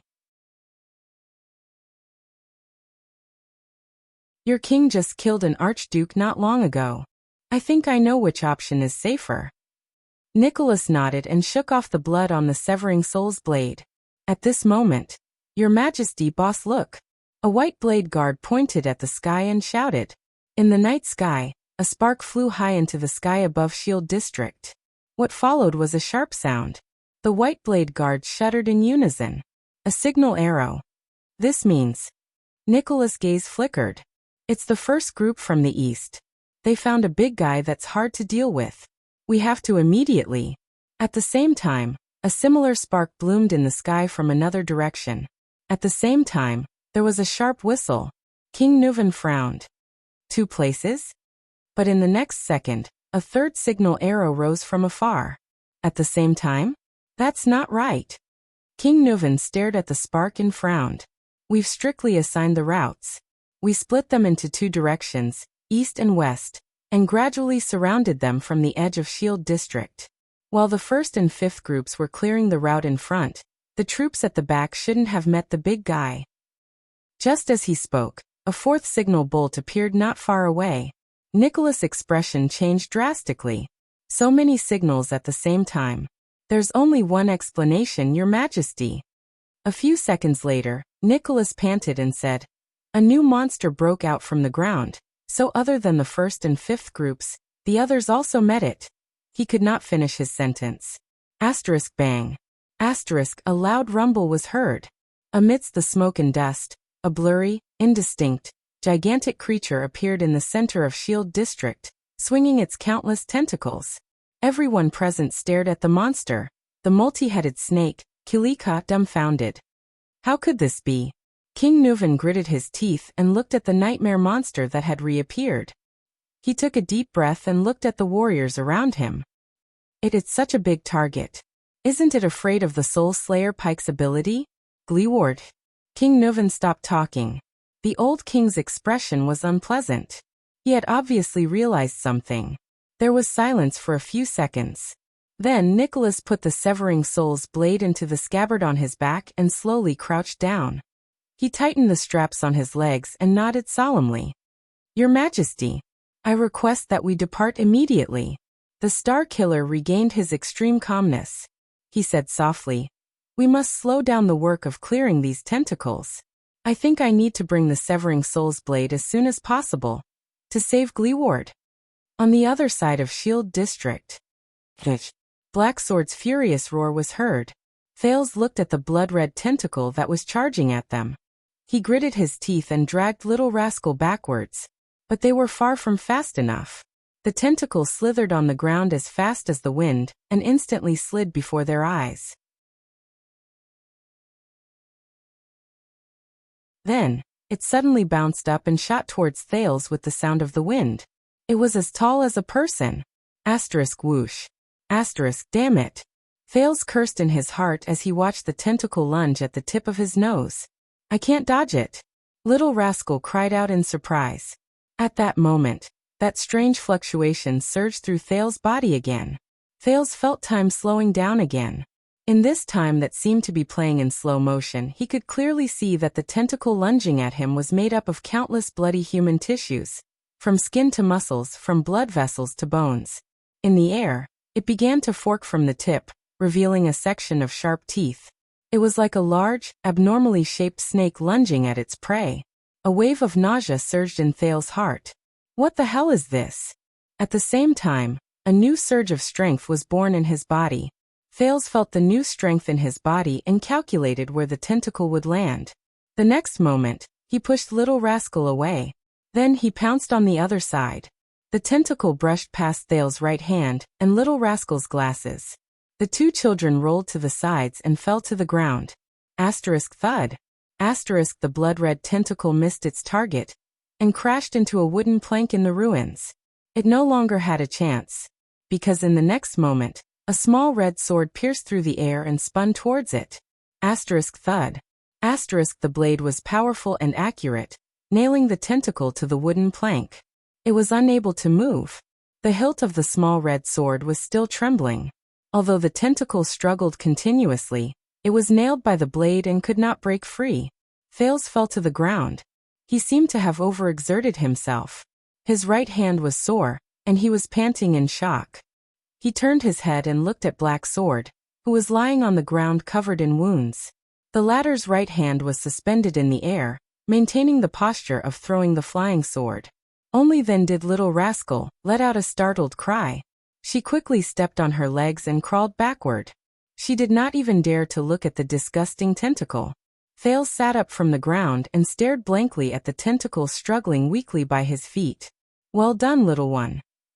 Black Sword exhaled weakly and his head fell back to the ground. "Your reaction?" But Black Sword did not finish his sentence. The part of the tentacle that was nailed to the ground suddenly split open from where the blade had pierced through. Then, it slapped the ground and the tentacle broke free from the blade. Thales shuddered. *T. Be careful. Black Sword yelled. But this time, Thales could not react in time. The tentacle pounced on him and wrapped itself tightly around him. From his left leg to his waist, from his chest to his head. Thales' eyes were also tightly wrapped, and he immediately lost his vision. "No!" Little rascal screamed.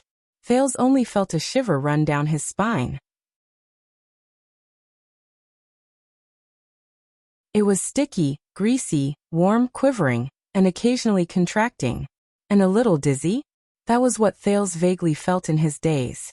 It seems quite comfortable, until he felt a greasy, wet, and warm ball slide across the left side of his face and stop at the bridge of his nose.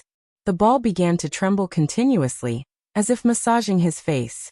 This feeling, Thales thought in his daze, is like pressing my palm on my eyelid and feeling my eye tremble in my palm.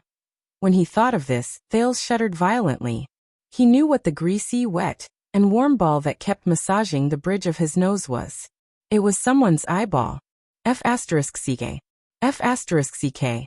F***ck. F***ck. An unprecedented disgust engulfed Thales, immediately waking him up from his hallucination. In extreme panic and nausea, Thales desperately shook his right arm, the only part of his body that was not covered by the tentacle, trying to pull that disgusting thing off. But the tentacle only tightened its grip. Thales clawed at the tentacle in vain. But he only felt that breathing was getting harder and his consciousness was fading. Little Rascal and Black Sword's anxious voices rang in his ears, but he could not hear them clearly. And, the eyeball that was quivering even faster? F***ck. His heart beat faster, and the blood vessels in his ears surged more rapidly. Thales, who was suffocating, felt increasingly uncomfortable. Soon he began to see stars. What should I do? A thought flashed through his mind. Right. I still have. He let go of his right arm and reached behind his waist, wanting to touch the JC dagger that Jayla gave him. The dagger. The dagger. But when he touched his waist, he only felt something greasy and warm. The tentacle had also tightly wrapped around his waist. Thales felt as if he had fallen into an ice cave. At that moment, despair overwhelmed him. *T. What should I do? His right hand flailed about behind his waist, but he could not catch anything. What should I do? Then a hard object brushed past Thales' right hand while he was flailing about. The pain brought Thales, who was on the verge of fainting, some clarity. He mustered the last of his strength and grabbed the long, foreign object firmly. He pulled it out. Then he reached for his head. But the accident happened just like that. The moment Thales lifted the foreign object, a wave of heat from the inside out, from his heart to his right hand, suddenly erupted. It was like the most terrifying flame, roasting his entire body in that instant. Pain, scorching heat, and spasms, these three sensations reached his entire body at the same time. Inside and out, every corner, every tissue and every cell. Illusory sounds appeared in his ears. At first, it sounded like the increasingly loud sound of blood vessels surging. But soon these sounds changed. Some sounded like waves sweeping across, some sounded like volcanic eruptions, and some sounded like the howling of a storm. Thales opened his mouth, but nothing came out. The only thing that entered his mouth was the fishy, salty taste of the tentacle, and the disgusting organs that slid past his tongue, pieced together from an unknown person. But at that moment he no longer paid attention to the disgusting tentacle and the restraint. There was only a burning sensation left in his senses. But in the next moment, Thales felt his entire body tremble. Then he relaxed, and his vision reappeared. His breathing began to become smoother. His chest was no longer heavy, and the restraint on his face slowly loosened. The tentacle let go of him. Then it slid down silently. At that moment, the burning sensation from the bottom of his heart to his right hand gradually disappeared. Thales panted hurriedly. He struggled to sit up from the ground, gasping for air after surviving a disaster. Then he saw two pairs of shocked eyes. Black Sword and Little Rascal stared at him in a daze. It was as if they had seen something incredible. Thales was shocked. Then he realized that they were not looking at him. He lowered his head and looked at his right hand. Then he could not help but narrow his eyes. At some point in time, Thales' right hand had firmly grasped the weapon Black Sword threw at him. It was the small red sword. But at that moment, the dark red blade of the small red sword was actually emitting a dazzling red light. Thales stared at the small red sword, dumbfounded.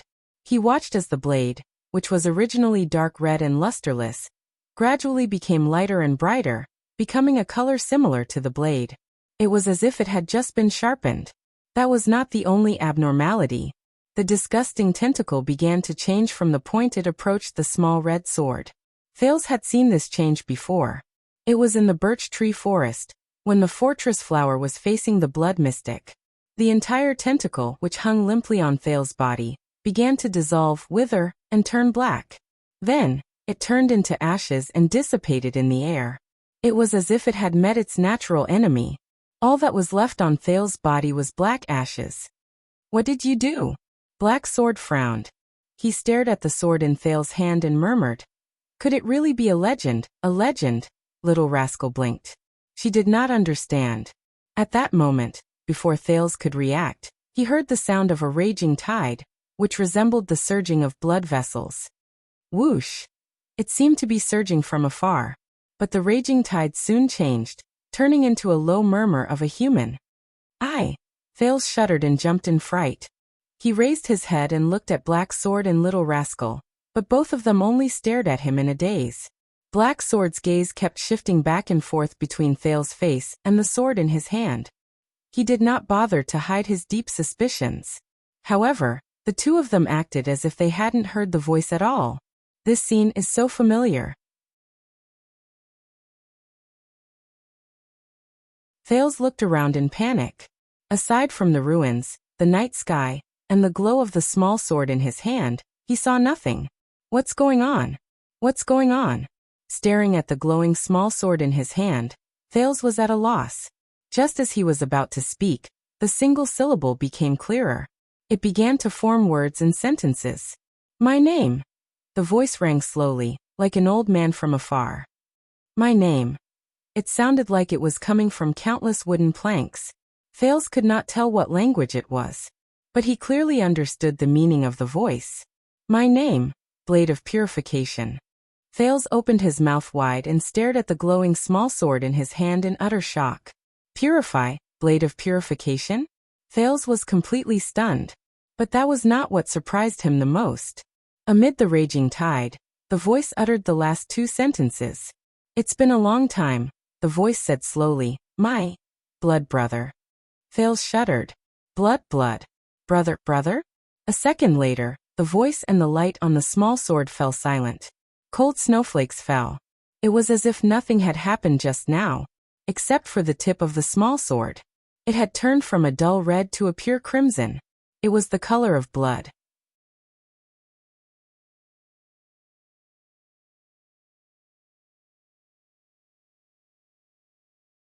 Chapter 175.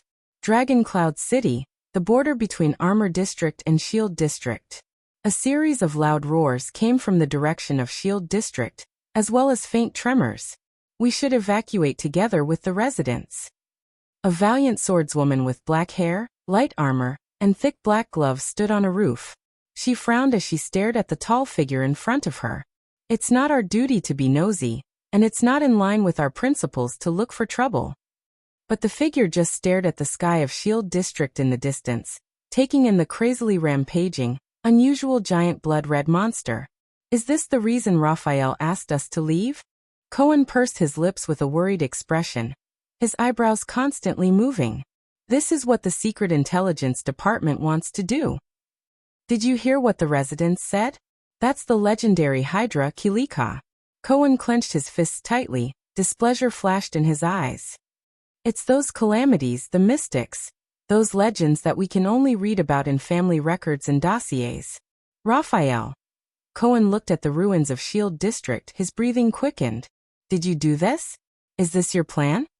Miranda frowned and looked at her colleague with a complicated expression. The disciplinary officers didn't evacuate the area for no reason. This is not something you should worry about. Dragoncloud City definitely knows how to deal with calamities. Miranda looked at the Hydra flinging out another giant tentacle in the distance, sighed and shook her head.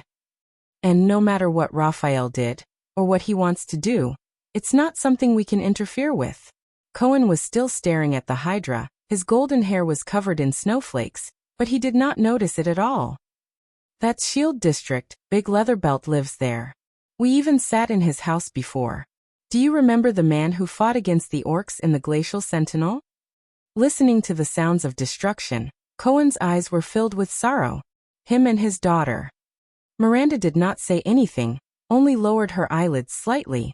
After a while she said quietly, "We can't do anything." Cohen was silent. In the distance, as the Hydra Kilika's movements intensified, the tremors grew stronger.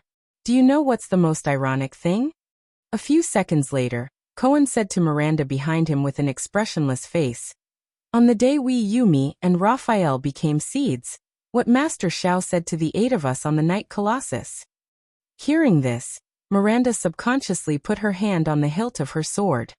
The mission of the Tower of Eradication is to preserve the last, purest, and most transcendent spark for mankind. Against the backdrop of the Hydra wreaking havoc in the distance, Cohen continued to speak calmly.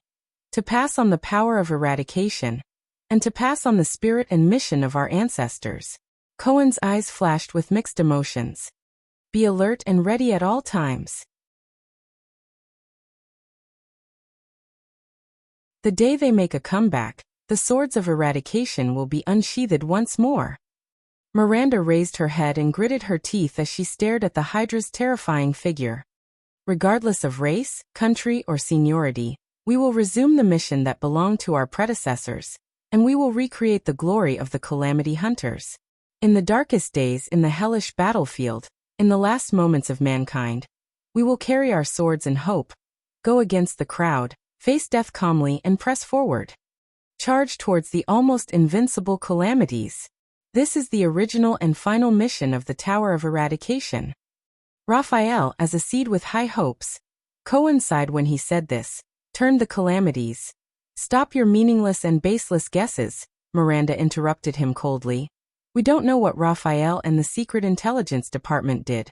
Maybe the Secret Intelligence Department has a more important political purpose. Maybe if they didn't do this, the Hydra would have appeared in Eternal Star City instead of Dragoncloud City. Cohen sneered, which was rare. Politics. The blonde police officer shook his head in disappointment.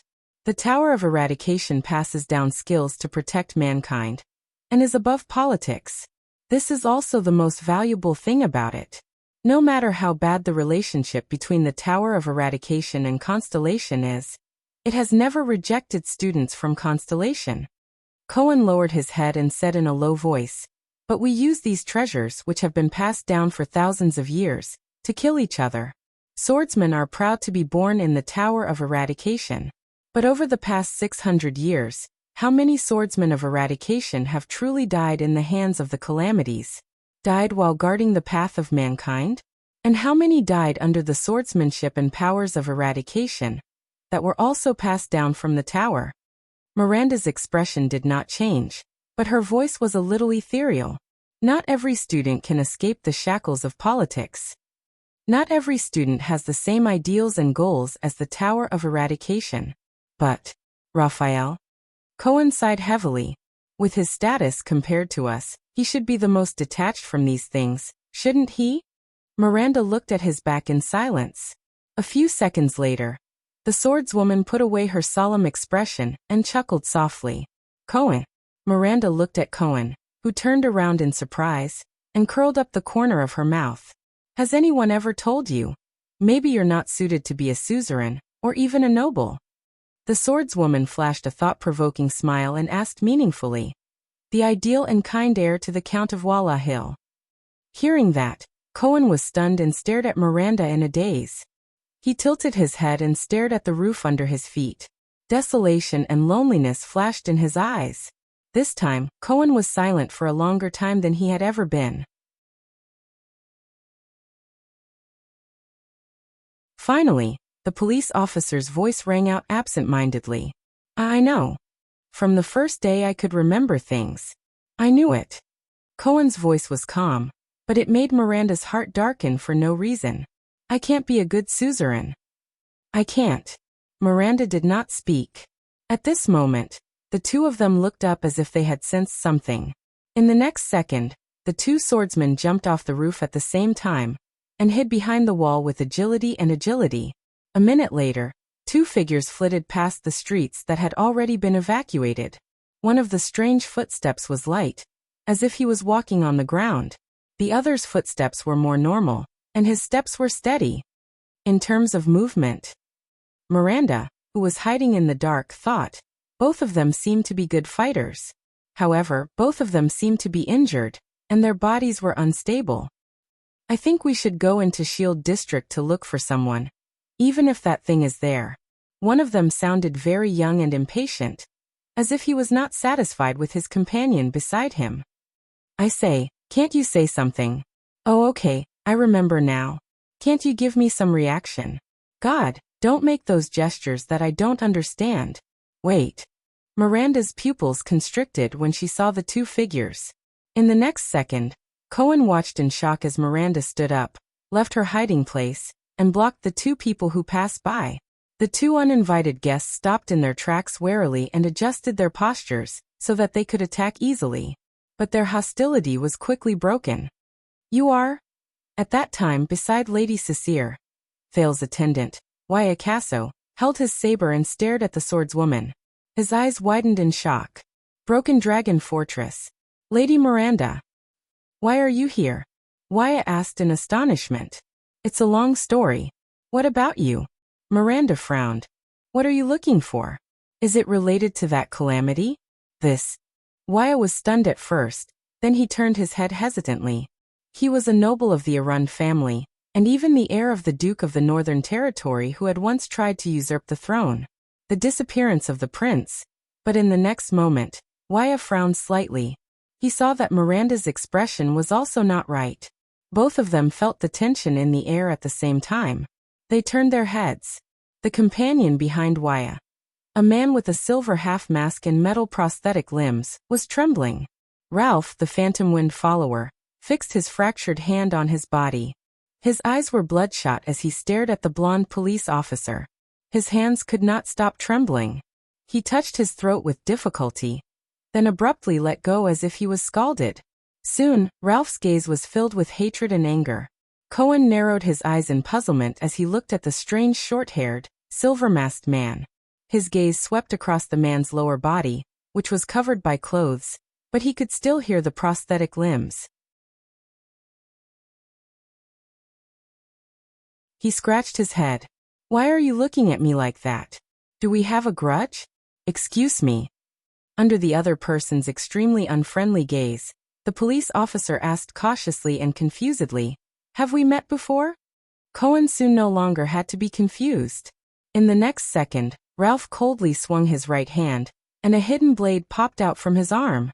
Looking at the familiar hidden blade, Cohen's gaze tensed. A memory from not too long ago flashed through his mind. It was that night. Disaster Sword Groudon. The girl with dual blades. He himself. And the police officer frowned. He bent down and placed his hand on his saber. Miranda and Wuxia were both stunned. They looked at the two people who were about to fight, puzzled. So you're not dead yet, my old friend from Red Street Market. Cohen vigilantly took half a step back. His gaze was as sharp as a sword, and his tone was cold. Scum of Blood Bottle Gang. The expression on the other half of Ralph's face, which was not covered by the mask, became more and more unpleasant. He let out a low guttural growl and clenched his fists tighter. The rustling sounds of flesh scraping against each other came from all directions. It was as if thousands of snakes were swimming wildly in all directions. How many threats, enemies, and dangers do these scraping sounds signify? In the midst of the strange rustling sounds, Nicholas, who was under the eaves of a dilapidated house, opened his eyes gently. The power of eradication in his body began to circulate in a strange manner. It surged through his entire body in waves. In the next moment, the Star Killer descended like a bolt of lightning. He broke through the eaves with an astonishing momentum. Asterisk bang. Asterisk as Nicholas' figure appeared. A dozen blood-red tentacles of various sizes appeared in front of him. The tentacles trembled in unison and attacked him from different angles. Nicholas, who was in the air, should not have been able to dodge. But his figure strangely began to flicker and blur. All the tentacles that were stretched out towards Nicholas curled, whipped, struck, and stabbed at him from front to back. These life-threatening tentacles brushed past his ears, armpits, soles of his feet, and waist in the air, but without exception, all missed his body by a hair's breadth. The air was torn apart by the tentacles. The howling wind glided past the surface of the Star Killer's body. In that second, the unscathed Nicholas' gaze was calm. He swung the severing soul's blade in the air. The trajectory and arc of the blade formed countless ellipses in the air as Nicholas' body descended. Asterisk thud. Asterisk Nicholas landed steadily on the ground. Behind him, many broken tentacles fell and turned into ashes. Nicholas stood up. Without changing his expression, he stabbed the severing soul's blade into the large tentacle in front of him. Soon, Kilika's severed limb disappeared from the world. It's much easier than parrying the weapons coming from all directions on the battlefield, Nicholas thought to himself. After all, I only have to face one enemy. He broke through from the edge of Shield District all the way here, and the worry in his heart did not decrease. Instead, it increased. The number of enemies on the road was getting denser, and the Hydra's figure was also getting bigger. Clearly, he was already close to Gleeward. Hopefully, nothing will happen to him. As one of the few Supreme-class warriors who had fought their way out of piles of corpses on the battlefield, Drew Gleeward had an indomitable will, rich experience, and resolute determination that matched his exquisite fighting skills. This kind of warrior seemed to be born to exist on large-scale battlefields. Regardless of whether it was a favorable or unfavorable situation, they could create unimaginable miracles. When he thought of that person, Nicholas could not help but frown. The kingdom's wrath in the south. This was also why, even though Gleeward's temper was terrible and his relationship with the officials of Dragon Cloud City was bad, he was still chosen as the wielder of the Soul Slayer pike 10 years ago. Even though he was still cursing and insulting Nuvan VII and the other archdukes of the Walton family, and their parents on the first day he received the pike. Of course, it was also because of his bad temper that Gleeward, a heavy swordsman, lost his title, official position, and wealth after he retired. His name was also not among the 5 war generals. Instead, he became a famous boss in Shield District and Hammer District. The Hydra was right in front of him. Nicholas gritted his teeth. Before new monsters or tentacles reached him, Nicholas did not stop moving. He moved forward quickly. When he bypassed the ruins of a collapsed mill, Nicholas was stunned. He saw Gleeward. Gleeward was not suppressed to the point where he could not fight back as he had expected, nor had he fallen. This was the worst-case scenario he had expected. Gleeward stood in front of him, perfectly fine.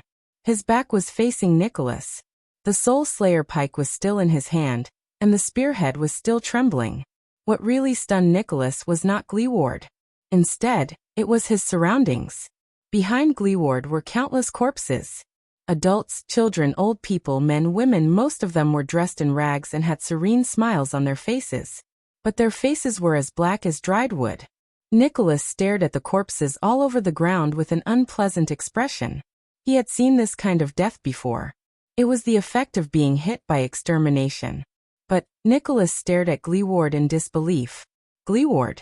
Nicholas shouted loudly. Gleeward shuddered slightly and turned around slowly. Nicholas tightened his grip on the severing soul's blade in his hand. Gleeward did not even notice that he was behind him. This was unimaginable in the past. There's something wrong with his current state of mind. The Star Killer thought to himself. The lame former heavy swordsman turned around while trembling and looked at the Star Killer. Nicholas stared at Gleeward's face in shock. It was covered in tear stains. "It's you." Gleeward bit his lip, and another tear fell. He said hoarsely and weakly, "Walton's lackey." When he heard the familiar and rude form of address, Nicholas felt slightly at ease. But he still stared at the corpses all over the ground and asked in puzzlement, "What happened? These people. What happened?" Gleeward shuddered violently, and his voice rose sharply. "What happened?" Gleeward clenched his teeth tightly and closed his eyes in pain. "Didn't you see it?" Nicholas walked forward and stood next to Gleeward.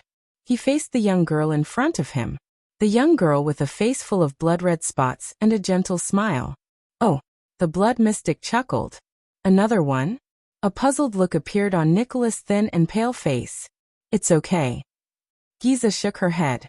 Her gaze was relaxed, as if she did not care. "I have enough reserves." In the next moment, the mystic gently stroked Kilika behind her. The Hydra shuddered again and released 2 large tentacles. The tentacles trembled continuously on the ground, then slowly tore apart, creating 2 openings that were as tall as a few people. Nicholas' pupils shrank. From the 2 openings 1, 2, 3 people slowly walked out. There were dozens of people. The person who walked toward them was an old woman with a face that looked like she had gone through the vicissitudes of life. She was puzzled at first, then confused, and then terrified as she looked at her own body. There were dozens of people of all sizes, men, women, the elderly, and the young. After their initial bewilderment, they became astonished. Then they all walked towards Gleeward at the same time. Nicholas turned his head abruptly and looked at Gleeward. Could it be? Gleeward shook his head laboriously. His eyes were filled with tears of grief, indignation, and desolation. Gleeward. The old woman who led the group opened her fearful eyes. She seemed to know Gleeward. "Good child, what is going on? I remember that just now." The old woman lowered her head in surprise. She looked at her thin and shriveled legs, one in front of the other, as she dragged her body forward. "How did I stand up? My legs are healed?" Granny Daval. Gleeward looked at the old woman's figure and closed his eyes in grief. He stabbed his spear into the ground. "Bastard." "No." The old woman immediately realized something. She said in panic, my body, why can't I move? Why am I walking?" Granny Daval was not the only one who reacted this way. Among the dozens of people, almost everyone had the same reaction. Panic, fear, and shock appeared behind the crowd. "What's going on?" "My hand.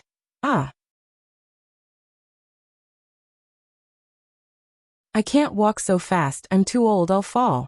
Oh my God, look, it's a monster. It's the monster I saw before I fainted." However, the crowd continued to move forward. At that moment, Nicholas, who was in a daze, understood something. They can't help themselves. Tears flowed out of Gleeward's tightly shut eyes again. His voice was intermittent. These civilians of Shield District, after they were eaten by that monster, that bitch, I don't know what she did. Now she's controlling their bodies. Nicholas watched the crowd move forward towards them in disbelief. He watched as they continued to quarrel, question, argue, and even cry, shout, and roar.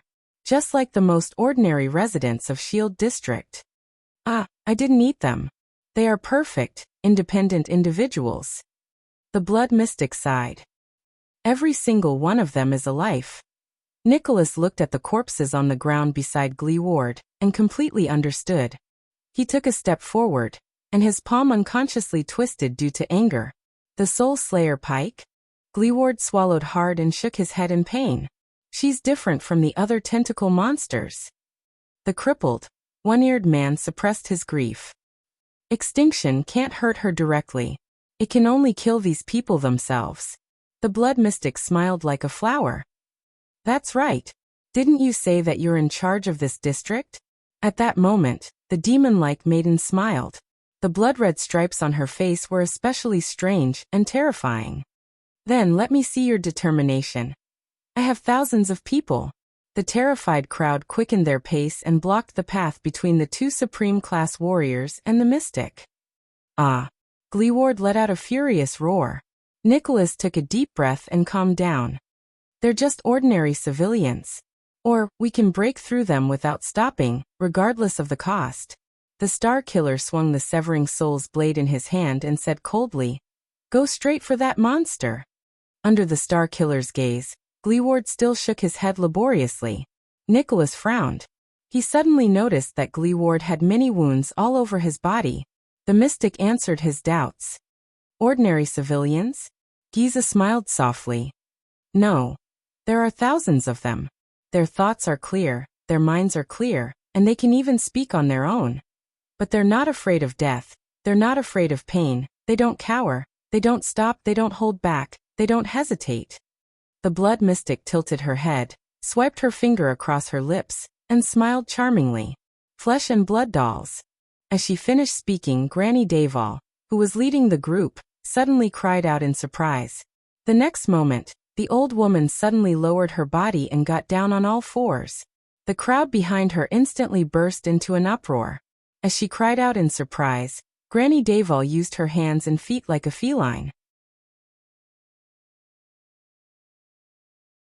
With agility and speed that did not match her age and body, she leaped more than 10 meters in a few seconds and pounced on Gleeward, as if she was hunting prey.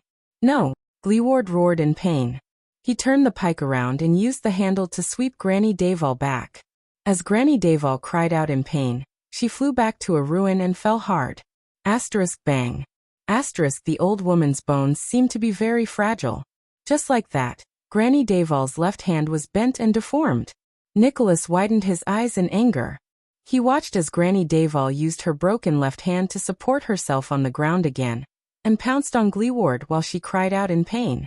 The old woman's pain screams echoed in Nicholas' ears. "I'm sorry. I'm sorry." Gleeward raised his head abruptly and roared. "Aya!" This time, Gleeward widened his eyes in anger. As tears flowed down his face, he trembled as he handed over the pike. Asterisk rip. Asterisk the pike pierced through Granny Daval. Gleeward child. Granny Daval's face was filled with disbelief. Then Granny Daval's face turned black. She lost all her life and slowly fell down. The crowd burst into a collective howl of panic. Gleeward gritted his teeth and panted continuously. "Hey, these people aren't as useful as my cuties." The blood mystic covered her mouth and chuckled. The blood spots on her face swayed like reeds in the wind. "Of course, you're also much weaker when you face them. Pitiful humans." Nicholas stared at all of this in a daze. Gleeward's eyes were bloodshot.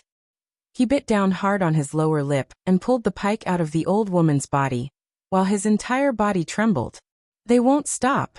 The crippled man gripped the pike in his hand tighter, as if he wanted to leave a palm print on it. "No matter how injured or damaged they are, they will only get up again." This was his shield district. "They're coming at me wave after wave." These were the people he was supposed to protect. "Stop me, kill me. These unarmed, innocent civilians.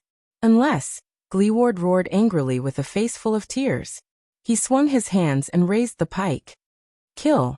The crowd drew closer. Panicked, fearful, and trembling faces that he was incredibly familiar with appeared before his eyes. "Kill them." Gleeward, who was about to break down, was like a trapped beast that had been forced into a corner. He roared in grief, indignation, and despair. "Kill them." Nicholas watched the waves of people approach them, then looked at the countless corpses that had already fallen beside Gleeward. He felt a chill run down his spine. The blood mystic clicked her tongue. TSK, the Soul Slayer pike, is it?" Unprecedented anger appeared in her eyes. "I know the power of this thing better than you do. The power it can unleash in Rikuru's hands is much stronger than a rookie like you. But I am still standing here in one piece." The blood mystic raised her hands. There was a smile on her face, and her voice was cold. "Guess what this proves?" The mystic grinned and laughed with her head thrown back. "Very well." Giza thought quickly in her abnormally excited state. "This way, I can at least buy some time. Enough time to search for that boy. Find him. Kill him. Save him." As her thoughts raced, Kilikau extended more and more tentacles underground. Two patches of red appeared on Nicholas' pale face. He spoke slowly and laboriously. So you've already planned how to face the Soul Slayer pike from the beginning, right? Starting from absorbing your food. The mystic flashed a bright smile. Gleeward could not stop trembling. He raised his head and looked at the approaching crowd. His eyes were filled with numbness and determination. Nicholas stared at his inhuman opponent. His heart grew heavier. What should I do? Kill all the residents of Shield District who are not dead yet? Kill thousands or even tens of thousands of them? Fight her again? How could this be? The Star Killer took a deep breath and shook his head slowly. The Soul Slayer pike is recorded in the legend of the world, as well as you and the Hydra, but why is there no record of this scene? I'm not sure about this either. The Blood Mystic exhaled. Her smile did not fade. But I can make some guesses. Nicholas and Gleeward frowned. Did you know that the Soul Slayer pike's ability was originally called Extermination? The Mystic smiled faintly. But later on it was renamed Extermination. Gleeward shuddered. Giza chuckled. She raised her head and stared at the cliff of the sky, at the statue of the hero who was holding a pike and staring at the ground. It was a statue of perseverance, courage, compassion, tolerance, and greatness. Originally, Raikuru had a blood heir. The mystic said faintly, his son, his younger brother, his nephew, his uncle. The Extet family who loved each other. Nicholas and Gleeward stared at each other. Their eyes were filled with shock and bewilderment. Until we met on the battlefield. The mystic narrowed her eyes. Her eyelashes trembled slightly. Your so-called human hero. That heartless, cruel, and terrifying man with a heart as hard as stone. Raikuru Extet. In their eyes, the terrifying and cruel blood calamity gently raised her slender fingers and slowly pointed at the advancing crowd, personally lifting the Soul Slayer pike. Giza's eyes shone with a strange and subtle red light. She parted her cherry lips and revealed a secret that sent chills down their spines. All of them. Did not spare a single one. Killed them all.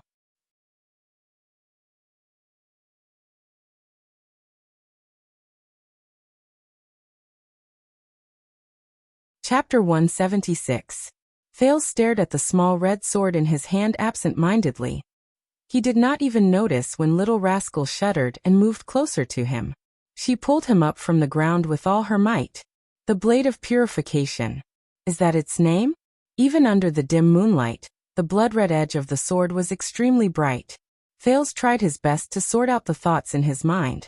He even forgot about the environment he was in. Is this sword a living thing? If it is, why didn't it move in Blacksword's hand? If it isn't, then what is that voice? That voice that came from my ear. No, it's more like it came from the bottom of my heart. Why is it so similar to what happened when the High Priestess of Bright Moon Temple prayed?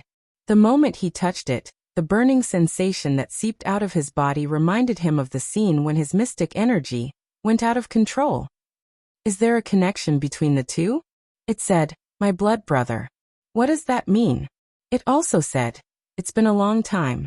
Have I seen this thing, the legendary anti-mystic equipment, before? More and more questions popped up in Thales' mind, but none of them had an answer. It only made him more confused and confused. What did you do? Blacksword's voice rang in his ear, stern and fierce. Thales was startled. He snapped out of his daze and unconsciously loosened his right hand. Asterisk clang.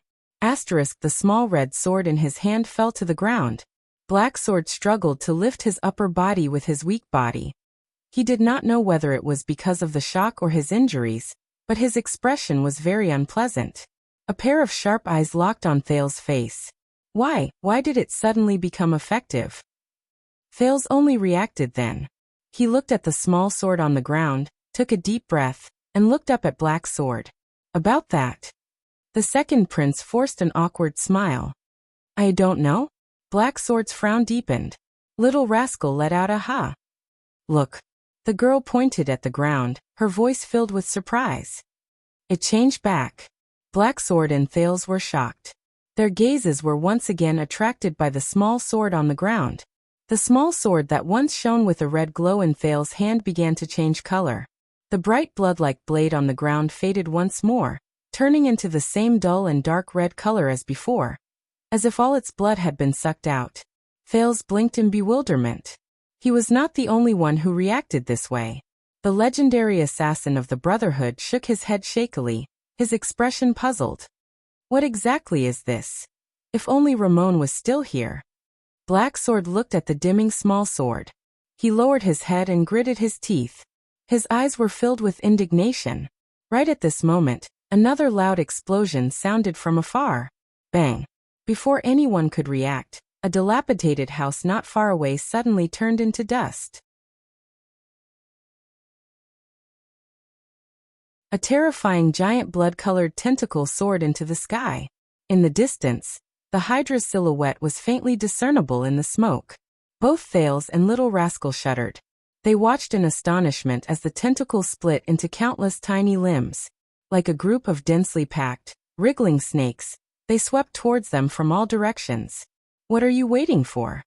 Black Sword roared anxiously. Run! Thales shuddered. Without saying a word, he grabbed the pale-faced Little Rascal. Ignoring everything that had just happened, he dashed in the opposite direction of the tentacles. This kind of tentacle again, so. Thales gritted his teeth. Did Asta really lose? Aren't mystics immortal and indestructible? Then how did he lose? Damn it! I have to keep running. As for Black Sword, who was still on the ground, unable to move, he could only wish him luck. However, this time, the tentacles seemed to be exceptionally swift and powerful. They flooded the corpse-strewn street like a tidal wave. Everywhere they went, there was a terrifying sizzling sound. When Thales heard it, he felt a chill run down his spine. He was scared out of his wits. Without Asta's protection, they had barely taken 4 or 5 steps when the first small tentacle caught up to them. This time, its target was only Thales. In an instant, Thales felt a weight under his feet. His ankle was tightly entangled by the tentacle that came first. Thales felt a chill run down his spine. Thud. He staggered and fell to the ground. The tentacle began to twist and drag him backwards. No! Little Rascal screamed. She turned around and grabbed Thales' arm tightly, trying to save him from the entanglement of the tentacles. However, how could the strength of 2 children struggle against the multi-headed snake's tentacles? They were dragged towards the snake-like tentacles. Damn it! Thales felt his scalp tingle as he watched his ankle being entangled tighter and tighter. He glanced behind them and saw other tentacles getting closer and closer. In just a few seconds, they were right in front of him. The melted, broken, and stuck limbs of the tentacles were clearly visible before his eyes. Thales shuddered. He quickly turned around and yelled, "Run!" However, Little Rascal only bit her lower lip and refused to let go of his arm. She shook her head violently. They were dragged a few meters back. Sizzling. The terrifying sound of flesh rubbing against each other came closer. Thales felt a chill run down his spine. *T. It's too late. Soon, countless tentacles blotted out the sky and the moon. Like a raging wave, they swept over slowly. The first tentacle wrapped around Little Rascal's left arm. The second covered Thales' back. The third, the fourth, and the fifth from his limbs to his body. These tentacles bound him and Little Rascal tightly. No! The sticky, warm, yet nauseating tentacles covered Thales' eyes as he roared, blocking Little Rascal's tear-stained face from his line of sight. Little Rascal screamed and let go of Thales' hand as he was pulled. Thales' eyes were about to pop out of their sobs as he watched Little Rascal's sorrowful face disappear before his eyes. No, no. Thales desperately reached for JC's dagger as the tentacles pulled on him all over his body. At the juncture of life and death, he no longer cared about secrets or side effects. He had to use mystic energy, or what he thought was mystic energy. However, just as the second prince was about to stab himself with the dagger, another tentacle came from behind and bound his right arm. Then it dragged him backward. He could not touch the dagger. Thales gritted his teeth in indignation. No, he was like a prey hunted by a spider, trapped in a spider's web and unable to move. He could only close his eyes and wait for death. But at this moment, Black Sword's low growl suddenly rang in his ears.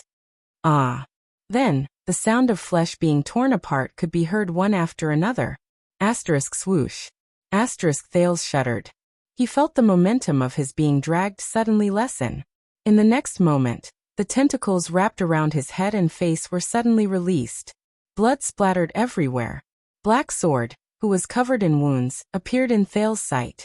Thales was instantly invigorated. Before he could speak, Black Sword roared and swung the red smallsword in his hand amidst the surging group of tentacles. Asterisk whoosh. Asterisk the wind howled. Flesh and blood splattered everywhere. The blade of the sword drew circles and circles on the flesh and blood of the tentacles. It cut and severed the tentacles one after another. The tentacles trembled, and like a pot of boiling oil, they madly attacked Black Sword. With a body riddled with wounds, Black Sword displayed a speed that did not match his physical condition. His body sometimes trembled to break free from the entanglement, and sometimes he turned to dodge the attacks. He fought with all his might in the group of tentacles that surrounded him from all directions. Black Sword dodged a tentacle that reached for his left shoulder.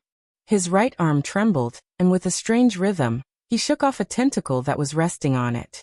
Then he roared and cut off a tentacle that was binding Thales's left leg. Black Sword's expression was unpleasant. He stepped on the ground full of tentacles. His legs had been unknowingly entangled, but he was still oblivious. The small sword in his hand never stopped swinging. Sometimes it would cut off a tentacle that was binding Thales, and sometimes it would cut off a tentacle that was trying to stop him. Black Sword stood in front of Thales amidst the group of countless tentacles. His gaze was firm, and his body moved. At that moment he was like a restless bug that had fallen into a spider's web.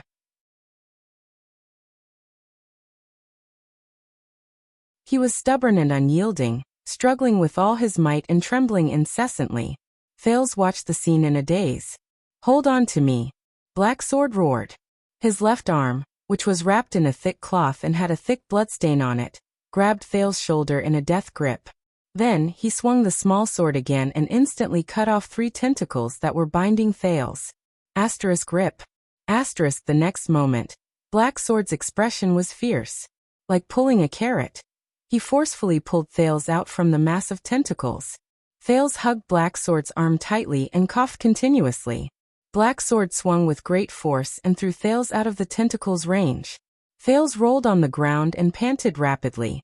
A few tentacles wanted to follow Thales, but they were mercilessly cut off by Black Sword before his eyes. As for Black Sword himself, he was increasingly entangled by the tentacles. Thales did not even have the time to catch his breath. He quickly turned around and saw Black Sword, who was almost drowned in the tentacles, struggling bitterly after saving Thales with a burst of power. Thales instinctively wanted to crawl backwards, but when he raised his head and saw Black Sword's gaze, he could not help but stop in his tracks. That man was still fighting ceaselessly in the mass of tentacles. This sword. Why isn't it working?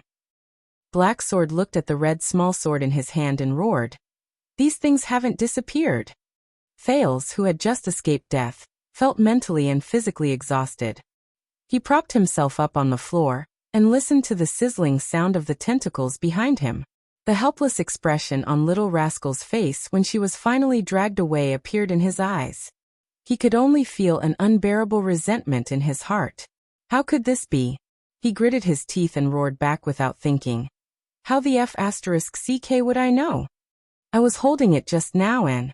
As soon as the words left his mouth, both of them shuddered. Thales understood something.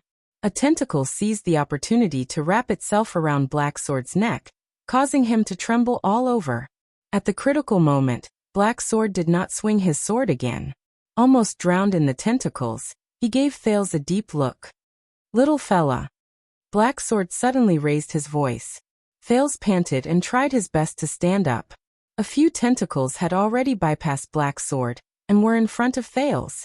However, in the next moment, Thales saw Black Sword move his arm, causing the wind to whistle. A black shadow spun and pounced towards the prince's face. Thales subconsciously narrowed his eyes. He could not help but raise his right hand to protect his head and face. However, the black shadow made a perfect turn and accurately fell into Thales' right palm, which he had just raised. The Prince of Constellation subconsciously clenched his fist and felt a weight on his hand. Thales bent his knees. In a flurry, He caught the small sword that Black Sword had thrown at him. The hilt just flew into his palm. Although I don't want to admit it, Thales took a deep breath. Black Sword's throw was really accurate. Black Sword took one last look at Thales before he was completely drowned by the tentacles. The tentacles that wrapped around Black Sword lifted the prey and swept it backwards. Thales breathed in a daze, but he knew what he was going to do. Please. He gritted his teeth and brandished the small sword. Stepping on the ruins and snow, he ran forward. Hurry up and give it to me. Make it work. Ah! In the next moment, Thales roared with all his might, as if that would calm him down. He swung the small sword at the tentacles that were pouncing towards him. One of the tentacles touched Thales' face, causing him to feel numb. The other tentacle reached for his hands and made an unpleasant sizzling sound. However, in the next moment, that strange burning sensation attacked his heart again. His blood vessels began to surge endlessly again. Thales' small sword changed. As if it had been injected with some kind of power, its dull dark red blade, starting from the hilt in Thales' hand, gradually changed color and glowed. It became bright red again, as if it had been revitalized, just like before. Red light spread out. The two tentacles that were closest to Thales immediately trembled before the small sword's blade. In just a few seconds, their warm and strong flesh curled up and withered into dull gray limbs. With the sizzling sound of roasting flames and red steam, they were turned into ashes. Thales was shocked. It's effective. He did not stop. Instead, he charged forward without a care for his life. Not far away, the blood mystic, who was facing off against Gleeward and Nicholas, turned her head and cast a glance in his direction. Giza's tentacles were very memorable. Thales did not want to experience the warm, solid, sticky, and slippery sensation when he bumped into them. It's too disgusting. But this time Thales only lowered his head, raised his small sword, and charged forward with all his might. Surprisingly, Thales did not run into any substantial obstacles that could stop him for more than a few seconds. Even though the group of tentacles looked so terrifying, Thales stared at the ground, not letting the surging tentacles in front of him affect his vision. With just one breath, he continued to run. His entire body crashed into the mass of tentacles that wrapped around the black sword in a disorderly manner. The wall of flesh and blood formed by the tentacles crumbled the moment he touched it. Ashes fell continuously in front of him. If he was entangled by a tentacle, Thales would subconsciously lean the blade against that spot. In just a few seconds, the tentacles would tremble slightly, then loosen and turn into ashes. Like ripples on the surface of a lake, the tentacles trembled, retreated, and dispersed in front of him.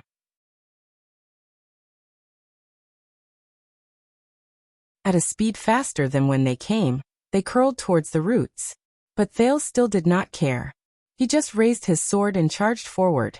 The next second, he felt the ground beneath his feet become empty. Thales panicked and fell to the ground. But he did not fall. Asterisk thud. Asterisk a dull thud was heard. Thales felt a pain in his head. He felt as if he had crashed into a thick wall. Something caught him just in time. Enough! Black Sword's cold voice rang in Thales' ears. Thales shuddered and only then did he raise his head. Freed from his predicament, Black Sword's expression was unpleasant. He grabbed Thales' wrist tightly and held the red small sword in front of his neck. That's enough, Black Sword said coldly and let go of Thales' arm along with the small sword. Thales, who was still in a state of shock, finally found his breath. Having survived the disaster, he looked around. He saw the tentacles retreating in defeat.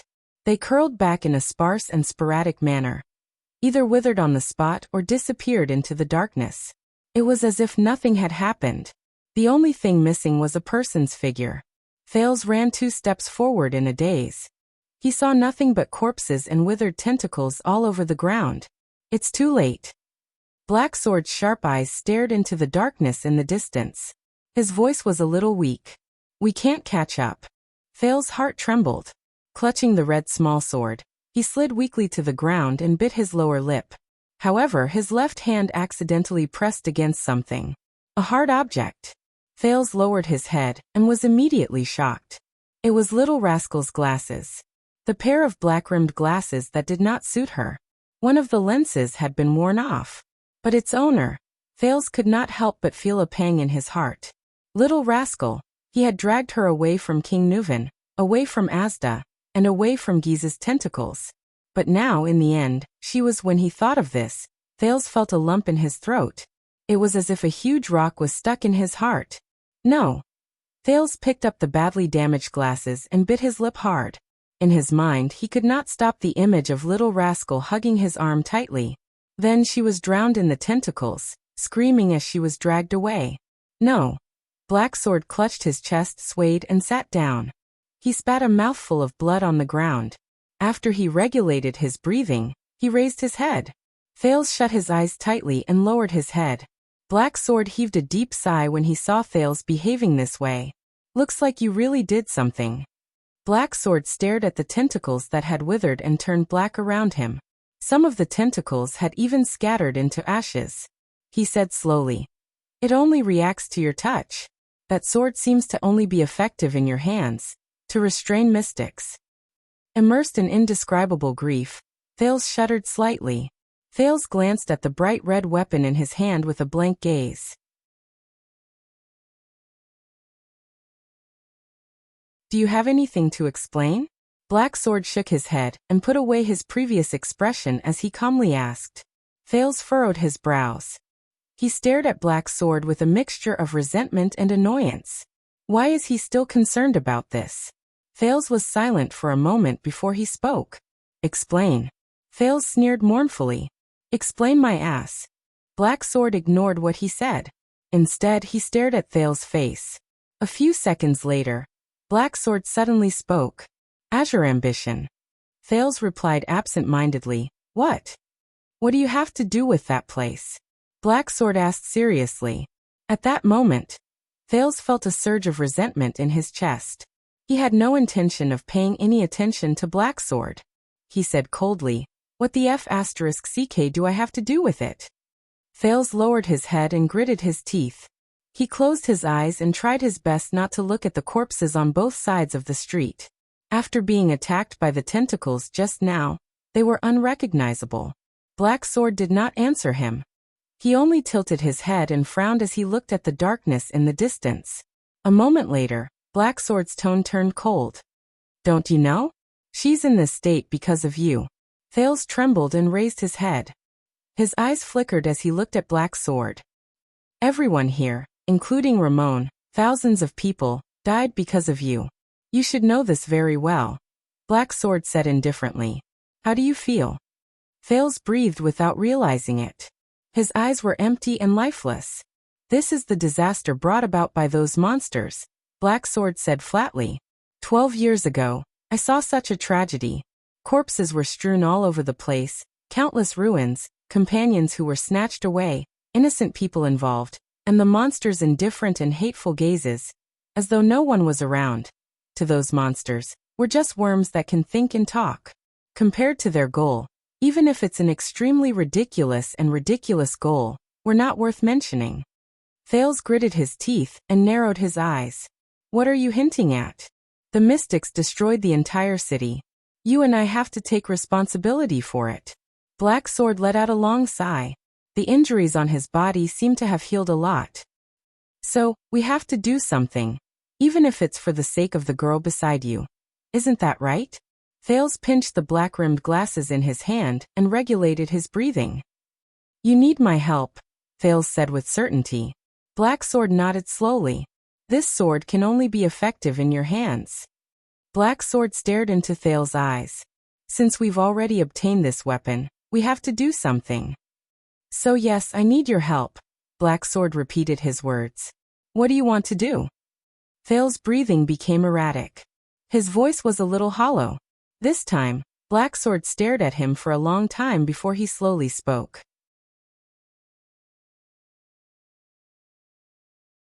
"Look around us. Look at the ruins they left behind." Black Sword stood up shakily from the ground and gazed into the distance.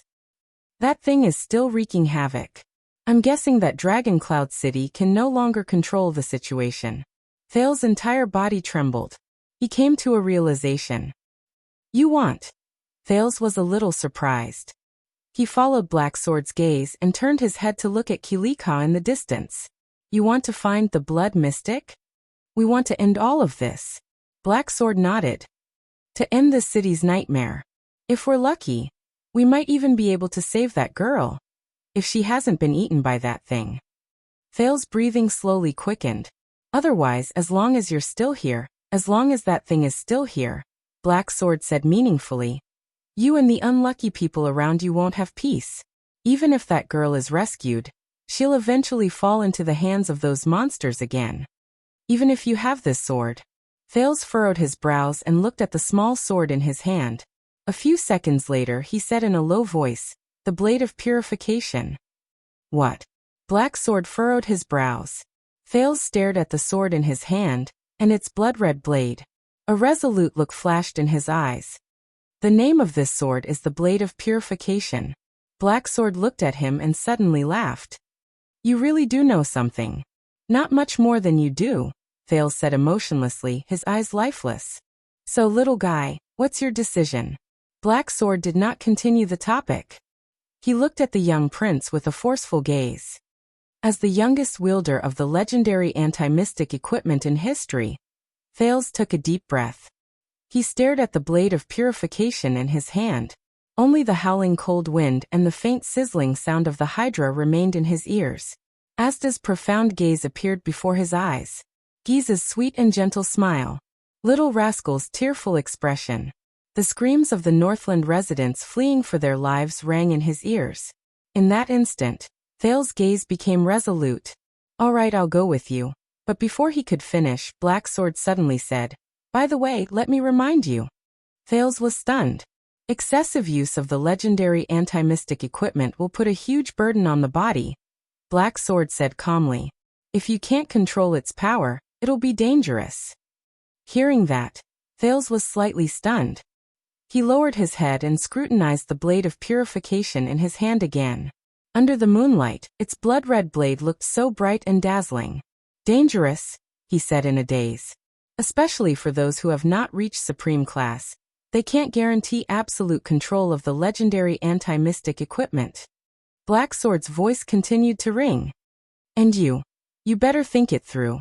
Black Sword's words were extremely cold. Thales frowned heavily. In that instant he suddenly thought of Gilbert, Yodel, and Gines.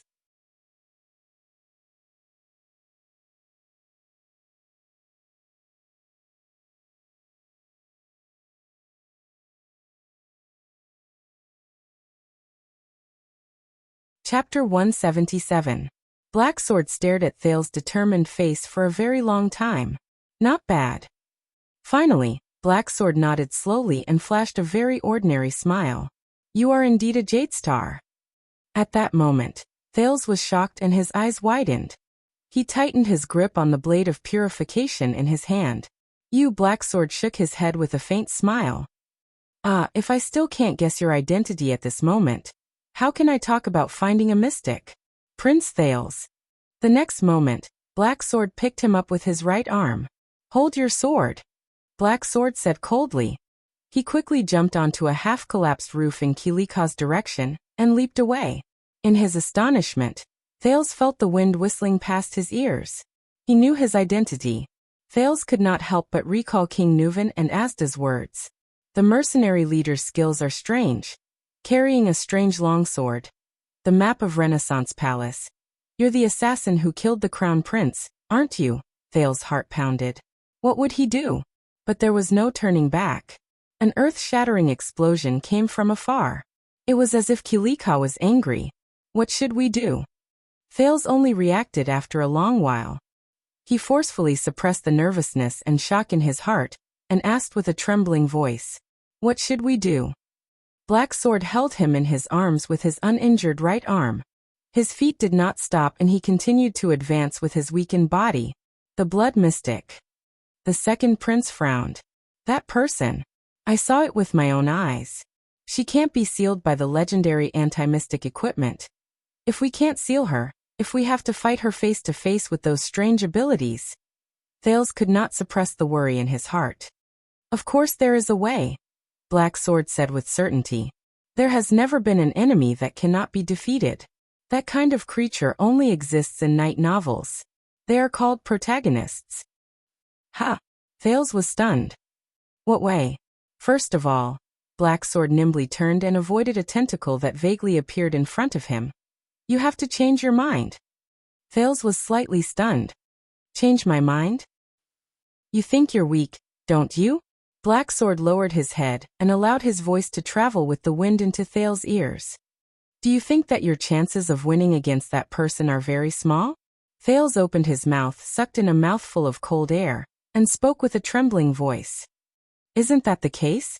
Thales hugged the blade of purification tightly in his arms and said in a rather dejected manner, I'm very weak.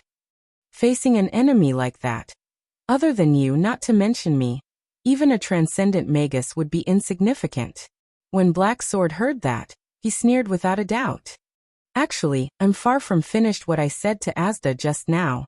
Black Sword's tone suddenly became a little solemn. Now listen to me. Black Sword paused and stopped in front of a low wall. Next to them was a pair of lovers who were hugging each other, motionless. No, little fellow. Black Sword's tone was extremely cold. The sound of a house collapsing came from afar.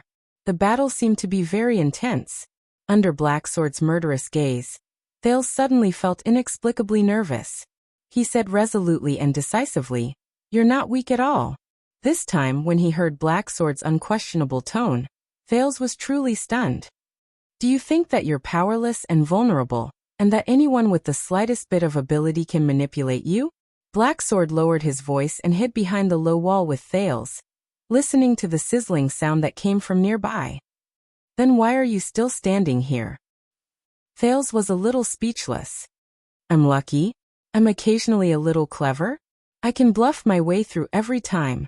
Black Sword's eyes narrowed into slits, but the light that shone from them was unprecedentedly threatening. A few seconds later, the leader of the Brotherhood said in a casual but unquestionable tone, Only a truly weak person would use pure strength as proof of their strength. Thales' eyebrows twitched. For a truly powerful person, strength is but a decoration.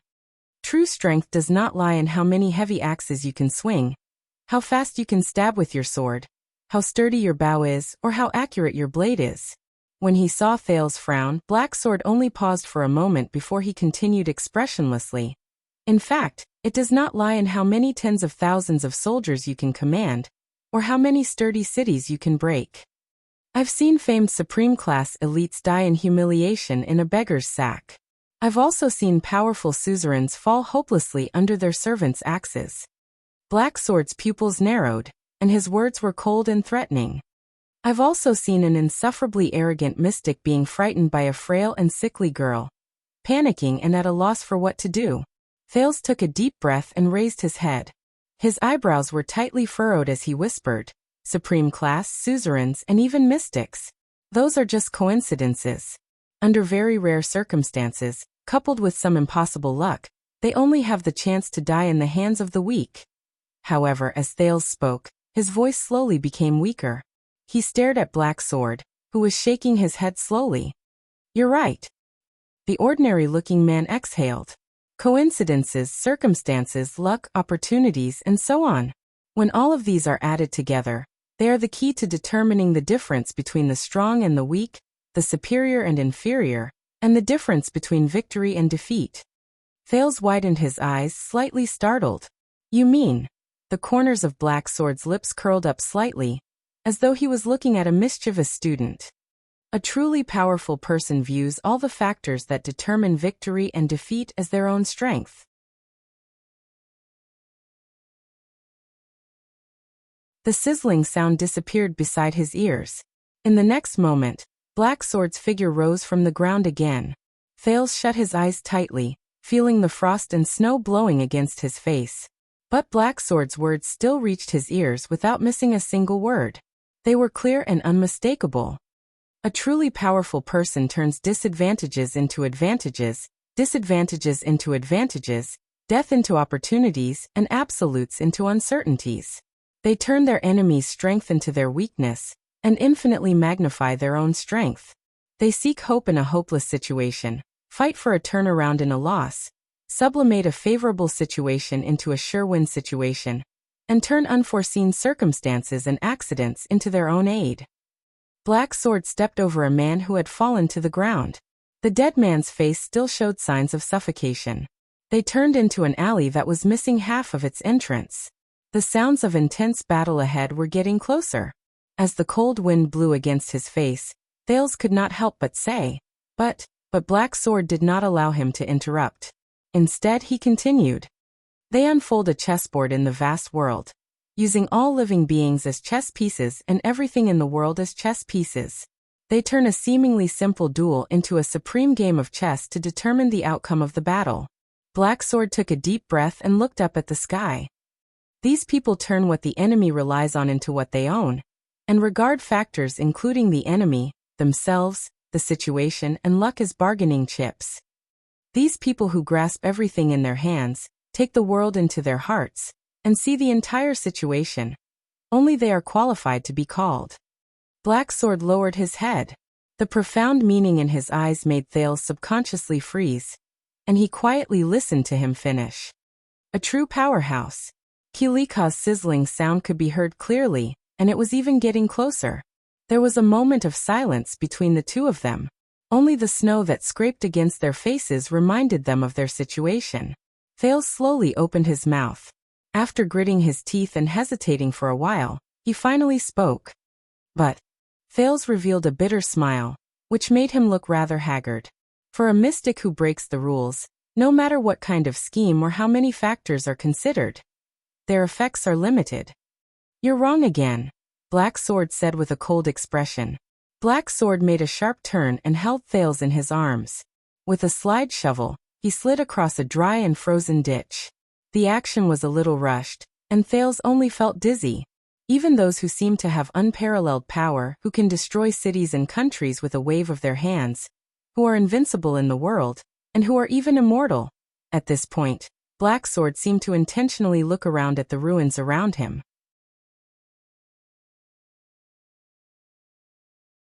But Thales could only squint and try his best to reduce the impact of Black Sword's movement on his sense of balance. Black Sword slammed his left palm on the ground and leaped up. He raised his head and snorted softly. If you can't do this, then you're still a weakling, at best a relatively strong weakling. The Hydra in the distance was already right in front of them. It was clearly visible. Didn't it notice us? Thales was a little nervous. I have my ways. Black Sword glanced at him indifferently. How do you think I survived the Blood Mystic's attack? They stopped again. Black Sword extended his hand and touched a spot on the ground. He closed his eyes slightly. It was as if he was feeling something. But his words rang out again. In short, in the eyes of the truly powerful, even those calamities, even their seemingly unstoppable power, are nothing more than a slightly larger chess piece on the chessboard. As long as this large chess piece is gently removed from their chessboard because of you. Black Sword retracted his hand from the ground and gently tapped the blade of purification in Thales' hand. His eyes were filled with wisdom and shrewdness. These so-called invincibility will be useless, and even laughable and despicable. Thales lowered his head thoughtfully. Black Sword took a deep breath. His gaze was unfocused and profound, as if he was immersed in his past memories. He spoke in an ethereal tone. Have you ever seen a supreme-class swordsman who lost both his arms break down in tears after waking up? Thales was slightly taken aback. Black Sword continued. Have you ever seen an elite scout who can travel thousands of miles in a day get drunk and depressed after his leg bones are completely shattered? Have you ever seen a high-ranking official who lost his power and status spend his days in the countryside and go crazy every night? Have you ever seen a famous general who was convicted after commanding 1,000 troops, lose hope in prison, and die of depression? Have you ever seen a 1,000-year-old noble who was stripped of his family name and gave up on himself like the most desperate beggar? Have you ever seen a terrifying calamity who is unparalleled and has boundless power tremble in front of a small legendary anti-mystic equipment and flee?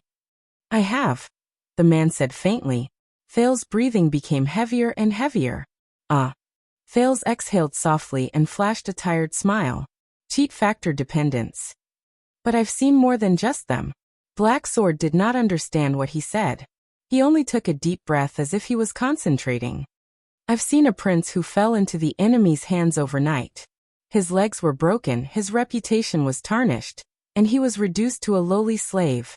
In 2 years he overthrew his slave master, and led a new army to travel thousands of miles back to the capital.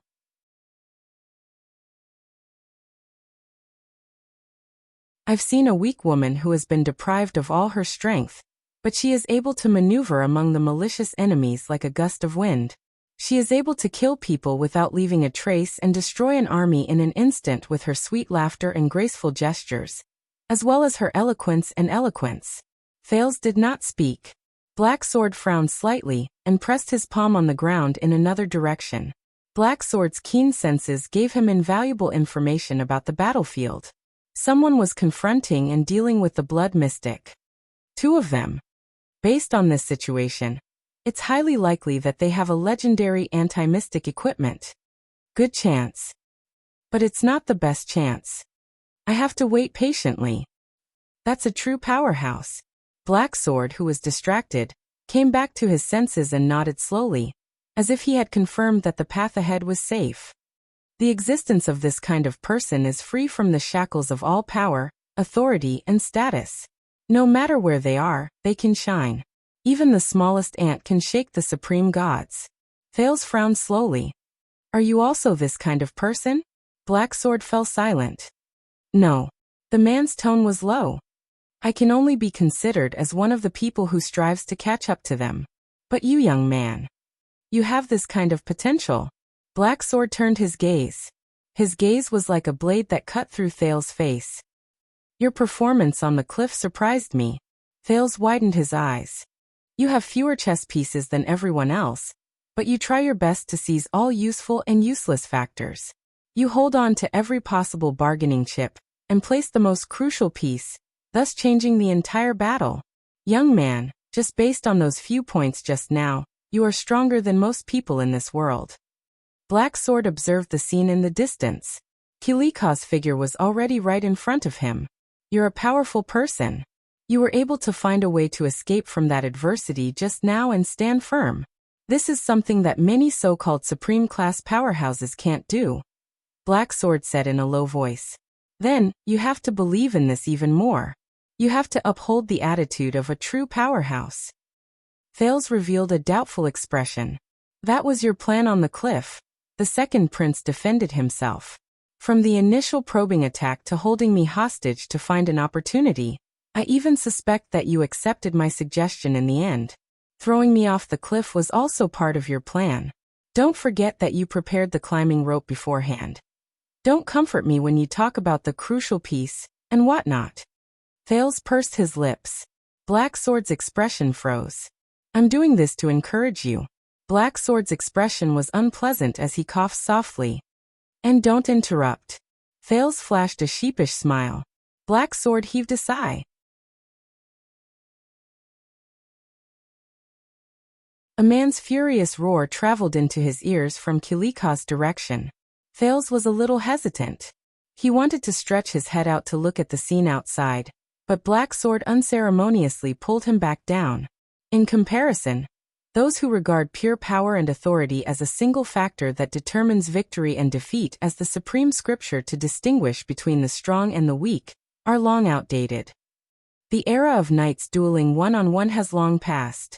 Sadly, in this era where crossbows can pierce through armor, horses' hooves can crush flesh, catapults can break city walls, and mystic guns can roar, most people still think of the ridiculous era of knights. They see battles as comical shows where 2 people arm wrestle on a table. Black Sword revealed half of his head and observed the outside world. His eyes shone with a brilliant light.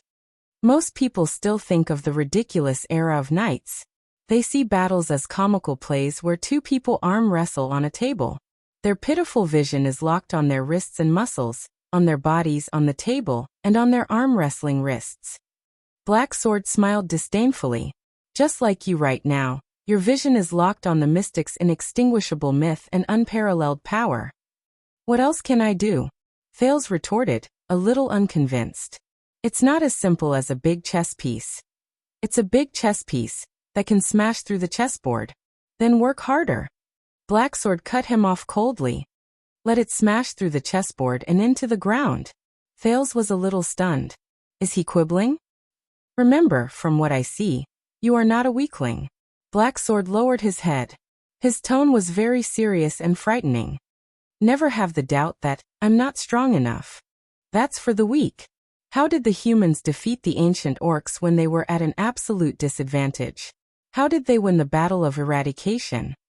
Black Sword's eyes shone with unprecedented determination. Isn't it clear enough? Thales stared blankly into Black Sword's eyes, those determined, cold, but extremely clear eyes. Northland military sword style. Thales said subconsciously. Black Sword's expression changed. What? I remember now.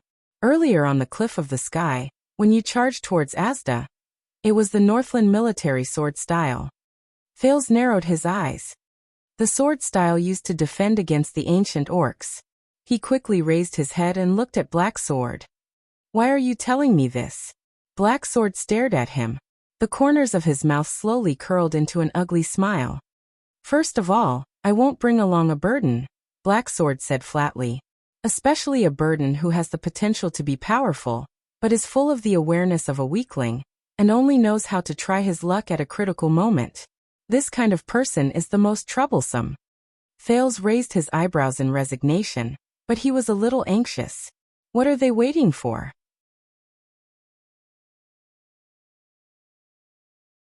Kilika and Giza are right in front of us. But Black Sword stubbornly finished his sentence. Secondly, only when you change your mind and understand this principle can you make the best use of all your chess pieces. Thales thought of something. He looked at Black Sword, puzzled. Chess pieces? You mean this sword? Thales scratched his head and raised the blade of purification in his hand. Yes. But it's not just this. Black Sword slowly adjusted his breathing. His gaze became colder. You have a strange power, don't you? In that instant, Thales felt as if he was struck by lightning. No way? Strange power? Don't tell me he's talking about my mystic. However, Black Sword's next words stirred up waves in his already shocked heart. It's that power that allowed you to see Asda's air wall, see through its essence, and even warn me. Black Sword's words were like a heavy hammer, pounding on Thales' heart. It even allows you to see further, run faster, have more strength, and have more acute reflexes. Power. Thales stared at Black Sword in a daze. Not mystic energy? Wait a minute. It's that fluctuation? How did he know? It's because of that power that you were able to dodge that tentacle just now, Black Sword said coldly.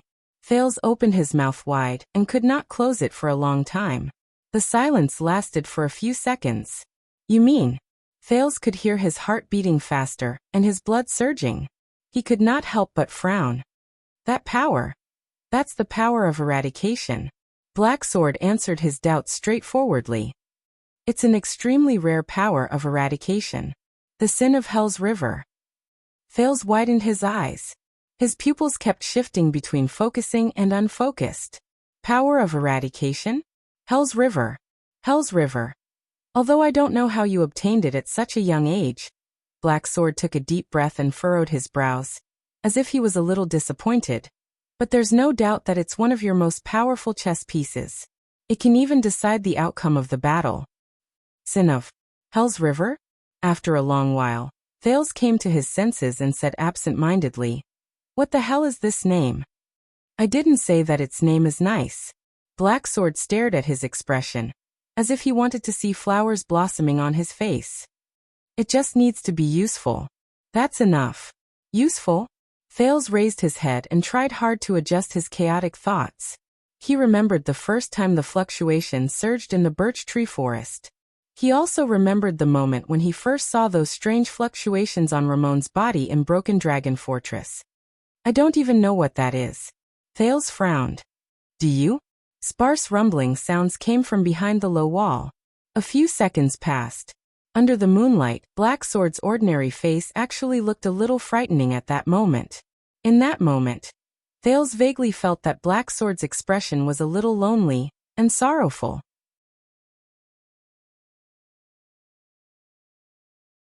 I don't just know. Thales blinked. As the Hydra's hissing became increasingly noisy, Black Sword spoke softly. We're more of the same kind. The kind of slaves who are cursed. Thales sucked in a breath in shock. Same kind? Slaves. Wait, that power. But Black Sword did not give him any chance to ask. Listen carefully. The legendary leader of the Brotherhood raised his head and looked at Kilika's terrifying body that was growing stronger by the second. Using the most ordinary and even somewhat dull tone, he said in a low voice, before we make our final move, about how to use the Sin of Hell's River, that you're tuning in to the Limei's Wuxia Whispers YouTube channel. We're so grateful for your support, and don't forget to subscribe to join us on this incredible journey through captivating stories. Your generosity through donations truly makes a world of difference, as it's the primary source of revenue that allows me to expand and enhance this channel for you. Thank you from the bottom of my heart for being a part of this adventure.